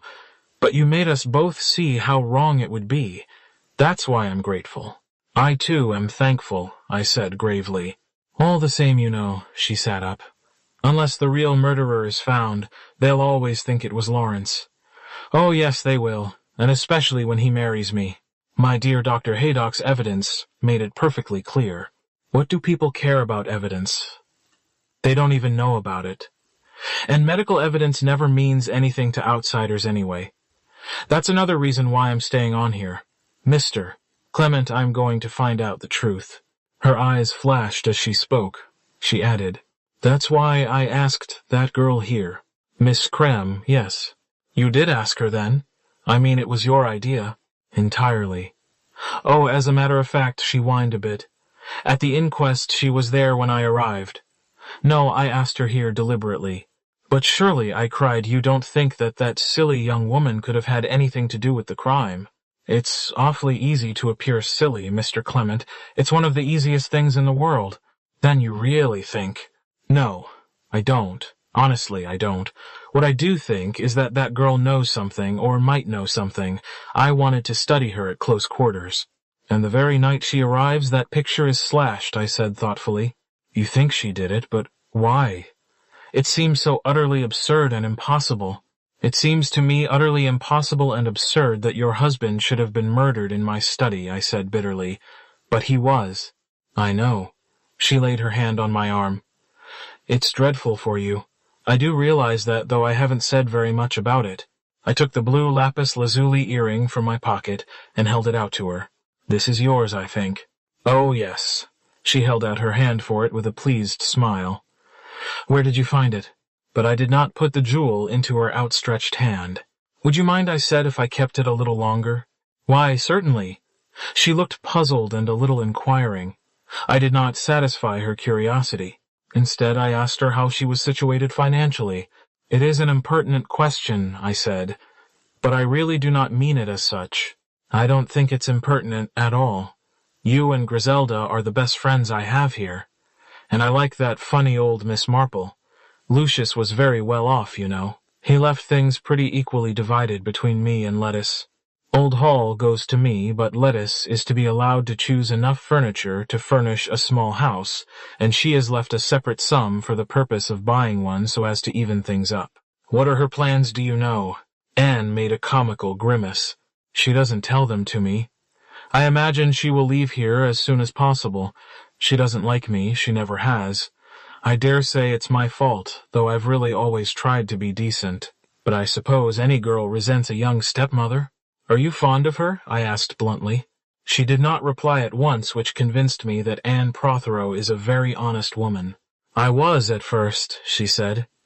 "She was such a pretty little girl. I don't think I am now. I don't know why. Perhaps it's because she doesn't like me. I like being liked, you know." "We all do," I said, and Anne Prothero smiled. I had one more task to perform. That was to get a word alone with Lettuce Prothero. I managed that easily enough, catching sight of her in the deserted drawing-room. Griselda and Gladys Cram were out in the garden. I went in and shut the door. "Lettuce," I said, "I want to speak to you about something." She looked up indifferently. "Yes." I had thought beforehand what to say. I held out the lapis earring and said quietly, "Why did you drop that in my study?" I saw her stiffen for a moment. It was almost instantaneous. Her recovery was so quick that I myself could hardly have sworn to the movement. Then she said carelessly, "I never dropped anything in your study. That's not mine. That's Anne's." "I know that," I said. "Well, why ask me then? Anne must have dropped it." "Mrs. Prothero has only been in my study once since the murder, and then she was wearing black and so would not have been likely to have had on a blue earring." "In that case," said Lettuce, "I suppose she must have dropped it before." She added, "That's only logical." "It's very logical," I said. "I suppose you don't happen to remember when your stepmother was wearing these earrings last?" "Oh." She looked at me with a puzzled, trustful gaze. "Is it very important?" "It might be," I said. "I'll try and think." She sat there, knitting her brows. I have never seen Lettuce Prothero look more charming than she did at that moment. "Oh, yes," she said suddenly. "She had them on Thursday. I remember now." "Thursday," I said slowly, was the day of the murder. Mrs. Prothero came to the studio in the garden that day, but if you remember in her evidence, she only came as far as the study window, not inside the room. "Where did you find this?" "Rolled underneath the desk." "Then it looks, doesn't it?" said Lettuce coolly, as though she hadn't spoken the truth.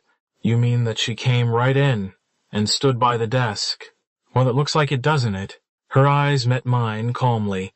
"If you want to know," she said calmly, "I never have thought she was speaking the truth. And I know you are not Lettuce."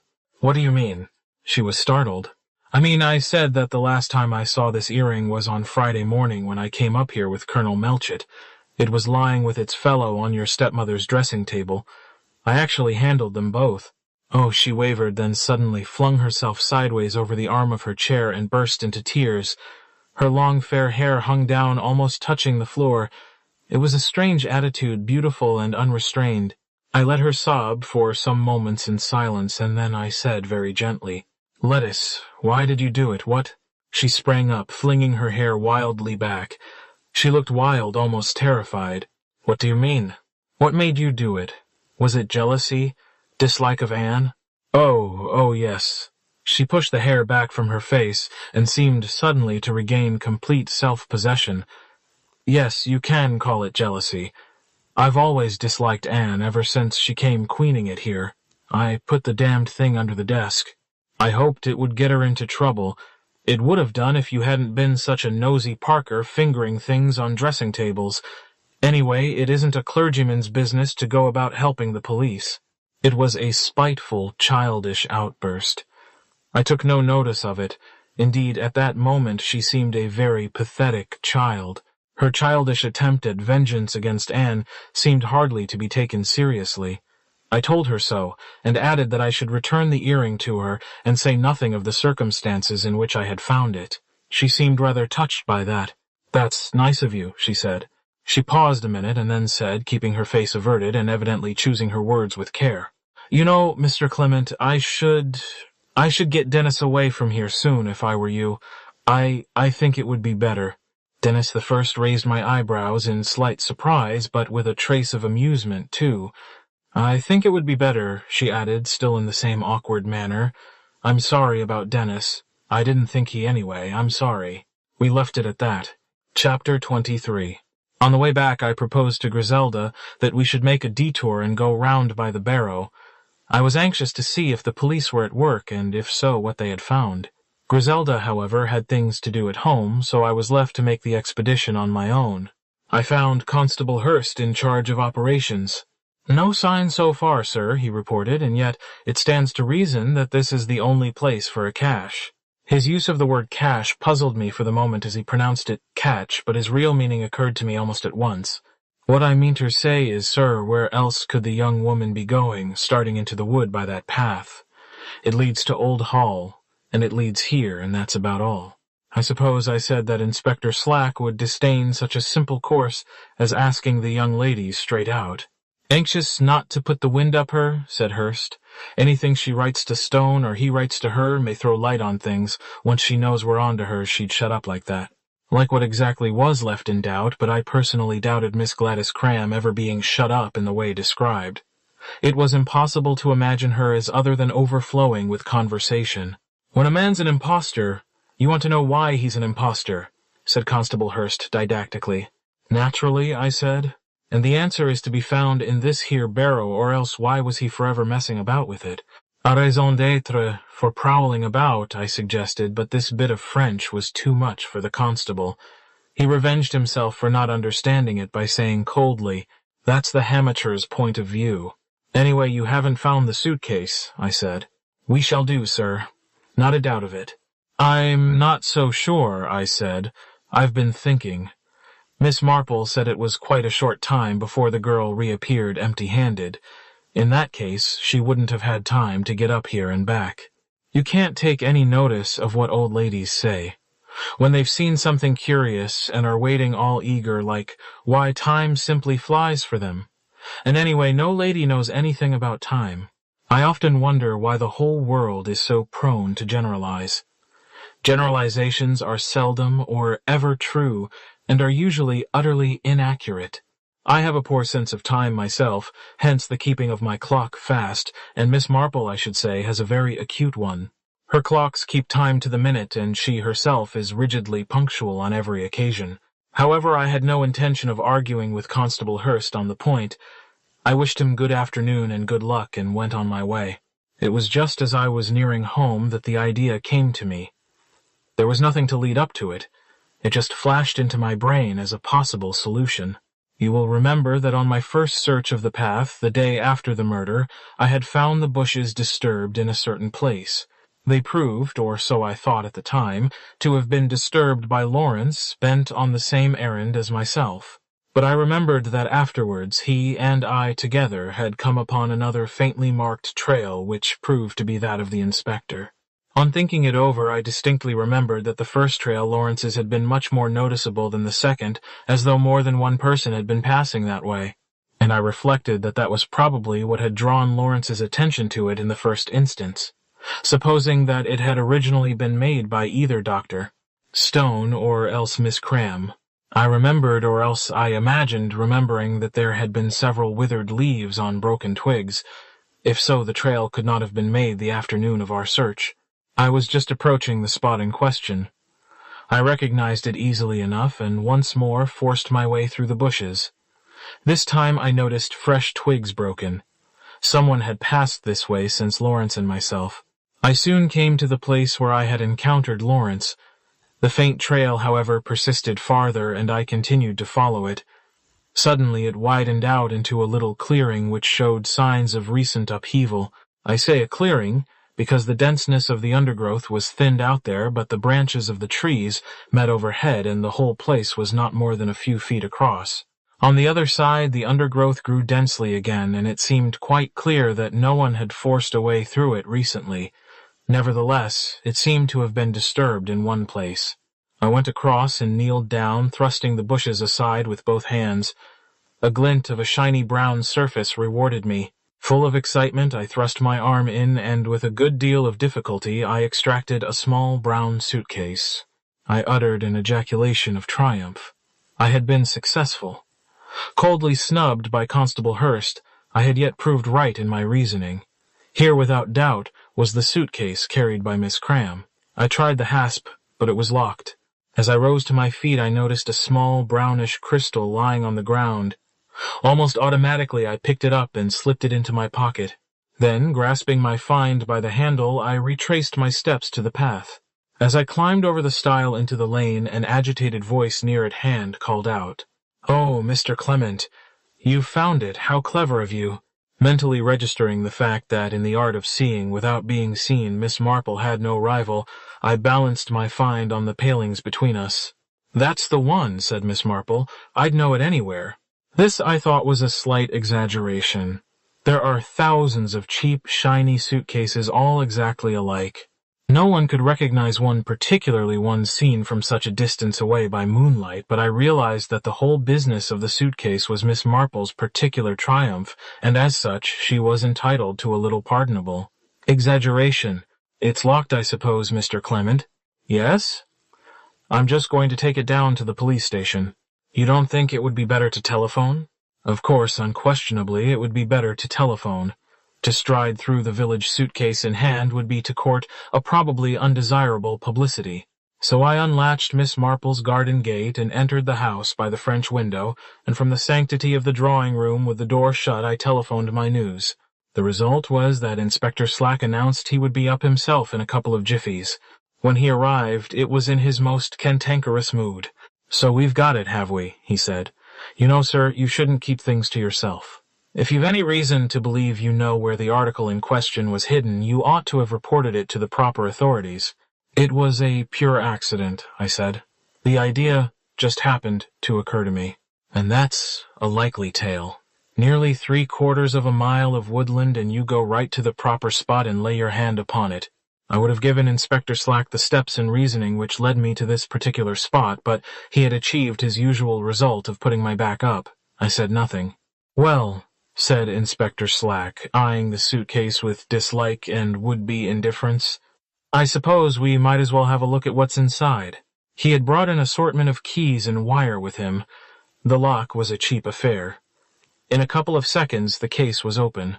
I don't know what we had expected to find, something sternly sensational, I imagine, but the first thing that met our eyes was a greasy plaid scarf. The inspector lifted it out. Next came a faded dark blue overcoat, very much the worse for wear. A checked cap followed. "A shoddy lot," said the inspector. A pair of boots, very down at heel and battered, came next. At the bottom of the suitcase was a parcel done up in newspaper.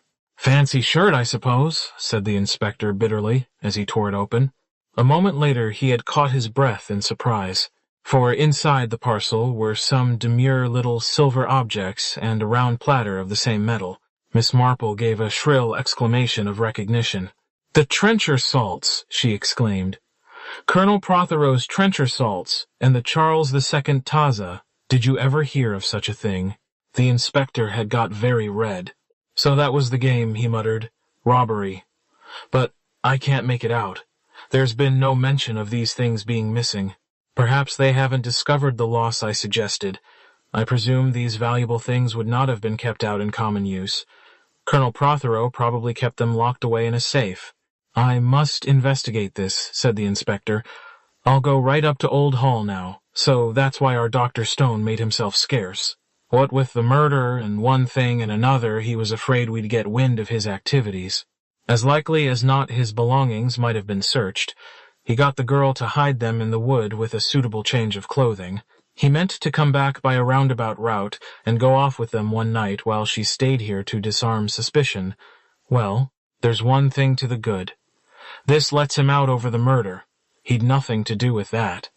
Quite a different game. He repacked the suitcase and took his departure, refusing Miss Marple's offer of a glass of sherry. Well, that's one mystery cleared up, I said with a sigh. What Slack says is quite true. There are no grounds for suspecting him of the murder. Everything's accounted for quite satisfactorily. It really would seem so, said Miss Marple. Although one never can be quite certain, can one? There's a complete lack of motive, I pointed out. He'd got what he came for and was clearing out, Y.S. She was clearly not quite satisfied, and I looked at her in some curiosity.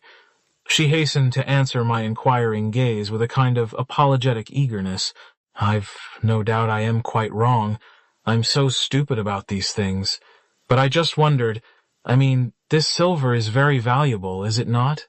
A Taza sold the other day for over £1,000, I believe. It's not the value of the metal. No, it's what one might call a connoisseur's value. That's what I mean. The sale of such things would take a little time to arrange, or even if it was arranged, it couldn't be carried through without secrecy. If the robbery were reported and a hue and cry were raised, well, the things couldn't be marketed at all. I don't quite see what you mean, I said. I know I'm putting it badly. She became more flustered and apologetic, but it seems to me that the things couldn't just have been abstracted, so to speak. The only satisfactory thing to do would be to replace these things with copies. Then perhaps the robbery wouldn't be discovered for some time. That's a very ingenious idea, I said. It would be the only way to do it, wouldn't it? And if so, of course, as you say, once the substitution had been accomplished, there wouldn't have been any reason for murdering Colonel Prothero, quite the reverse. Exactly, I said. That's what I said. Yes, but I just wondered, I don't know. Of course, and Colonel Prothero always talked a lot about doing things before he actually did do them, and of course sometimes never did them at all, but he did say yes. That he was going to have all his things valued a man down from London. For probate, no, that's when you're dead. For insurance. Someone told him that was the thing to do. He talked about it a great deal, and the importance of having it done. Of course, I don't know if he had made any actual arrangement, but if he had... I see, I said slowly. Of course, the moment the expert saw the silver he'd know, and then Colonel Prothero would remember having shown the things to Dr. Stone... I wonder if it was done then legerdemain. Don't they call it so clever, and then, well, the fat would be in the fire, to use an old-fashioned expression. I see your idea, I said. I think we ought to find out for certain. I went once more to the telephone. In a few minutes I was through to Old Hall and speaking to Anne Prothero. No, it's nothing very important. Has the inspector arrived yet? Oh, well, he's on his way. Mrs. Prothero, can you tell me if the contents of Old Hall were ever valued? What's that, you say? Her answer came clear and prompt. I thanked her, replaced the receiver, and turned to Miss Marple. That's very definite. Colonel Prothero had made arrangements for a man to come down from London on Monday tomorrow to make a full valuation. Owing to the Colonel's death, the matter has been put off. Then there was a motive, said Miss Marple softly. A motive, yes. But that's all. You forget.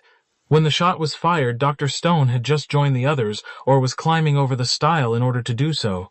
Yes, said Miss Marple thoughtfully. So that rules him out. Chapter 24. I returned to the vicarage to find Hawes waiting for me in my study. He was pacing up and down nervously, and when I entered the room he started as though he had been shot. You must excuse me, he said, wiping his forehead. My nerves are all to pieces lately. My dear fellow, I said, you positively must get away for a change. We shall have you breaking down altogether, and that will never do. I can't desert my post. No, that is a thing I will never do. It's not a case of desertion. You are ill. I'm sure Haydock would agree with me. Haydock. What kind of a doctor is he? An ignorant country practitioner. I think you're unfair to him. He has always been considered a very able man in his profession. Oh, perhaps. Yes, I dare say. But I don't like him. However, that's not what I came to say. I came to ask you if you would be kind enough to preach tonight instead of me. I really do not feel equal to it. Why, certainly. I will take the service for you. No, no. I wish to take the service. I am perfectly fit. It is only the idea of getting up in the pulpit of all those eyes staring at me. He shut his eyes and swallowed convulsively. It was clear to me that there was something very much indeed the matter with Hawes. He seemed aware of my thoughts, for he opened his eyes and said quickly, "There is nothing really wrong with me. It is just these headaches, these awful racking headaches. I wonder if you could let me have a glass of water." "Certainly," I said. I went and fetched it myself from the tap. Ringing bells is a profitless form of exercise in our house. I brought the water to him, and he thanked me. He took from his pocket a small cardboard box, and opening it extracted a rice paper capsule which he swallowed with the aid of the water. "A headache powder," he explained. I suddenly wondered whether Hawes might have become addicted to drugs. It would explain a great many of his peculiarities. "You don't take too many, I hope," I said. "No, oh no. Dr. Haydock warned me against that. But it is really wonderful. They bring instant relief." Indeed, he already seemed calmer and more composed. He stood up. "Then you will preach tonight. It's very good of you, sir." "Not at all. And I insist on taking the service, too. Get along home and rest." "No, I won't have any argument. Not another word." He thanked me again. Then he said, his eyes sliding past me to the window, You have been up at Old Hall today, haven't you, sir?" "Yes." "Excuse me, but were you sent for?" I looked at him in surprise, and he flushed. "I'm sorry, sir. I just thought some new development might have arisen, and that was why Mrs. Prothero had sent for you." I had not the faintest intention of satisfying Hawes' curiosity. "She wanted to discuss the funeral arrangements and one or two other small matters with me," I said. "Oh, that was all. I see." I did not speak. He fidgeted from foot to foot and finally said, "Mr. Redding came to see me last night. I can't imagine why. Didn't he tell you?" He just said he thought he'd look me up. Said it was a bit lonely in the evenings. He's never done such a thing before." "Well, he's supposed to be pleasant company," I said, smiling. "What does he want to come and see me for? I don't like it." His voice rose shrilly. He spoke of dropping in again. "What does it all mean? What idea do you think he has got into his head? Why should you suppose he has any ulterior motive?" I asked. "I don't like it," repeated Hawes obstinately. "I've never gone against him in any way.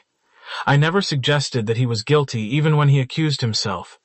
I said it seemed most incomprehensible. If I've had suspicions of anybody, it's been of Archer, never of him.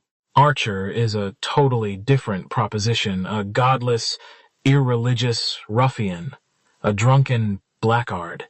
"Don't you think you're being a little harsh?" I said. "After all, we really know very little about the man. A poacher in and out of prison, capable of anything." "Do you really think he shot Colonel Prothero?" I asked curiously. Hawes has an inveterate dislike of answering yes or no. I have noticed it several times lately. "Don't you think yourself, sir, that it's the only possible solution?" "As far as we know," I said, "there's no evidence of any kind against him." "His threats," said Hawes eagerly. "You forget about his threats." "I am sick and tired of hearing about Archer's threats. As far as I can make out, there is no direct evidence that he ever made any. He was determined to be revenged on Colonel Prothero. He primed himself with drink and then shot him. That's pure supposition. But you will admit that it's perfectly probable." "No, I don't." "Possible, then?" "Possibly, yes." Hawes glanced at me sideways. "Why don't you think it's probable?" "Because I said a man like Archer wouldn't think of shooting a man with a pistol. It's the wrong weapon." Hawes seemed taken aback by my argument. Evidently it wasn't the objection he had expected. "Do you really think the objection is feasible?" he asked doubtingly. "To my mind, it is a complete stumbling block to Archer's having committed the crime," I said. In face of my positive assertion, Hawes said no more. He thanked me again and left. I had gone as far as the front door with him, and on the hall table I saw 4 notes. They had certain characteristics in common. The handwriting was almost unmistakably feminine. They all bore the words, "By hand," "urgent," and the only difference I could see was that one was noticeably dirtier than the rest. Their similarity gave me a curious feeling of seeing not double, but quadruple. Mary came out of the kitchen and caught me staring at them. "Come by hand since lunchtime," she volunteered. "All but one. I found that in the box." I nodded, gathered them up, and took them into the study. The first one ran thus: "Dear Mr. Clement, something has come to my knowledge which I feel you ought to know. It concerns the death of poor Colonel Prothero. I should much appreciate your advice on the matter, whether to go to the police or not. Since my dear husband's death, I have such a shrinking from every kind of publicity. Perhaps you could run in and see me for a few minutes this afternoon. Yours sincerely, Martha Price Ridley." I opened the second. "Dear Mr. Clement, I am so troubled, so exercised in my mind to know what I ought to do. Something has come to my ears that I feel may be important. I have such a horror of being mixed up with the police in any way. I am so disturbed and distressed. Would it be asking too much of you, dear Vicar, to drop in for a few minutes and solve my doubts and perplexities for me in the wonderful way you always do? Forgive my troubling you. Yours very sincerely, Caroline Weatherby." The third I felt I could almost have recited beforehand. "Dear Mr. Clement, something most important has come to my ears. I feel you should be the first to know about it. Will you call in and see me this afternoon sometime? I will wait in for you." This militant epistle was signed Amanda Hartnell. I opened the fourth missive. It has been my good fortune to be troubled with very few anonymous letters. An anonymous letter is, I think, the meanest and cruelest weapon there is. This one was no exception. It purported to be written by an illiterate person, but several things inclined me to disbelieve that assumption. "Dear Vicar, I think you ought to know what is going on. Your lady has been seen coming out of Mr. Redding's cottage in a surreptitious manner. You know what, I mean. The two are carrying on together. I think you ought to know. A friend." I made a faint exclamation of disgust and, crumpling up the paper, tossed it into the open grate just as Griselda entered the room. "What's that you're throwing down so contemptuously?" she asked. "Filth," I said. Taking a match from my pocket, I struck it and bent down. Griselda, however, was too quick for me. She had stooped down and caught up the crumpled ball of paper and smoothed it out before I could stop her. She read it, gave a little exclamation of disgust, and tossed it back to me, turning away as she did so. I lighted it and watched it burn. Griselda had moved away. She was standing by the window, looking out into the garden. "Len," she said without turning round. "Yes, my dear." "I'd like to tell you something." "Yes, don't stop me." "I want to, please. When Lawrence Redding came here, I let you think that I had only known him slightly before. That wasn't true. I had known him rather well. In fact, before I met you, I had been rather in love with him. I think most people are with Lawrence. I was, well, absolutely silly about him at one time. I don't mean I wrote him compromising letters or anything idiotic like they do in books. But I was rather keen on him once. "Why didn't you tell me?" I asked. "Oh, because I don't know exactly, except that, well, you're foolish in some ways. Just because you're so much older than I am, you think that that I'm likely to like other people. I thought you'd be tiresome, perhaps, about me and Lawrence being friends." "You're very clever at concealing things," I said, remembering what she had told me in that room less than a week ago and the ingenuous, natural way she had talked. "Yes, I've always been able to hide things. In a way, I like doing it." Her voice held a childlike ring of pleasure in it. "But it's quite true what I said. I didn't know about Anne, and I wondered why Lawrence was so different, really not noticing me. I'm not used to it." There was a pause. "You do understand," Len said Griselda anxiously. "Yes," I said, "I understand. But did I?" Chapter 25. I found it hard to shake off the impression left by the anonymous letter, "Pitch Soils." However, I gathered up the other 3 letters, glanced at my watch, and started out. I wondered very much what this might be that had come to the knowledge of 3 ladies simultaneously. I took it to be the same piece of news. In this, I was to realize that my psychology was at fault. I cannot pretend that my calls took me past the police station. My feet gravitated there of their own accord. I was anxious to know whether Inspector Slack had returned from Old Hall.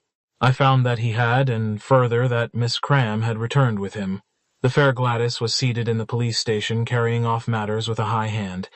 She denied absolutely having taken the suitcase to the woods. Just because one of these gossiping old cats has nothing better to do than look out of her window all night you go and pitch upon me? She's been mistaken once. Remember when she said she saw me at the end of the lane on the afternoon of the murder? And if she was mistaken then in daylight, how can she possibly have recognized me by moonlight? Wicked it is the way these old ladies go on down here. Say anything they will, and me asleep in my bed as innocent as can be. You ought to be ashamed of yourselves, the lot of you. And supposing the landlady of the Blue Boar identifies the suitcase as yours, Miss Cram? If she says anything of the kind, she's wrong. There's no name on it. Nearly everybody's got a suitcase like that. As for poor Doctor, Stone accusing him of being a common burglar. And he, with a lot of letters after his name. He refused to give us any explanation then, Miss Cram. No refusing about it. You've made a mistake, that's all. You and your meddlesome marples. I won't say a word more, not without my solicitor present. I'm going this minute unless you're going to arrest me. For answer the inspector rose and opened the door for her, and with a toss of the head Miss Cram walked out. That's the line she takes, said Slack, coming back to his chair. Absolute denial. And of course the old lady may have been mistaken. No jury would believe you could recognize anyone from that distance on a moonlit night. And, of course, as I say, the old lady may have made a mistake. She may, I said, but I don't think she did. Miss Marple is usually right. That's what makes her unpopular. The inspector grinned. That's what Hearst says. Lord, these villages. What about the silver inspector? Seemed to be perfectly in order. Of course, that meant one lot or the other must be a fake. There's a very good man in Much Benham, an authority on old silver. I've phoned over to him and sent a car to fetch him. We'll soon know which is which. Either the burglary was an accomplished fact, or else it was only planned. Doesn't make a frightful lot of difference either way, I mean, as far as we're concerned. Robbery's a small business compared with murder. These two aren't concerned with the murder. We'll maybe get a line on him through the girl, that's why I let her go without any more fuss. I wondered, I said. A pity about Mr. Redding. It's not often you find a man who goes out of his way to oblige you. I suppose not, I said, smiling slightly. Women cause a lot of trouble, moralized the inspector. He sighed and then went on, somewhat to my surprise. Of course there's Archer. Oh, I said. You've thought of him. Why, naturally, sir, first thing. It didn't need any anonymous letters to put me on his track. Anonymous letters, I said sharply. Did you get one then? That's nothing new, sir. We get a dozen a day at least. Oh yes, we were put wise to Archer. As though the police couldn't look out for themselves, Archer's been under suspicion from the first. The trouble of it is, he's got an alibi. Not that it amounts to anything, but it's awkward to get over. What do you mean by it's not amounting to anything, I asked. Well, it appears he was with a couple of pals all the afternoon. Not as I say that counts much. Men like Archer and his pals would swear to anything. There's no believing a word they say. We know that. But the public doesn't, and the jury's taken from the public more's the pity. They know nothing, and 10 to 1 believe everything that's said in the witness box, no matter who it is that says it. And of course Archer himself will swear till he's black in the face that he didn't do it. Not so obliging as Mr. Redding, I said with a smile. Not he, said the inspector, making the remark as a plain statement of fact. It is natural, I suppose, to cling to life, I mused. You'd be surprised if you knew the murderers that have got off through the soft-heartedness of the jury, said the inspector gloomily. But do you really think that Archer did it? I asked. It has struck me as curious all along that Inspector Slack never seems to have any personal views of his own on the murder. The easiness or difficulty of getting a conviction are the only points that seem to appeal to him. I'd like to be a bit sure, he admitted. A fingerprint now, or a footprint, or seen in the vicinity about the time of the crime. Can't risk arresting him without something of that kind. He's been seen round Mr. Redding's house once or twice, but he'd say that was to speak to his mother. A decent body she is. No, on the whole, I'm for the lady. If I could only get definite proof of blackmail, but you can't get definite proof of anything in this crime, it's theory, theory, theory. It's a sad pity that there's not a single spinster lady living along your road, Mr. Clement. I bet she'd have seen something if there had been. His words reminded me of my calls, and I took leave of him. It was about the solitary instance when I had seen him in a genial mood. My first call was on Miss Hartnell. She must have been watching for me from the window, for before I had time to ring, she had opened the front door, and clasping my hand firmly in hers, had led me over the threshold. "So good of you to come. In here. More private." We entered a microscopic room about the size of a hen coop. Miss Hartnell shut the door, and with an air of deep secrecy waved me to a seat. There were only 3. I perceived that she was enjoying herself. "I'm never one to beat about the bush," she said in her jolly voice, the latter slightly toned down to meet the requirements of the situation. "You know how things go the round in a village like this." Unfortunately, I said I do. "I agree with you. Nobody dislikes gossip more than I do. But there it is. I thought it my duty to tell the police inspector that I'd called on Mrs. Lestrange the afternoon of the murder and that she was out. I don't expect to be thanked for doing my duty, I just do it. Ingratitude is what you meet with first and last in this life. Why only yesterday, that impudent Mrs. Baker?" Yes, I said, hoping to avert the usual tirade. Very sad, very sad. But you were saying—" "The lower classes don't know who are their best friends," said Miss Hartnell. "I always say a word in season when I'm visiting, not that I'm ever thanked for it." "You were telling the inspector about your call upon Mrs. Lestrange," I prompted. "Exactly, and by the way, he didn't thank me. Said he'd ask for information when he wanted it, not those words exactly, but that was the spirit. There's a different class of men in the police force nowadays." "Very probably," I said. "But you were going on to say something." "I decided that this time I wouldn't go near any wretched inspector. After all, a clergyman is a gentleman, at least some are," she added. I gathered that the qualification was not intended to include me. "If I can help you in any way," I began. "It's a matter of duty," said Miss Hartnell, and closed her mouth with a snap. "I don't want to have to say these things. No one likes it less, but duty is duty." I waited.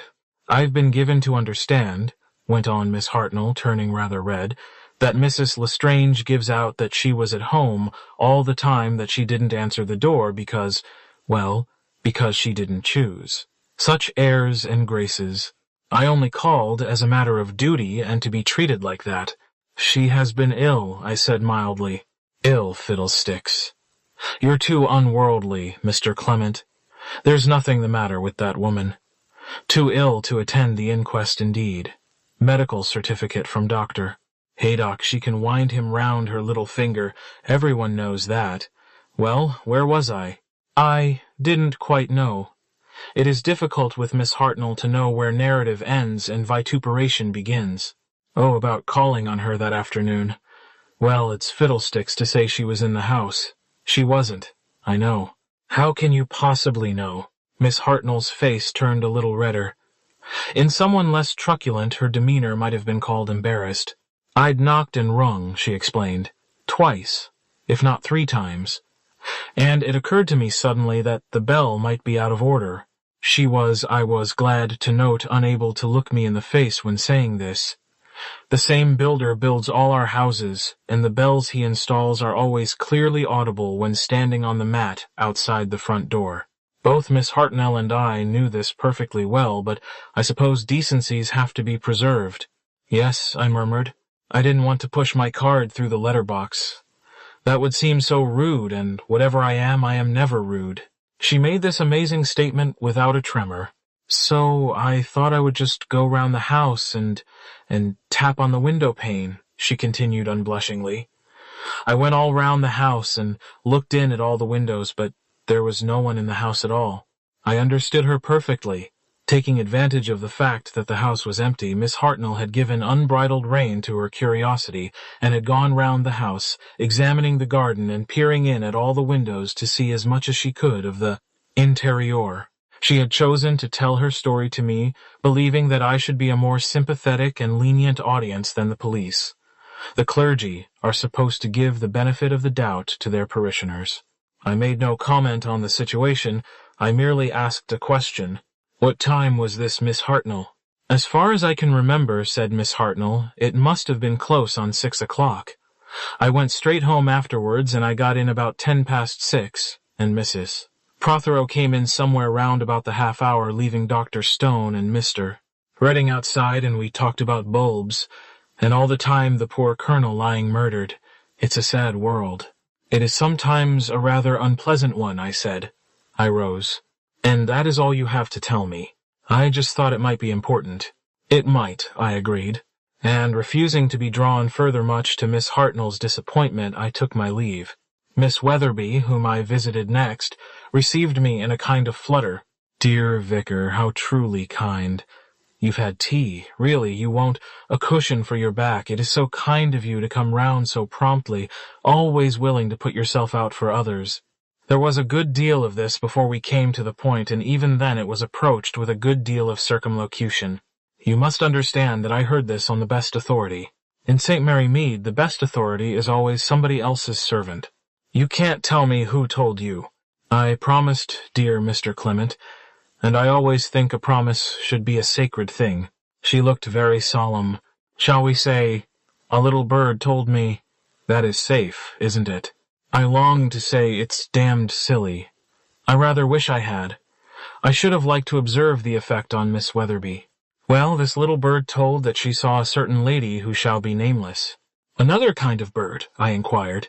To my great surprise, Miss Weatherby went off into paroxysms of laughter and tapped me playfully on the arm, saying, "Oh, Vicar, you must not be so naughty." When she had recovered, she went on. A certain lady, and where do you think this certain lady was going? She turned into the vicarage road, but before she did so, she looked up and down the road in a most peculiar way to see if anyone she knew were noticing her, I imagine. And the little bird, I inquired. Paying a visit to the fishmongers in the room over the shop, I now know where maids go on their days out. I know there is one place they never go if they can help anywhere in the open air. And the time, continued Miss Weatherby, leaning forward mysteriously, was just before 6 o'clock. On which day? Miss Weatherby gave a little scream. The day of the murder, of course, didn't I say so? I inferred it, I replied. And the name of the lady? Begins with an L, said Miss Weatherby, nodding her head several times. Feeling that I had got to the end of the information Miss Weatherby had to impart, I rose to my feet. You won't let the police cross-question me, will you? Said Miss Weatherby, pathetically, as she clasped my hand in both of hers. I do shrink from publicity. And to stand up in court? In special cases, I said, they let witnesses sit down. And I escaped. There was still Mrs. Price Ridley to see. That lady put me in my place at once. I will not be mixed up in any police court business, she said firmly after shaking my hand coldly. You understand that. On the other hand, having come across a circumstance which needs explaining, I think it should be brought to the notice of the authorities. Does it concern Mrs. Lestrange? I asked. Why should it demanded Mrs. Price Ridley coldly? She had me at a disadvantage there. It's a very simple matter, she continued. My maid Clara was standing at the front gate. She went down there for a minute or two, she says, to get a breath of fresh air. Most unlikely, I should say. Much more probable that she was looking out for the fishmonger's boy. If he calls himself a boy impudent, young jackanapes thinks because he's 17 he can joke with all the girls. Anyway, as I say, she was standing at the gate, and she heard a sneeze. Yes, I said, waiting for more. That's all. I tell you she heard a sneeze. And don't start telling me I'm not so young as I once was and may have made a mistake, because it was Clara who heard it, and she's only 19. But I said, why shouldn't she have heard a sneeze? Mrs. Price Ridley looked at me in obvious pity for my poorness of intellect. She heard a sneeze on the day of the murder, at a time when there was no one in your house. Doubtless the murderer was concealed in the bushes waiting his opportunity. What you have to look for is a man with a cold in his head. Or a sufferer from hay fever, I suggested. But as a matter of fact, Mrs. Price Ridley, I think that mystery has a very easy solution. Our maid Mary has been suffering from a severe cold in the head. In fact, her sniffing has tried us very much lately. It must have been her sneeze your maid heard. It was a man's sneeze, said Mrs. Price Ridley firmly. And you couldn't hear your maid sneeze in your kitchen from our gate. You couldn't hear anyone sneezing in the study from your gate, I said. Or at least, I very much doubt it. I said the man might have been concealed in the shrubbery, said Mrs. Price Ridley. Doubtless, when Clara had gone in, he effected an entrance by the front door. Well, of course that's possible, I said. I tried not to make my voice consciously soothing, but I must have failed, for Mrs. Price Ridley glared at me suddenly. I am accustomed not to be listened to, but I might mention also that to leave a tennis racket carelessly flung down on the grass without a press completely ruins it, and tennis rackets are very expensive nowadays. There did not seem to be rhyme or reason in this flank attack. It bewildered me utterly. "But perhaps you don't agree," said Mrs. Price Ridley. "Oh, I do, certainly." "I am glad. Well, that is all I have to say. I wash my hands of the whole affair." She leaned back and closed her eyes like one weary of this world.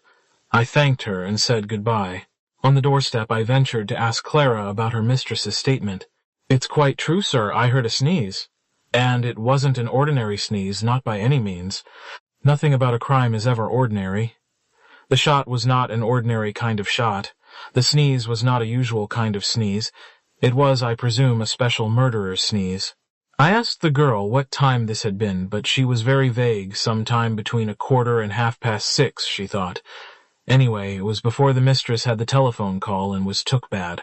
I asked her if she had heard a shot of any kind, and she said the shots had been something awful.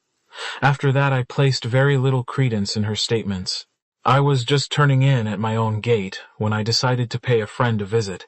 Glancing at my watch, I saw that I had just time for it before taking evensong. I went down the road to Haydock's house. He came out on the doorstep to meet me. I noticed afresh how worried and haggard he looked. This business seemed to have aged him out of all knowledge. "I'm glad to see you," he said. "What's the news?" I told him the latest stone development. "A high-class thief," he commented. Well, that explains a lot of things. He'd read up his subject, but he made slips from time to me. Prothero must have caught him out once. You remember the row they had. What do they think about the girl? Is she in it, too? Opinion as to that is undecided, I said. For my own part, I think the girl is all right. She's such a prize idiot, I added. Oh, I wouldn't say that. She's rather shrewd, is Miss Gladys Cram, a remarkably healthy specimen, not likely to trouble members of my profession. I told him that I was worried about Hawes, and that I was anxious that he should get away for a real rest and change. Something evasive came into his manner when I said this. His answer did not ring quite true. Yes, he said slowly, I suppose that would be the best thing. Poor chap. Poor chap. I thought you didn't like him. I don't, not much. But I'm sorry for a lot of people I don't like. He added after a minute or two, I'm even sorry for Prothero. Poor fellow, nobody ever liked him much. Too full of his own rectitude and too self-assertive. It's an unlovable mixture. He was always the same, even as a young man. I didn't know you knew him then. Oh, yes. When he lived in Westmoreland, I had a practice not far away. That's a long time ago now. Nearly 20 years. I sighed. 20 years ago, Griselda was 5 years old. Time is an odd thing. Is that all you came to say to me, Clement? I looked up with a start. Haydock was watching me with keen eyes. There's something else, isn't there? He said. I nodded. I had been uncertain whether to speak or not when I came in, but now I decided to do so. I like Haydock as well as any man I know. He is a splendid fellow in every way. I felt that what I had to tell might be useful to him. I recited my interviews with Miss Hartnell and Miss Weatherby. He was silent for a long time after I'd spoken. It's quite true, Clement, he said at last. I've been trying to shield Mrs. Lestrange from any inconvenience that I could. As a matter of fact, she's an old friend. But that's not my only reason. That medical certificate of mine isn't the put-up job you all think it was. He paused, and then said gravely, This is between you and me, Clement. Mrs. Lestrange is doomed. What? She's a dying woman. I give her a month at longest. Do you wonder that I want to keep her from being badgered and questioned? He went on. When she turned into this road that evening, it was here she came to this house. You haven't said so before. I didn't want to create talk. 6 to 7 isn't my time for seeing patients, and everyone knows that. But you can take my word for it that she was here. She wasn't here when I came for you, though. I mean, when we discovered the body. No, he seemed perturbed. She'd left to keep an appointment. In what direction was the appointment in her own house? I don't know, Clement. On my honor, I don't know. I believed him, but And supposing an innocent man is hanged, I said. He shook his head. No, he said. No one will be hanged for the murder of Colonel Prothero. You can take my word for that. But that is just what I could not do, and yet the certainty in his voice was very great. No one will be hanged, he repeated. This man, Archer, he made an impatient movement, hasn't got brains enough to wipe his fingerprints off the pistol. Perhaps not, I said dubiously. Then I remembered something, and taking the little brownish crystal I had found in the wood from my pocket, I held it out to him and asked him what it was. Hijam. He hesitated. Looks like picric acid. Where did you find it? That, I replied, is Sherlock Holmes's secret. He smiled. What is picric acid? Well, it's an explosive. Yes, I know that. But it's got another use, hasn't it? He nodded. It's used medically in solution for burns. Wonderful stuff. I held out my hand, and rather reluctantly he handed it back to me. It's of no consequence, probably, I said. But I found it in rather an unusual place. You won't tell me where. Rather childishly, I wouldn't. He had his secrets. Well, I would have mine. I was a little hurt that he had not confided in me more fully. Chapter 26. I was in a strange mood when I mounted the pulpit that night. The church was unusually full. I cannot believe that it was the prospect of Hawes' preaching which had attracted so many. Hawes's sermons are dull and dogmatic, and if the news had got round that I was preaching instead, that would not have attracted them either, for my sermons are dull and scholarly. Neither, I am afraid, can I attribute it to devotion. Everybody had come, I concluded, to see who else was there, and possibly to exchange a little gossip in the church porch afterwards. Haydock was in church, which is unusual, and also Lawrence Redding, and to my surprise, beside Lawrence, I saw the white, strained face of Hawes. Anne Prothero was there, but she usually attends evensong on Sundays, though I had hardly thought she would today. I was far more surprised to see Lettice. Church-going was compulsory on Sunday morning. Colonel Prothero was adamant on that point, but I had never seen Lettice at evening service before. Gladys Cram was there looking rather blatantly young and healthy against a background of wizened spinsters, and I fancied that a dim figure at the end of the church who had slipped in late was Mrs. Lestrange. I need hardly say that Mrs. Price Ridley, Miss Hartnell, Miss Weatherby, and Miss Marple were there in full force. All the village people were there with hardly a single exception. I don't know when we have had such a crowded congregation. Crowds are queer things. There was a magnetic atmosphere that night, and the first person to feel its influence was myself. As a rule, I prepare my sermons beforehand. I am careful and conscientious over them, but no one is better aware than myself of their deficiencies. Tonight I was of necessity preaching extempore, and as I looked down on the sea of upturned faces, a sudden madness entered my brain. I ceased to be in any sense a minister of God. I became an actor. I had an audience before me, and I wanted to move that audience, and more, I felt the power to move it. I am not proud of what I did that night. I am an utter disbeliever in the emotional revivalist spirit.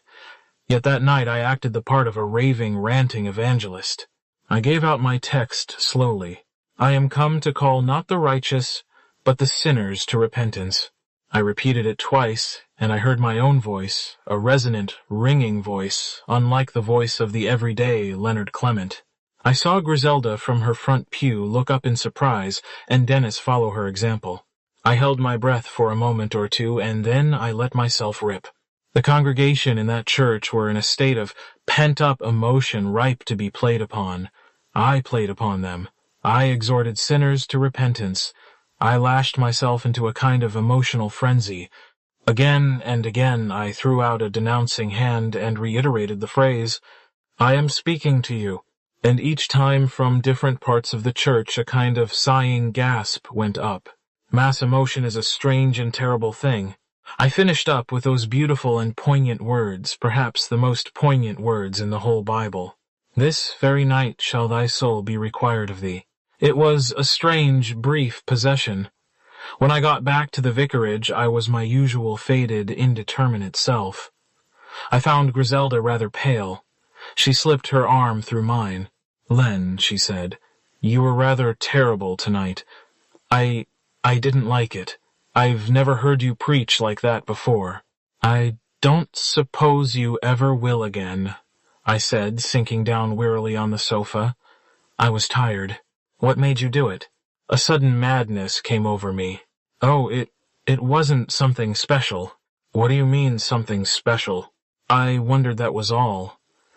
You're very unexpected, Len. I never feel I really know you. We sat down to cold supper, Mary being out. There's a note for you in the hall, said Griselda. Get it, will you, Dennis?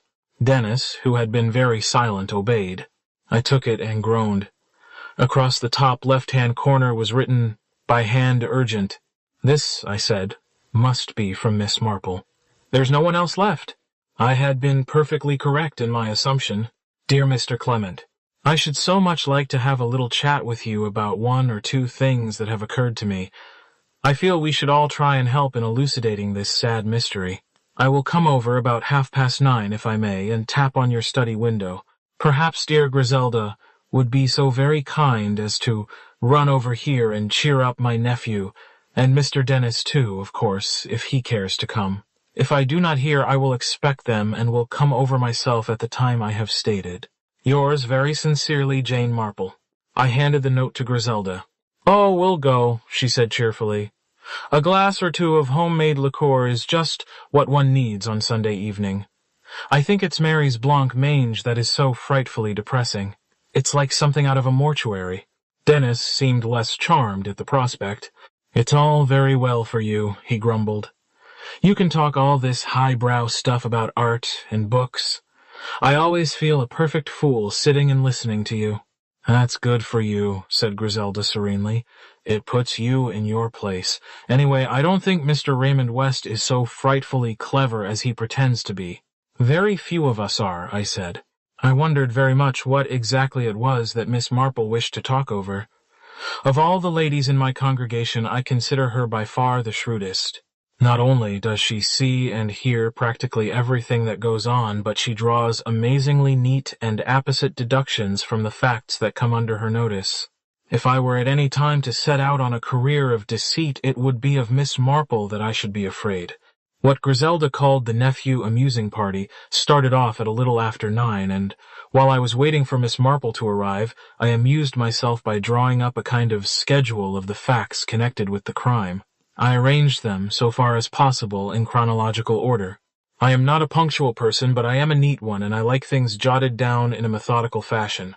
At 9:30 punctually there was a little tap on the window, and I rose and admitted Miss Marple.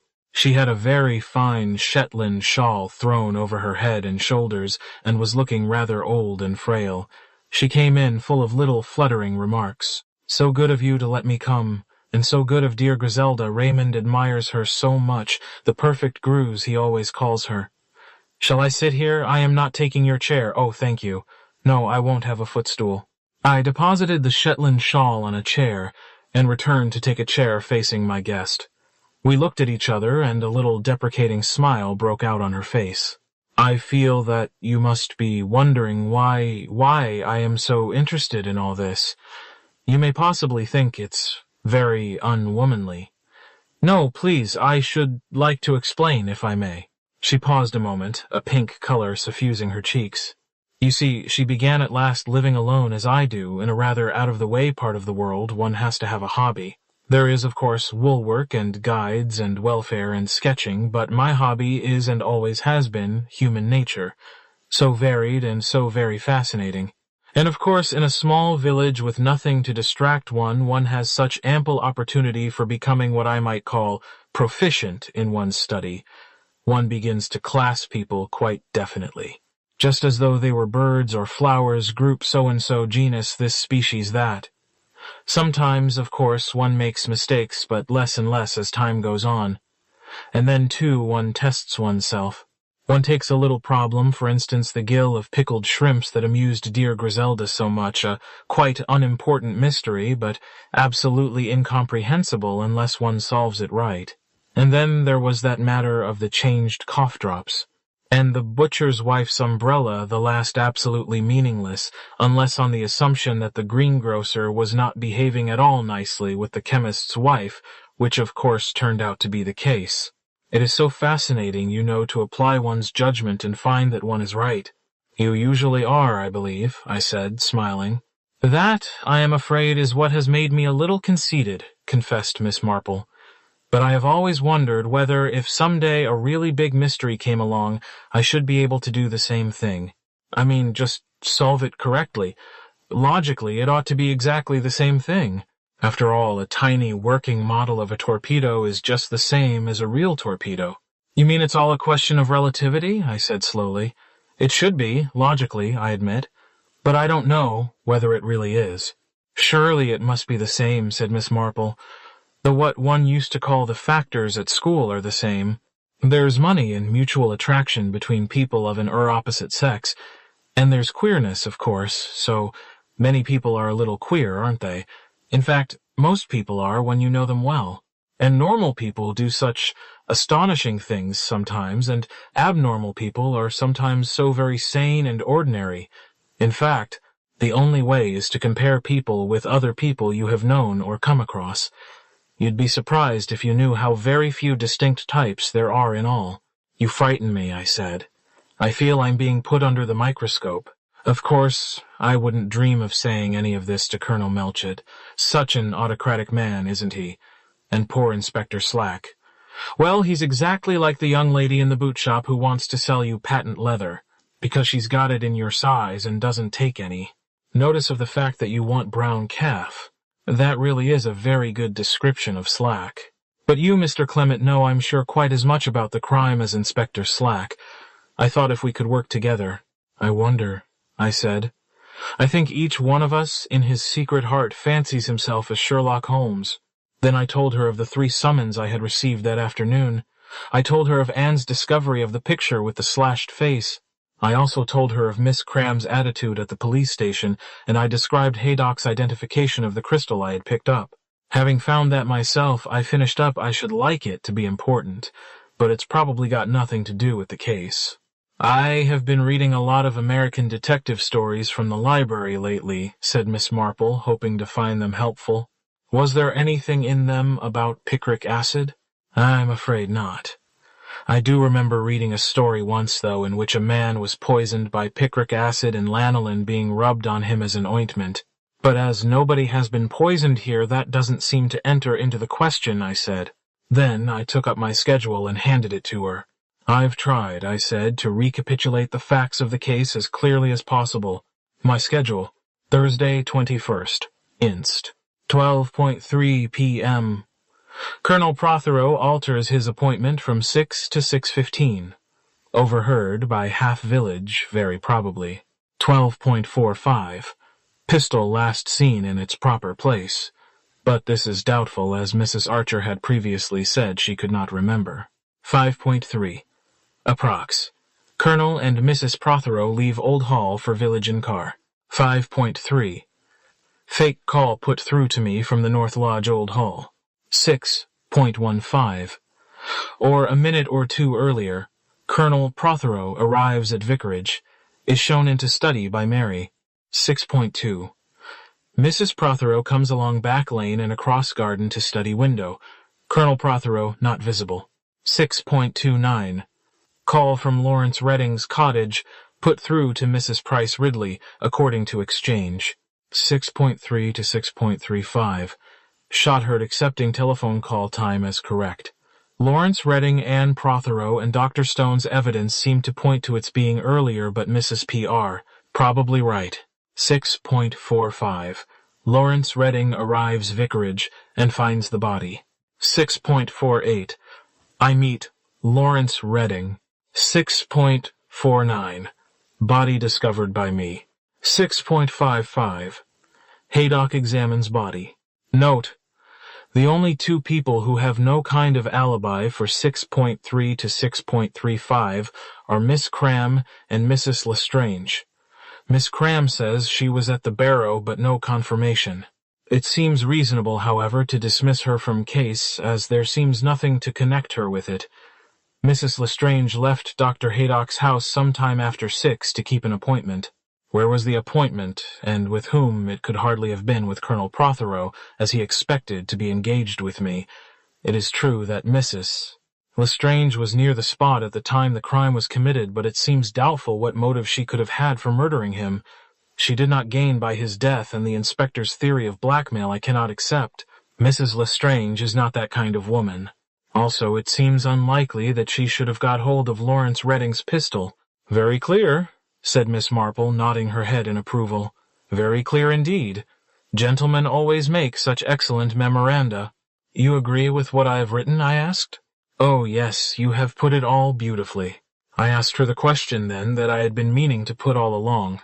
Miss Marple, I said, who do you suspect? You once said that there were 7 people. Quite that I should think, said Miss Marple absently. I expect every one of us suspects someone different. In fact, one can see they do. She didn't ask me whom I suspected. The point is, she said, that one must provide an explanation for everything. Each thing has got to be explained away satisfactorily. If you have a theory that fits every fact well, then it must be the right one. But that's extremely difficult. If it wasn't for that note, the note I said, surprised. Yes, you remember I told you. That note has worried me all along.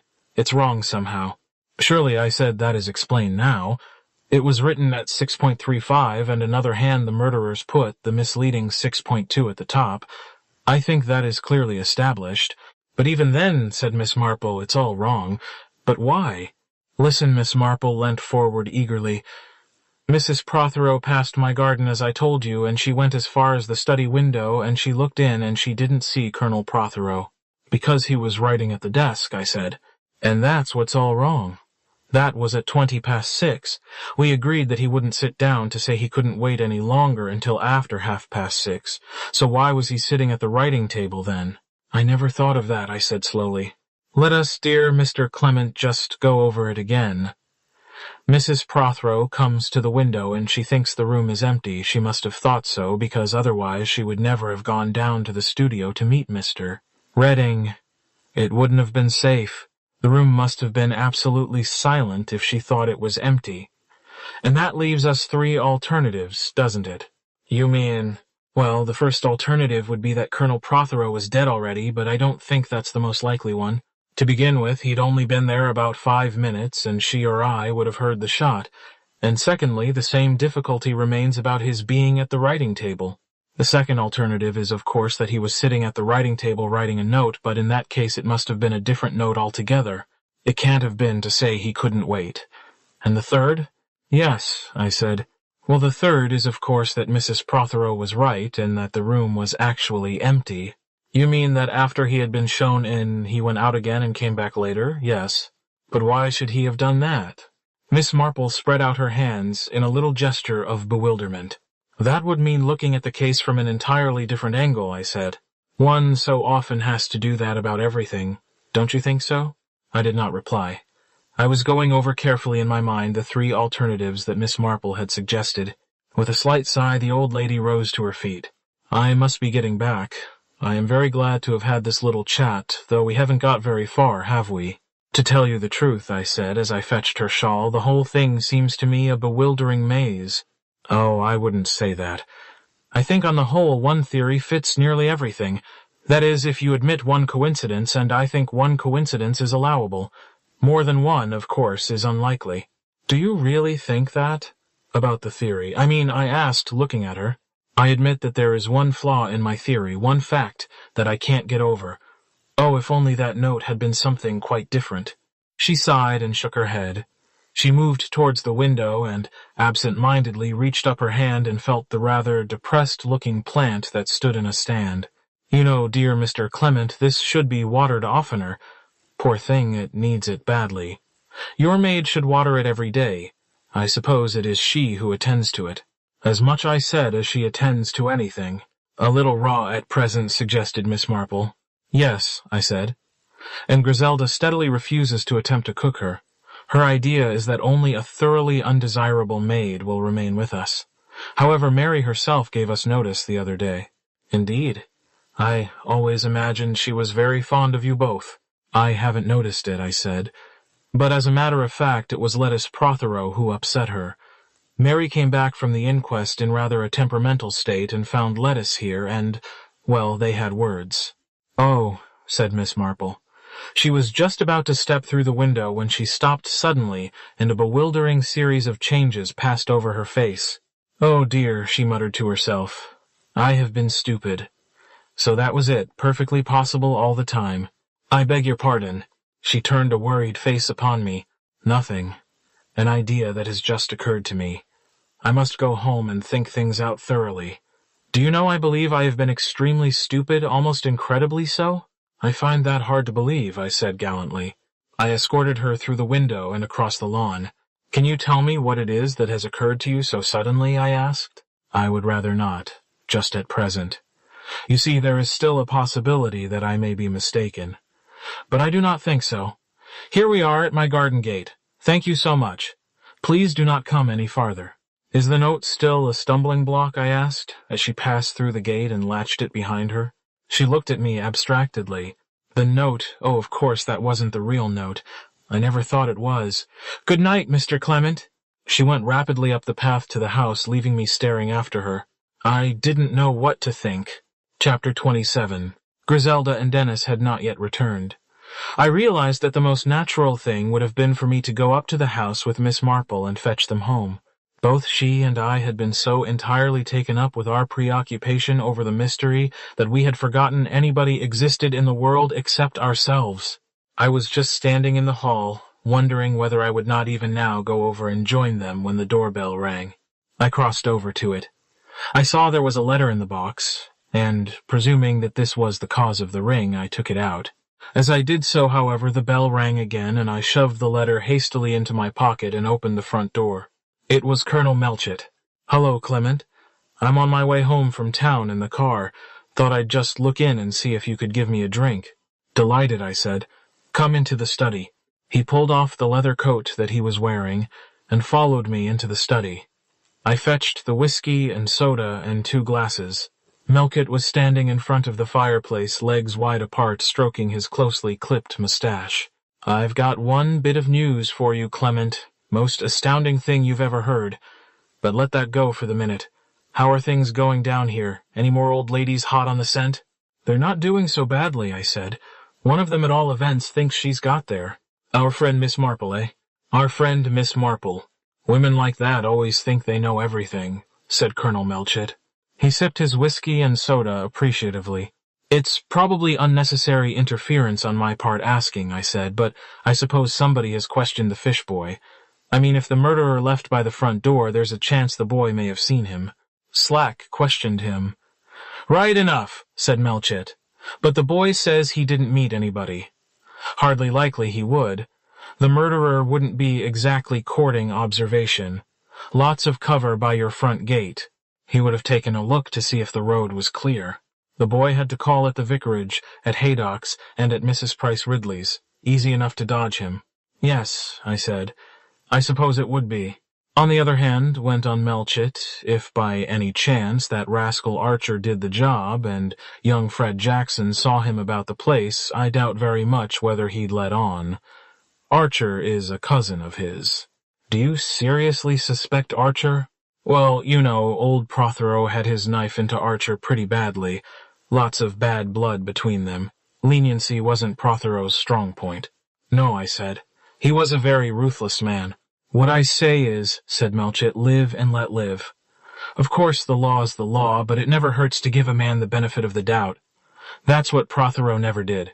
He prided himself on it," I said. There was a pause, and then I asked, "What is this astounding bit of news you promised me?" "Well, it is astounding. You know that unfinished letter that Prothero was writing when he was killed, yes?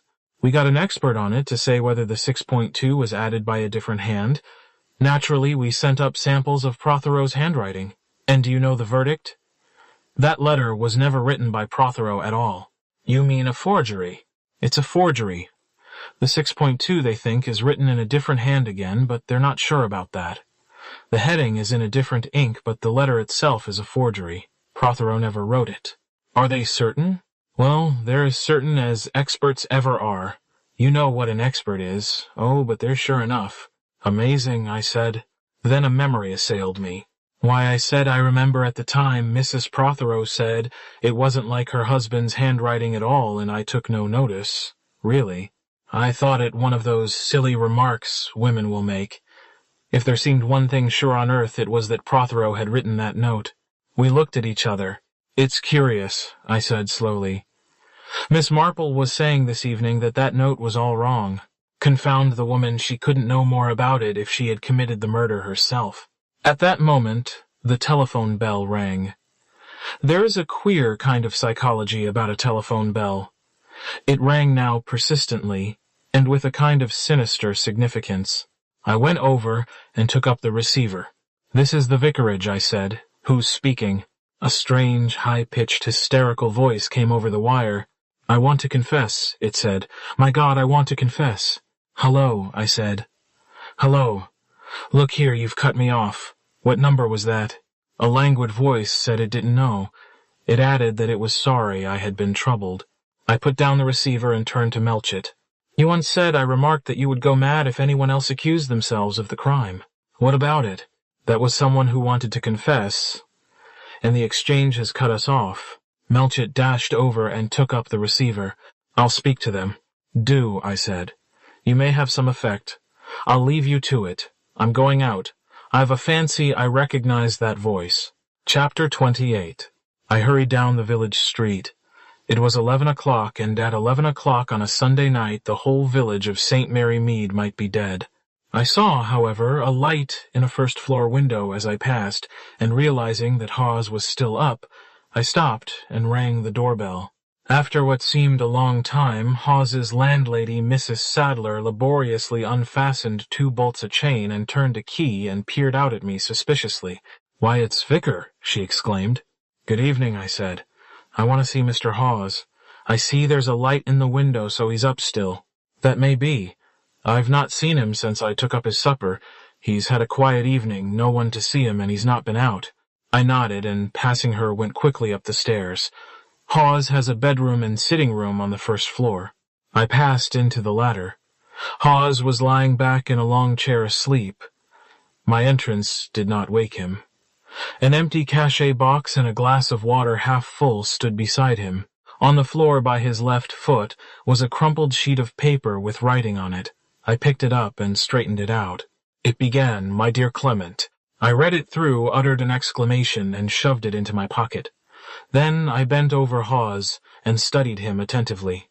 Next, reaching for the telephone which stood by his elbow, I gave the number of the vicarage. Melchett must have been still trying to trace the call, for I was told that the number was engaged. Asking them to call me, I put the instrument down again. I put my hand into my pocket to look at the paper I had picked up once more. With it, I drew out the note that I had found in the letterbox, and which was still unopened. Its appearance was horribly familiar. It was the same handwriting as the anonymous letter that had come that afternoon. I tore it open. I read it once, twice, unable to realize its contents. I was beginning to read it a third time when the telephone rang. Like a man in a dream, I picked up the receiver and spoke. "Hullo, hullo. Is that you, Melchett?" "Yes, where are you? I've traced that call. The number is—" "I know the number." "Oh, good. Is that where you are speaking from?" "Yes." "What about that confession?" "I've got the confession all right." "You mean you've got the murderer?" I had the strongest temptation of my life. I looked at Hawes. I looked at the crumpled letter. I looked at the anonymous scrawl.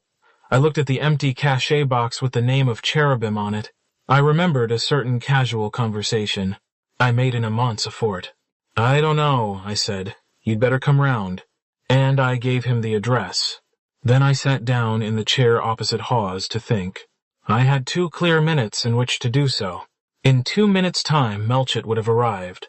I took up the anonymous letter and read it through again for the 3rd time. Then I closed my eyes and thought.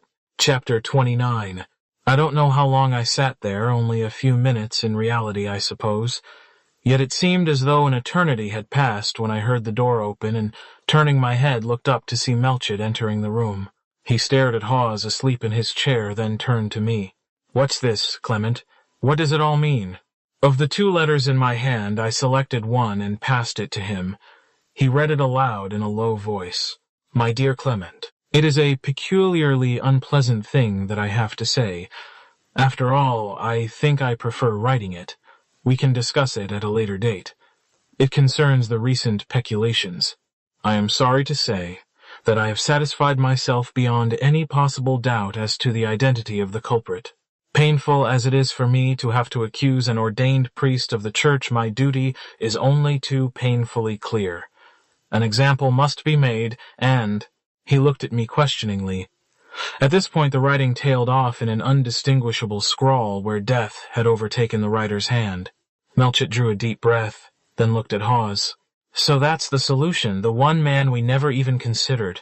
And remorse drove him to confess. He's been very queer lately, I said. Suddenly Melchett strode across to the sleeping man with a sharp exclamation.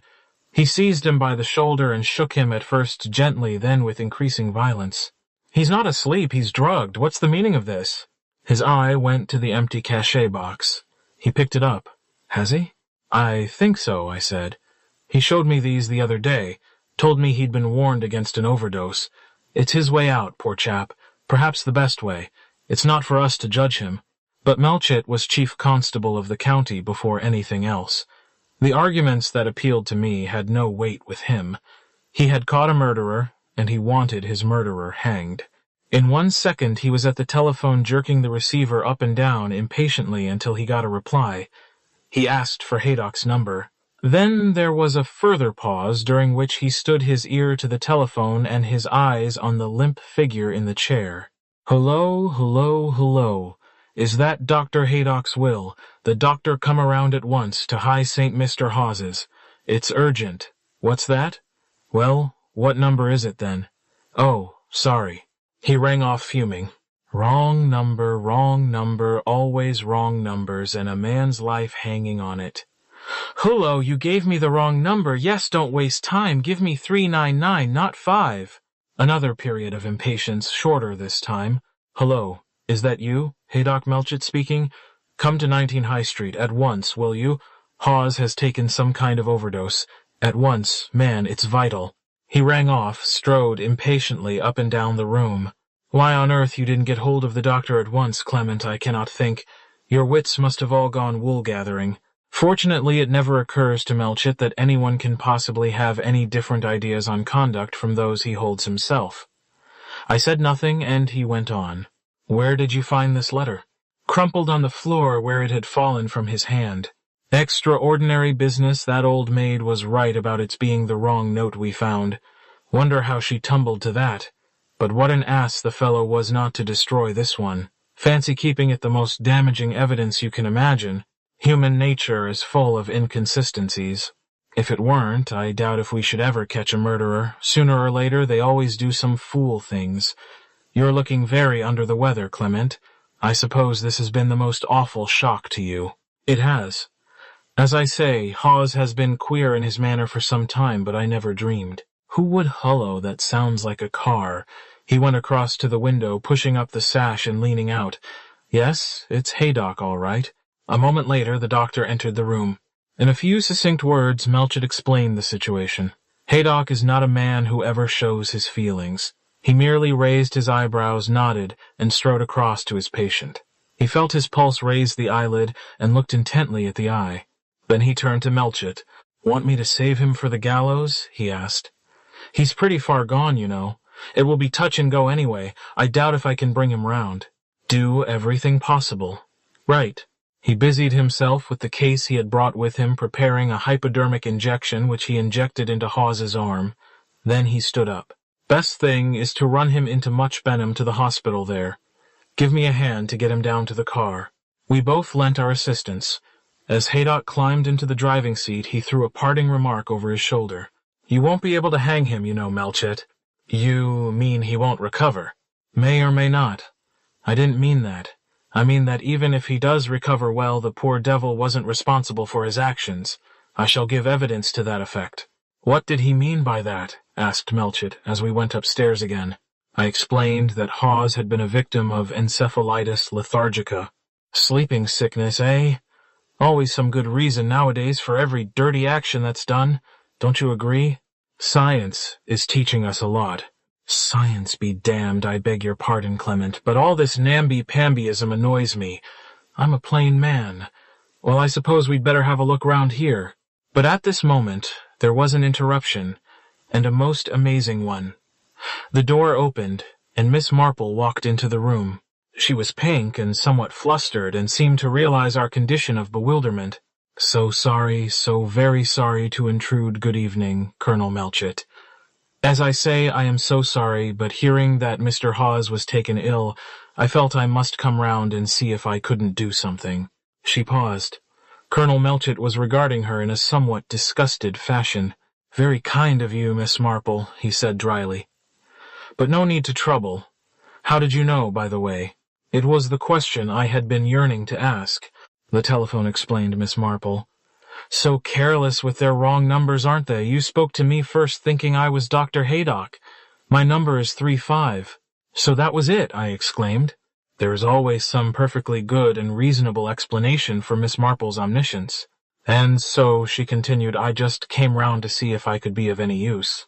"Very kind of you," said Melchett again, even more dryly this time. "But nothing to be done. Haydock's taken him off to hospital." "Actually to hospital? Oh, that's a great relief. I am so very glad to hear it. He'll be quite safe there." "When you say nothing to be done, you don't mean that there's nothing to be done for him, do you? You don't mean that he won't recover?" "It's very doubtful," I said. Miss Marple's eyes had gone to the cachet box. "I suppose he took an overdose," she said. Melchett, I think, was in favor of being reticent. Perhaps I might have been under other circumstances. But my discussion of the case with Miss Marple was too fresh in my mind for me to have the same view, though I must admit that her rapid appearance on the scene and eager curiosity repelled me slightly. "You had better look at this," I said, and handed her Prothero's unfinished letter. She took it and read it without any appearance of surprise. "You had already deduced something of the kind, had you not?" I asked. Yes, indeed. May I ask you, Mr. Clement, what made you come here this evening? That is a point which puzzles me. You and Colonel Melchett not at all what I should have expected." I explained the telephone call, and that I believed I had recognized Hawes's voice. Miss Marple nodded thoughtfully. "Very interesting. Very providential, if I may use the term. Yes, it brought you here in the nick of time." "In the nick of time for what I said bitterly." Miss Marple looked surprised. "To save Mr. Hawes' life, of course." "Don't you think I said that it might be better if Hawes didn't recover? Better for him, better for everyone? We know the truth now, and—" I stopped, for Miss Marple was nodding her head with such a peculiar vehemence that it made me lose the thread of what I was saying. "Of course," she said. "Of course, that's what he wants you to think, that you know the truth and that it's best for everyone as it is. Oh, yes, it all fits in the letter and the overdose and poor Mr. Hawes' state of mind and his confession. It all fits in, but it's wrong." We stared at her. "That's why I am so glad Mr. Hawes is safe in the hospital where no one can get at him. If he recovers, he'll tell you the truth." "The truth?" "Yes, that he never touched a hair of Colonel Prothero's head." "But the telephone call," I said. "The letter, the overdose. It's all so clear." "That's what he wants you to think." "Oh, he's very clever. Keeping the letter and using it this way was very clever indeed." "Who do you mean," I said, by he? "I mean the murderer," said Miss Marple. She added very quietly, "I mean Mr. Lawrence Redding." Chapter 30. We stared at her. I really think that for a moment or two we really believed she was out of her mind. The accusation seemed so utterly preposterous. Colonel Melchett was the first to speak. He spoke kindly and with a kind of pitying tolerance. "That is absurd, Miss Marple," he said. "Young Redding has been completely cleared." "Naturally," said Miss Marple. "He saw to that." "On the contrary," said Colonel Melchett dryly, "he did his best to get himself accused of the murder." "Yes," said Miss Marple. "He took us all in that way, myself as much as anyone else. You will remember, dear Mr. Clement, that I was quite taken aback when I heard Mr. Redding had confessed to the crime. It upset all my ideas and made me think him innocent when up to then I had felt convinced that he was guilty. Then it was Lawrence Redding you suspected. I know that in books it is always the most unlikely person, but I never find that rule applies in real life. There it is so often the obvious that is true. Much as I have always liked Mrs. Prothero, I could not avoid coming to the conclusion that she was completely under Mr.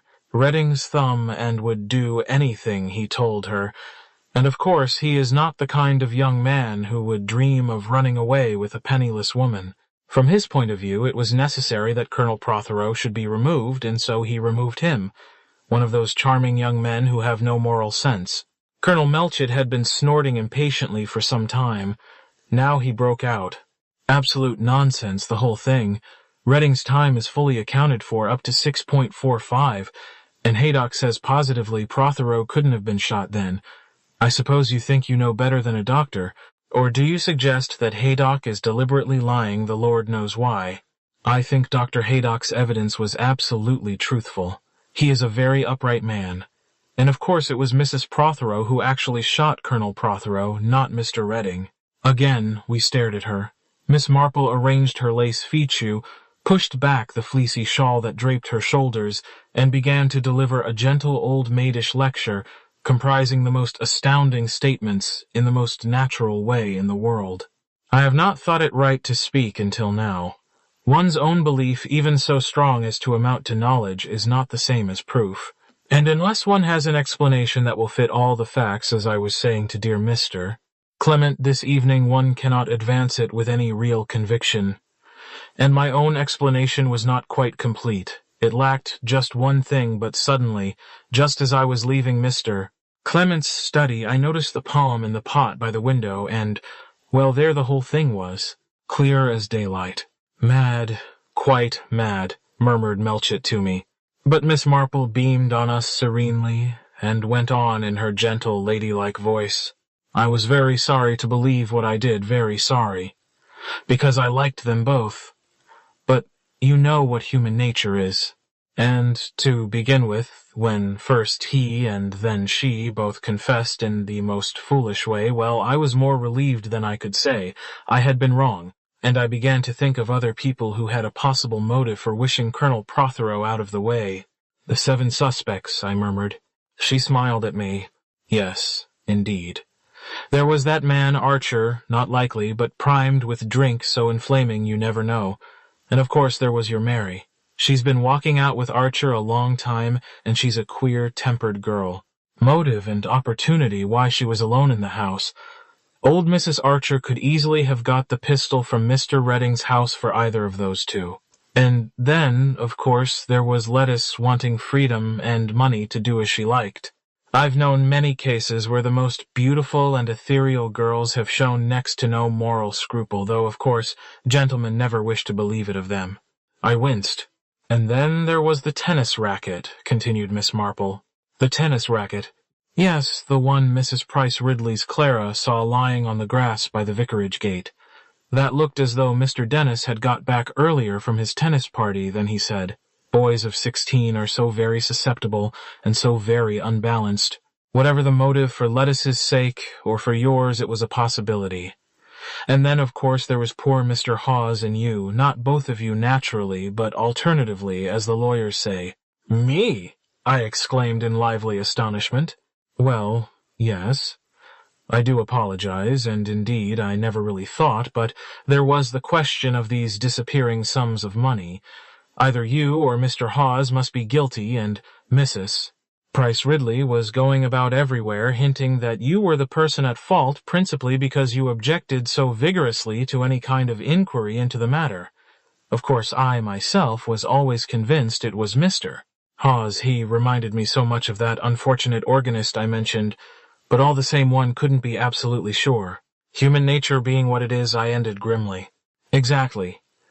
And then, of course, there was dear Griselda. But Mrs. Clement was completely out of it, interrupted Melchett. She returned by the 6.5 train. That's what she said, retorted Miss Marple. One should never go by what people say. The 6.5 was half an hour late that night, but at 7:15 I saw her with my own eyes starting for Old Hall. So it followed that she must have come by the earlier train. Indeed, she was seen, but perhaps you know that. She looked at me inquiringly. Some magnetism in her glance impelled me to hold out the last anonymous letter, the one I had opened so short a time ago. It set out in detail that Griselda had been seen leaving Lawrence Redding's cottage by the back window at 6:30 on the fatal day. I said nothing then or at any time of the dreadful suspicion that had for one moment assailed my mind. I had seen it in nightmare terms, past intrigue between Lawrence and Griselda, the knowledge of it coming to Prothero's ears, his decision to make me acquainted with the facts, and Griselda desperate stealing the pistol and silencing Prothero. As I say, a nightmare only but invested for a few long minutes with a dreadful appearance of reality. I don't know whether Miss Marple had any inkling of all this. Very probably she had. Few things are hidden from her. She handed me back the note with a little nod. "That's been all over the village," she said. "And it did look rather suspicious, didn't it? Especially with Mrs. Archer swearing at the inquest that the pistol was still in the cottage when she left at midday." She paused a minute and then went on. "But I'm wandering terribly from the point. What I want to say, and I believe it my duty, is to put my own explanation of the mystery before you. If you don't believe it well, I shall have done my best. Even as it is my wish to be quite sure before I spoke may have cost poor Mr. Hawes his life." Again she paused, and when she resumed her voice held a different note. It was less apologetic, more decided. "This is my own explanation of the facts. By Thursday afternoon the crime had been fully planned down to the smallest detail. Lawrence Redding first called on the vicar knowing him to be out. He had with him the pistol which he concealed in that pot in the stand by the window. When the vicar came in, Lawrence explained his visit by a statement that he had made up his mind to go away. At 5:30, Lawrence Redding telephoned from the North Lodge to the vicar. Adopting a woman's voice, you remember what a good amateur actor he was.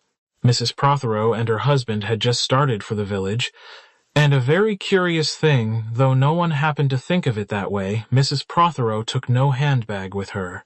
Really a most unusual thing for a woman to do. Just before 6:20, she passes my garden and stops and speaks so as to give me every opportunity of noticing that she has no weapon with her and also that she is quite her normal self. They realized, you see, that I am a noticing kind of person. She disappears round the corner of the house to the study window. The poor colonel is sitting at the desk writing his letter to you. He is deaf, as we all know. She takes the pistol from the bowl where it is waiting for her, comes up behind him and shoots him through the head, throws down the pistol, and is out again like a flash and going down the garden to the studio. Nearly anyone would swear that there couldn't have been time. But the shot, objected the colonel. You didn't hear the shot.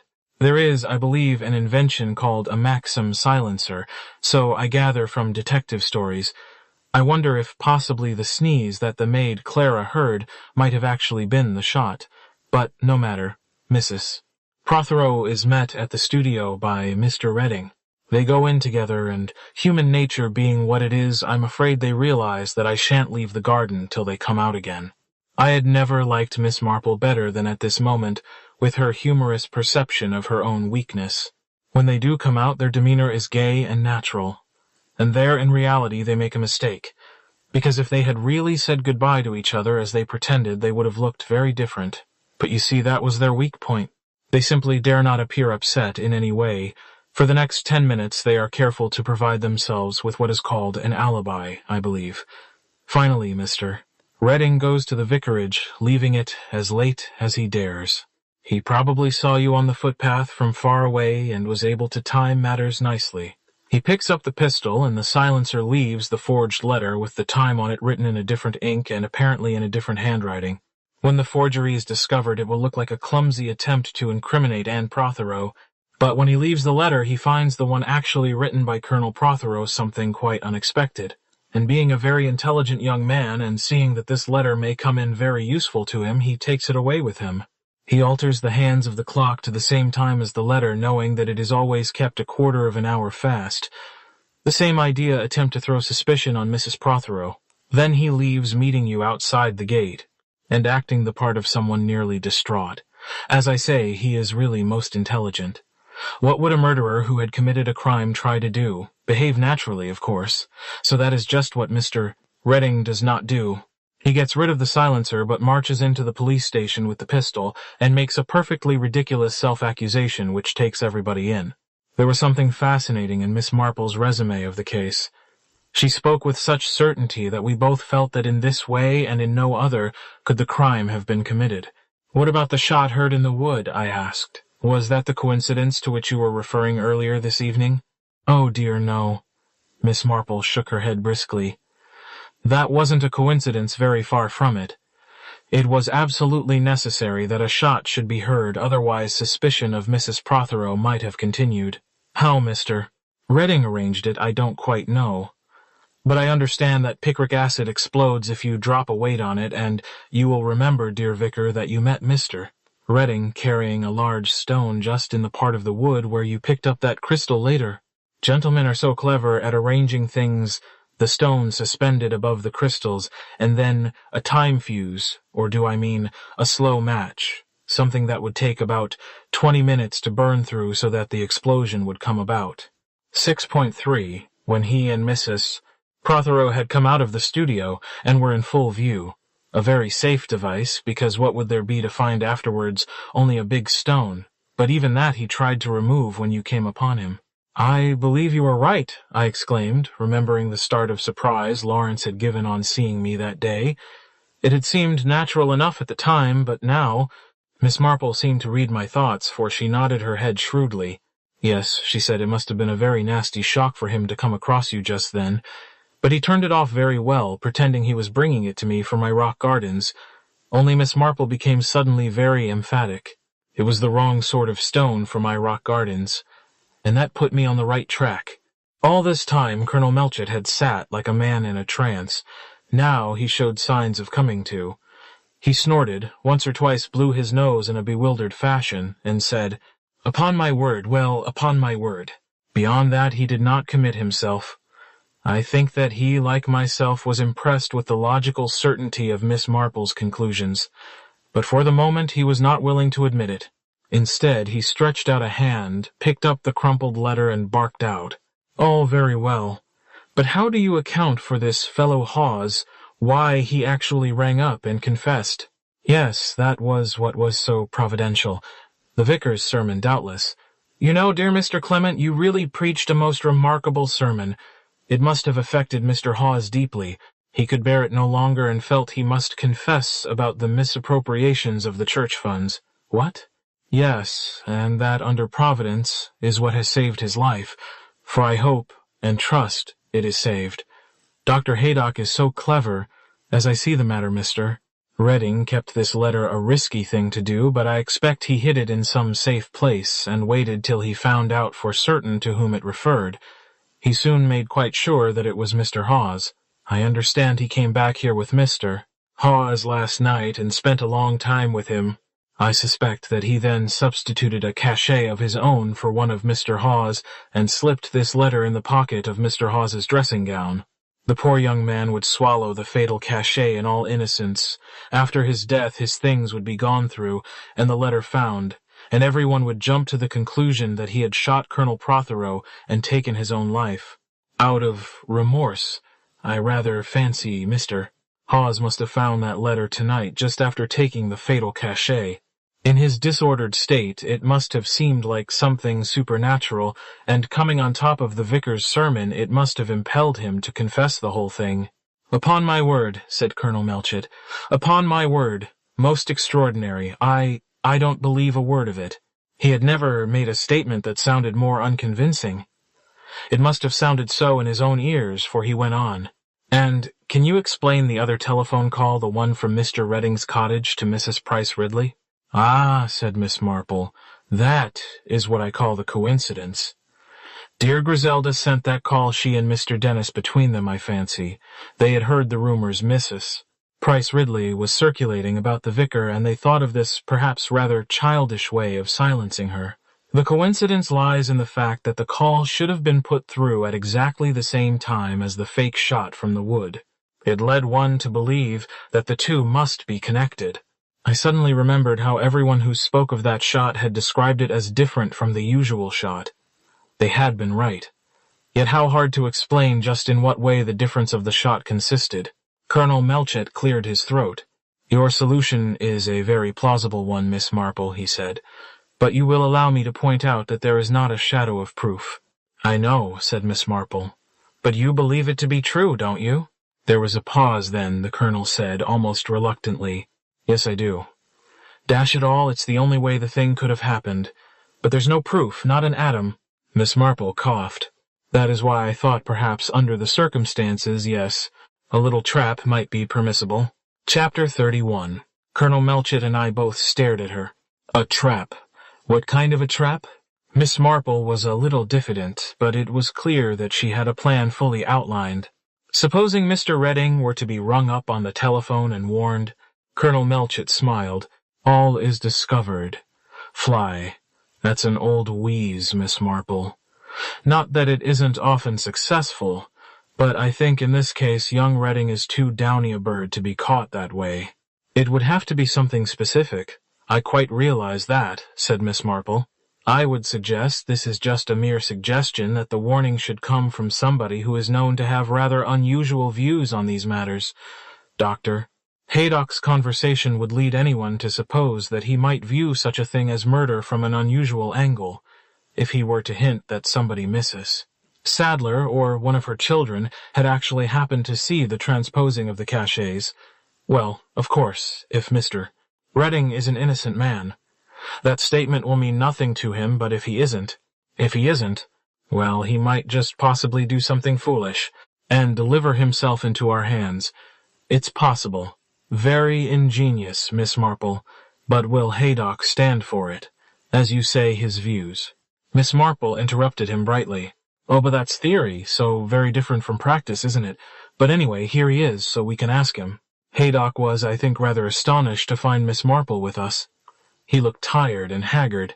It's been a near thing, he said. A very near thing. But he's going to pull through. It's a doctor's business to save his patient, and I've saved him, but I'd have been just as glad if I hadn't pulled it off. You may think differently, said Melchett, when you have heard what we have to tell you. And briefly and succinctly he put Miss Marple's theory of the crime before the doctor ending up with her final suggestion. We were then privileged to see exactly what Miss Marple meant by the difference between theory and practice. Haydock's views appeared to have undergone complete transformation. He would, I think, have liked Lawrence Redding's head on a charger. It was not, I imagine, the murder of Colonel Prothero that so stirred his rancor. It was the assault on the unlucky Hawes. "The damned scoundrel," said Haydock. "The damned scoundrel. That poor devil Hawes. He's got a mother and a sister, too. The stigma of being the mother and sister of a murderer would have rested on them for life, and think of their mental anguish. Of all the cowardly, dastardly tricks. For sheer primitive rage commend me to a thoroughgoing humanitarian when you get him well roused. If this thing's true, he said, you can count on me. The fellow's not fit to live. A defenseless chap like Hawes. A lame dog of any kind can always count on Haydock's sympathy. He was eagerly arranging details with Melchett when Miss Marple rose, and I insisted on seeing her home. "It is most kind of you, Mr. Clement," said Miss Marple as we walked down the deserted street. "Dear me, past 12 o'clock. I hope Raymond has gone to bed, and not waited up." "He should have accompanied you," I said. "I didn't let him know I was going," said Miss Marple. I smiled suddenly as I remembered Raymond West's subtle psychological analysis of the crime. "If your theory turns out to be the truth, which I for one do not doubt for a minute," I said, "you will have a very good score over your nephew." Miss Marple smiled, also an indulgent smile. "I remember a saying of my great-aunt Fanny's. I was 16 at the time, and thought it particularly foolish." "Yes?" I inquired. "She used to say, 'The young people think the old people are fools, but the old people know the young people are fools.'" Chapter 32. There is little more to be told. Miss Marple's plan succeeded. Lawrence Redding was not an innocent man, and the hint of a witness of the change of capsule did indeed cause him to do something foolish. Such is the power of an evil conscience. He was, of course, peculiarly placed. His first impulse, I imagine, must have been to cut and run, but there was his accomplice to consider. He could not leave without getting word to her, and he dared not wait till morning. So he went up to Old Hall that night, and 2 of Colonel Melchett's most efficient officers followed him. He threw gravel at Anne Prothero's window, aroused her, and an urgent whisper brought her down to speak with him. Doubtless they felt safer outside than in with the possibility of Lettuce waking, but as it happened, the 2 police officers were able to overhear their conversation in full. It left the matter in no doubt. Miss Marple had been right on every count. The trial of Lawrence Redding and Anne Prothero is a matter of public knowledge. I do not propose to go into it. I will only mention that great credit was reflected upon Inspector Slack, whose zeal and intelligence had resulted in the criminals being brought to justice. Naturally, nothing was said of Miss Marple's share in the business. She herself would have been horrified at the thought of such a thing. Lettice came to see me just before the trial took place. She drifted through my study window wraith-like as ever. She told me then that she had all along been convinced of her stepmother's complicity. The loss of the yellow beret had been a mere excuse for searching the study. She hoped against hope that she might find something the police had overlooked. "You see," she said in her dreamy voice, "they didn't hate her like I did. And hate makes things easier for you." Disappointed in the result of her search, she had deliberately dropped Anne's earring by the desk. Since I knew she had done it, what did it matter? One was as good as another. She had killed him. I sighed a little. There are always some things that Lettice will never see. In some respects, she is morally colorblind. "What are you going to do, Lettice?" I asked. When it's all over, I am going abroad." She hesitated and then went on. "I am going abroad with my mother." I looked up, startled. She nodded. "Didn't you ever guess Mrs. Lestrange is my mother? She is dying, you know. She wanted to see me, and so she came down here under an assumed name. Dr. Haydock helped her. He's a very old friend of hers. He was keen about her once, you can see that. In a way, he still is. Men always went batty about Mother, I believe. She's awfully attractive, even now. Anyway, Dr. Haydock did everything he could to help her. She didn't come down here under her own name.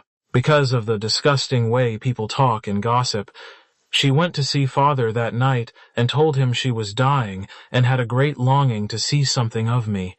Father was a beast. He said she'd forfeited all claim and that I thought she was dead, as though I had ever swallowed that story. Men like Father never see an inch before their noses. But Mother is not the sort to give in.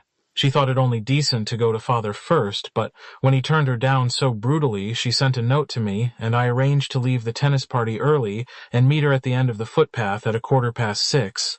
We just had a hurried meeting and arranged when to meet again. We left each other before 6:30. Afterwards, I was terrified that she would be suspected of having killed Father. After all, she had got a grudge against him. That's why I got hold of that old picture of her up in the attic and slashed it about.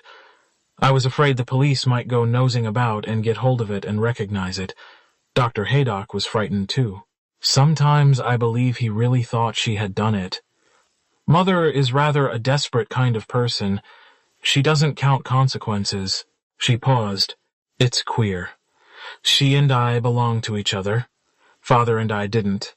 But Mother, well, anyway, I'm going abroad with her. I shall be with her till the end. She got up, then I took her hand. God bless you both, I said. Some day I hope there is a lot of happiness coming to you, Lettice. There should be, she said, with an attempt at a laugh. There hasn't been much so far, has there? Oh, well, I don't suppose it matters. Goodbye, Mr. Clement. You've been frightfully decent to me always, you and Griselda. Griselda? I had to own to her how terribly the anonymous letter had upset me, and first she laughed and then solemnly read me a lecture. However, she added, I'm going to be very sober and God-fearing in future, quite like the Pilgrim Fathers. I did not see Griselda in the role of a Pilgrim Father. She went on, You see, Len, I have a steadying influence coming into my life. It's coming into your life, too, but in your case it will be a kind of rejuvenating one.